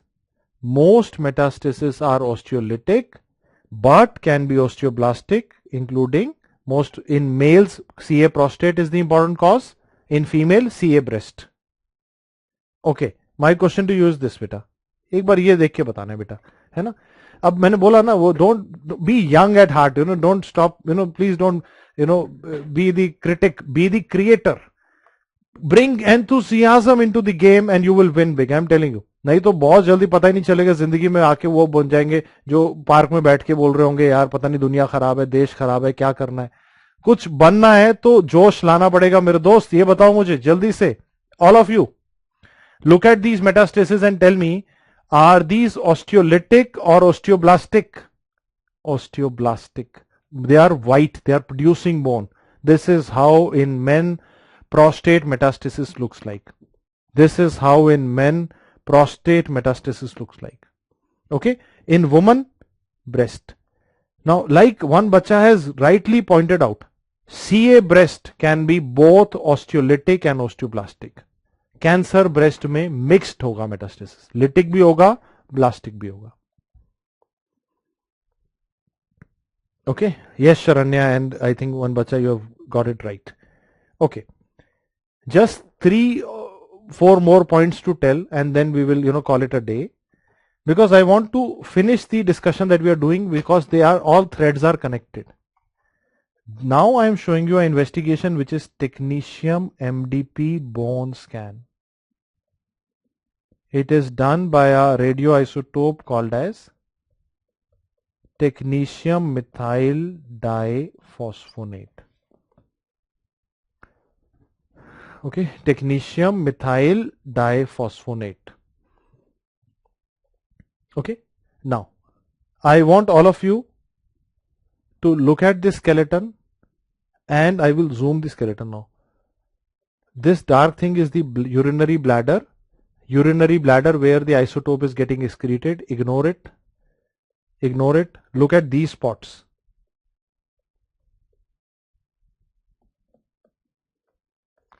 And I am asking you a question, beta.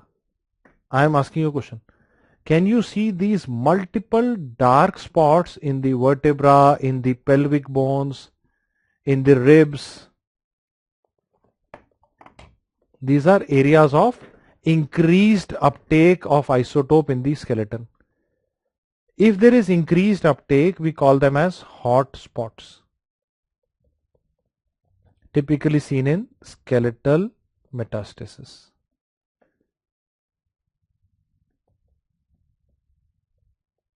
Bone scan is more sensitive than a X-ray to pick up metastasis.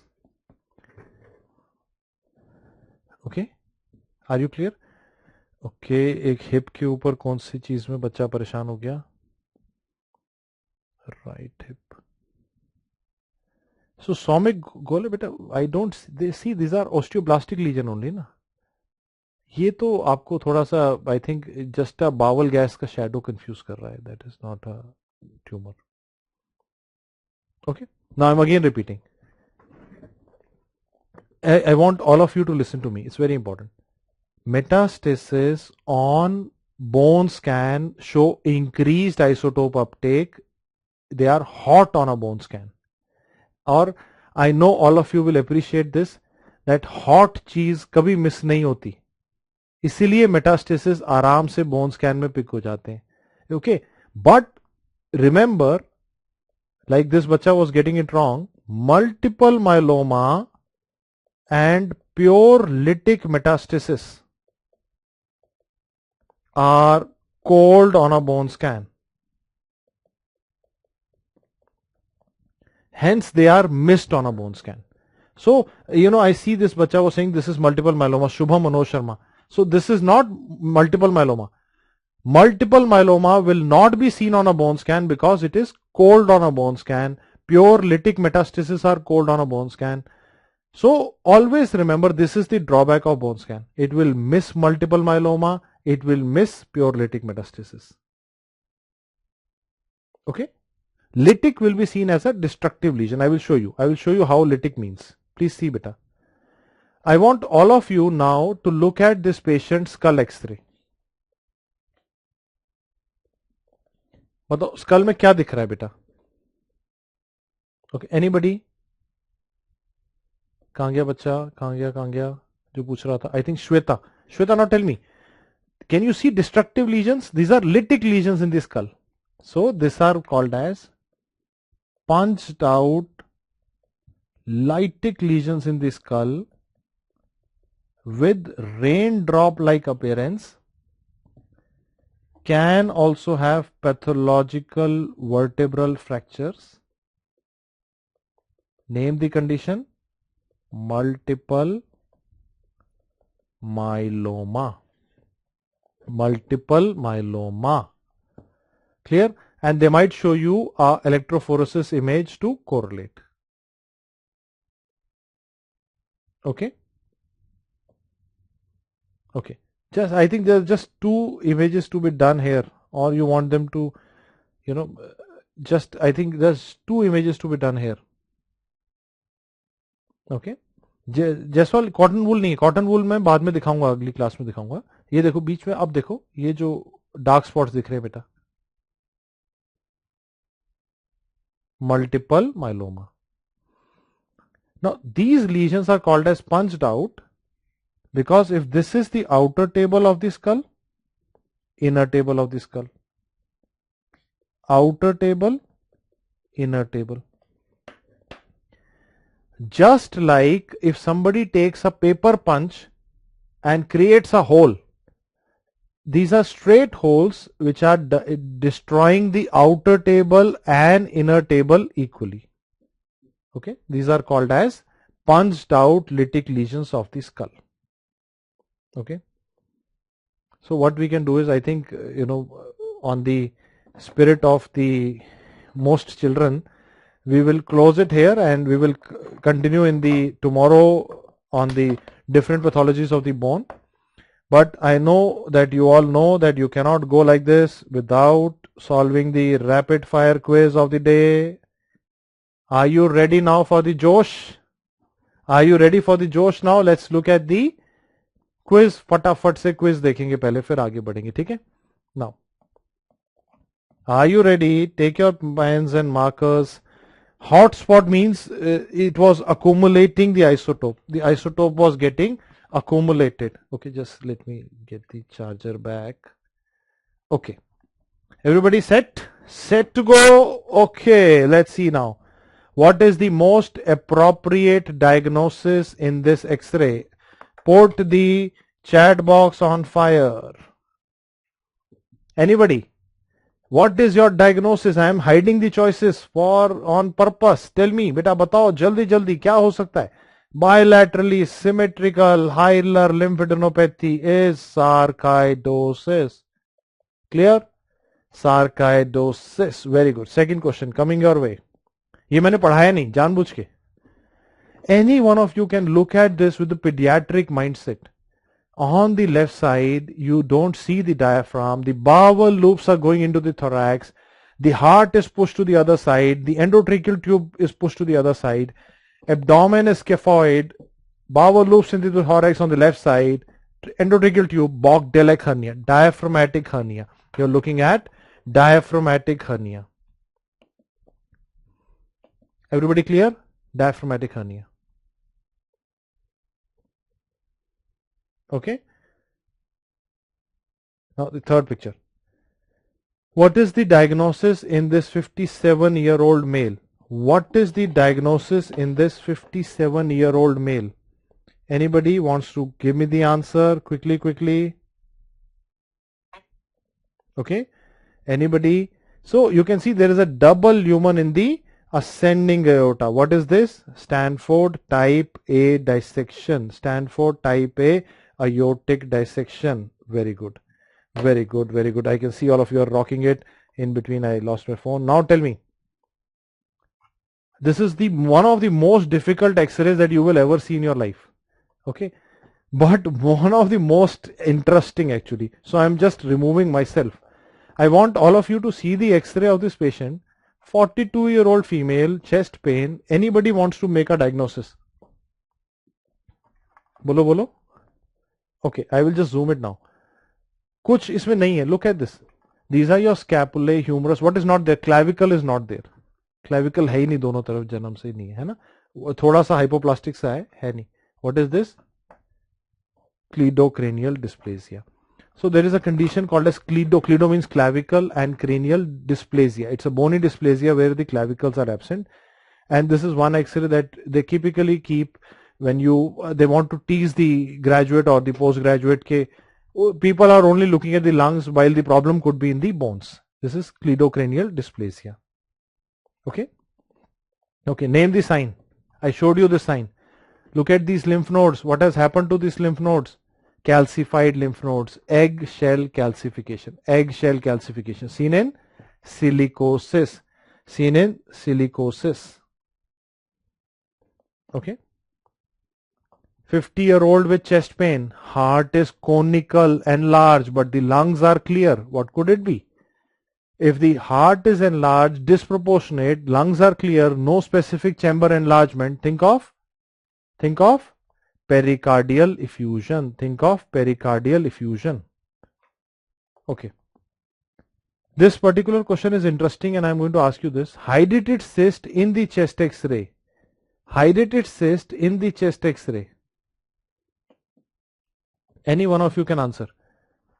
Is seen as a calcified shadow, speckled calcification, will not calcify. 1 and 2 are correct. The answer is will not calcify. This is the kind of question where they confuse you. Many people will think it is 1 and 2. Remember, I told you in the lungs, hydrated has favorable environment, it grows big, it does not calcify. Answer is will not calcify. Clear? I can see you are all rocking the show. Very good. Okay, all the following will cause miliary shadows except pneumoconiosis, mitral stenosis, sarcoidosis, staphylococcal pneumonia. Pneumoconiosis will cause, mitral stenosis will cause hemosiderosis, sarcoidosis can cause, staph pneumonia will cause lobular pneumonias with pneumatocele, but it will not cause miliary appearance. Answer is staphylococcal pneumonia, D. Okay, and we have a last question, I think. Loss of cardiac silhouette is seen in, I think we discussed this last time also, right middle lobe pathologies. If you have loss of cardiac silhouette, it is right middle lobe pathologies. Okay, I will just zoom the history. 19-year-old patient has a motor vehicle accident. 19-year-old patient had a motor vehicle accident. What do you see? You can see petechial hemorrhages here.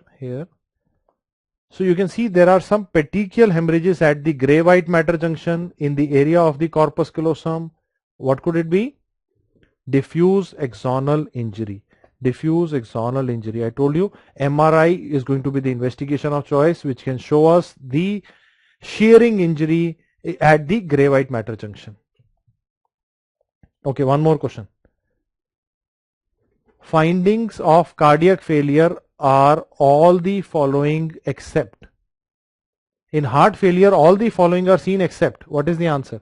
Curly lines are seen, pleural effusion can be seen, cardiomegaly will be seen. Prominent upper lobe veins will be seen, not lower lobe veins. The answer is C. Everybody gets it? Okay. So I hope you enjoyed today's quiz. I tried to make it more tougher today and I tried to give you a more picture of okay. I tried to give you a more picture of image based questions today. Now, so what I'll do here is I'll just quickly give you some insight before I go into the message of the day. The message of the day is, I told you today, when you were children, you had enthusiasm to learn. And second thing that you had was, you had discipline enforced by your teachers and parents. जब आप छोटे थे, आप में जोश था और parents का पुश था, टीचर्स का डिसिप्लिन था, आप जीत गए. When you were young, you had enthusiasm, your parents and your teachers were in full control of your discipline and you could reach so far. Okay, some children lost the way at that time also and they are not sitting with you right now, but you are becoming a doctor, you are highly educated. But now what happens is, when you come into a medical college, I have seen this happen to many children. When they come into a medical college, now your parents and teachers are perceiving you as adults, है ना. मैं भी, teacher भी, सब लोग सोच रहे हैं आप बड़े हो गए, तो कोई कह नहीं रहा है. The problem in a medical school is nobody is telling you that if you don't study, you will not do well. They are not giving you punishment. They are not asking you that अगर नहीं पढ़ेगा तो मुर्गा बना देंगे. ऐसा सब नहीं हो रहा जो स्कूल में होता था. So now the discipline has to come from inside. Discipline कैसे आएगा? I'll explain to you. So to make self-discipline, we need to use a phenomena called as checklists. Checklist is a phenomena which is always super hit. I am going to give you example and listen to me.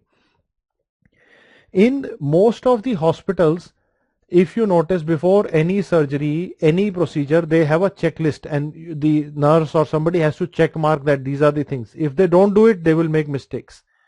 Before a flight, airplane is taking off, they have a checklist which the attendant, which the pilot and the staff has to tick mark. Otherwise, they will make mistakes. That means you cannot rely on your memory that this is what I need to do. You forget. You need to have a checklist at hand. And that checklist I have created for you in form of this planner. And I'm sure many of you have it. If you don't have it, ask your coordinator to give it to you, or, you can always, it might be on the way also. I just want you to see the most important page of this planner, and when I'll come face to face to meet you and discuss with you, I want all of you to bring this planner and show it to me. I don't know if you can see it or not. Let me just try to zoom in and show it a little bit. Can you read it? What does it say? I am and I want to be. I am में अपना नाम लिखना है. I want to be में क्या बनना चाहते हो वो लिखना है. ठीक है? You have to write your name at I am and I want to be भर के लाना है. And this is where you will get it signed by me. Okay? I will put a stamp on it that this is going to happen. Okay? So bring your planner when you come to meet me. Second thing is, when you go and see the planner, this is how the planner will look like. Inside it, you will see pages like this. Just give me 1 second. So this is a creation just like your workbook. I have created this planner. This planner will have a tick list like this. Okay. That suppose anatomy. After you did the class, you made notes. How many days did you take to, have you done the first reading? Suppose you took 10 days, you will write here. Revision 1, you will take again. Days maybe 7. Revision 2, like this. You understand? So after every reading of the notes, you are supposed to put a tick mark and make a note how many days you are taking. Every revision should take less number of days. Are you clear, beta?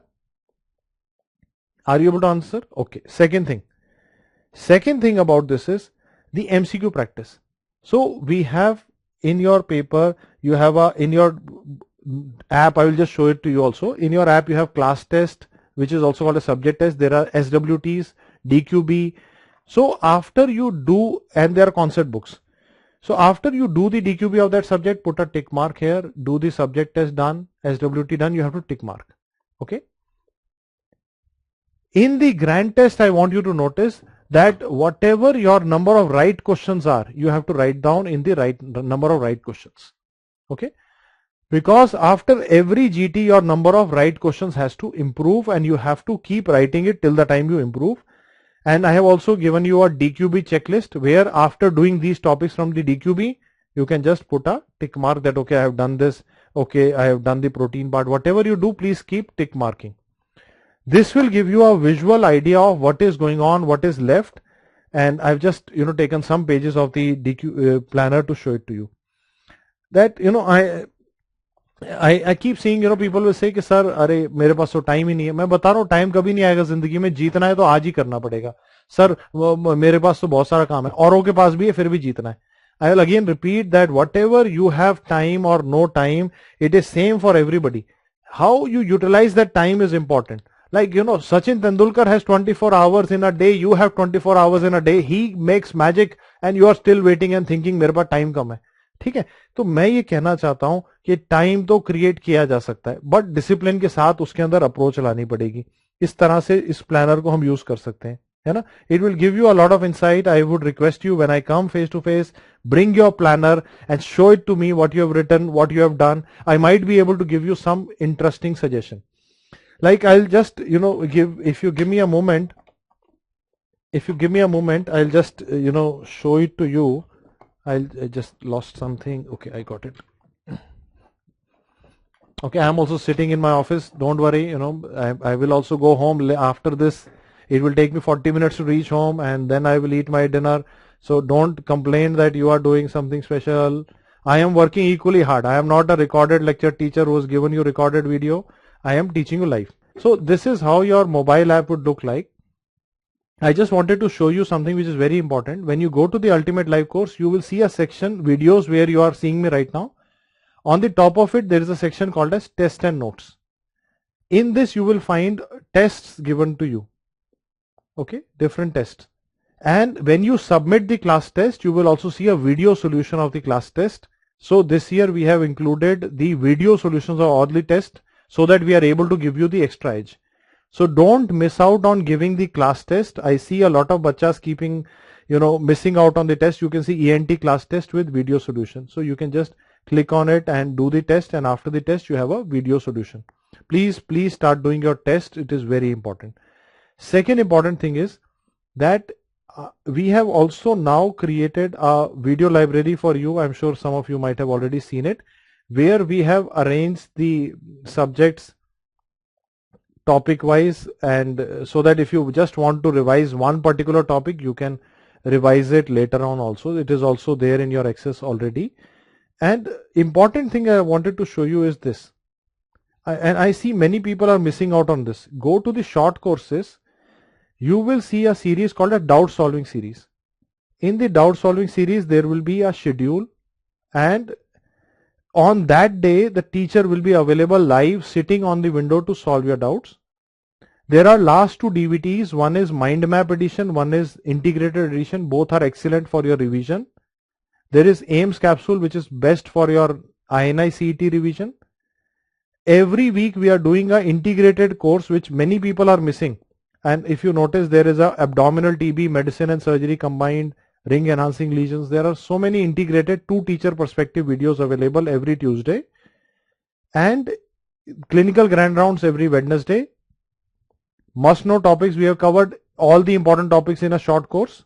Emergencies are all integrated together for you. So I think that this is something that you're missing out on. Please start using them. You will have extra edge. And in the question bank, I wanted to point out to you one particular invention of mine.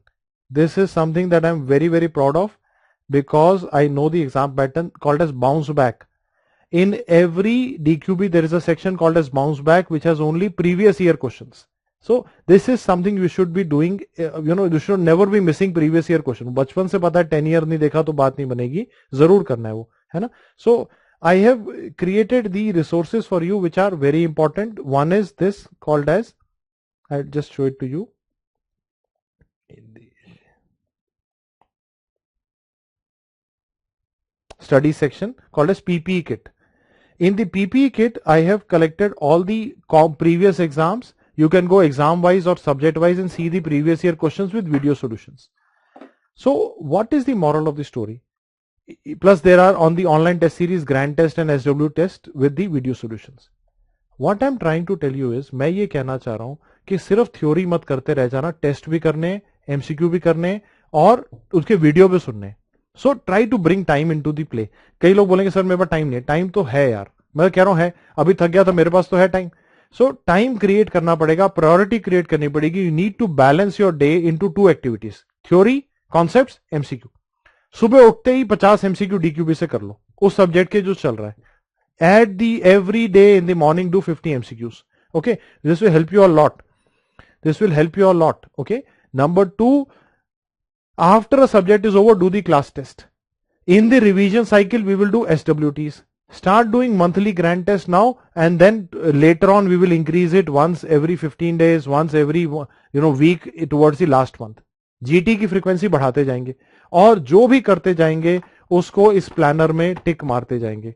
Okay, that is the entire idea. So I wanted to show you, it took a little bit of time to connect my phone, but I wanted to make sure that you see it together.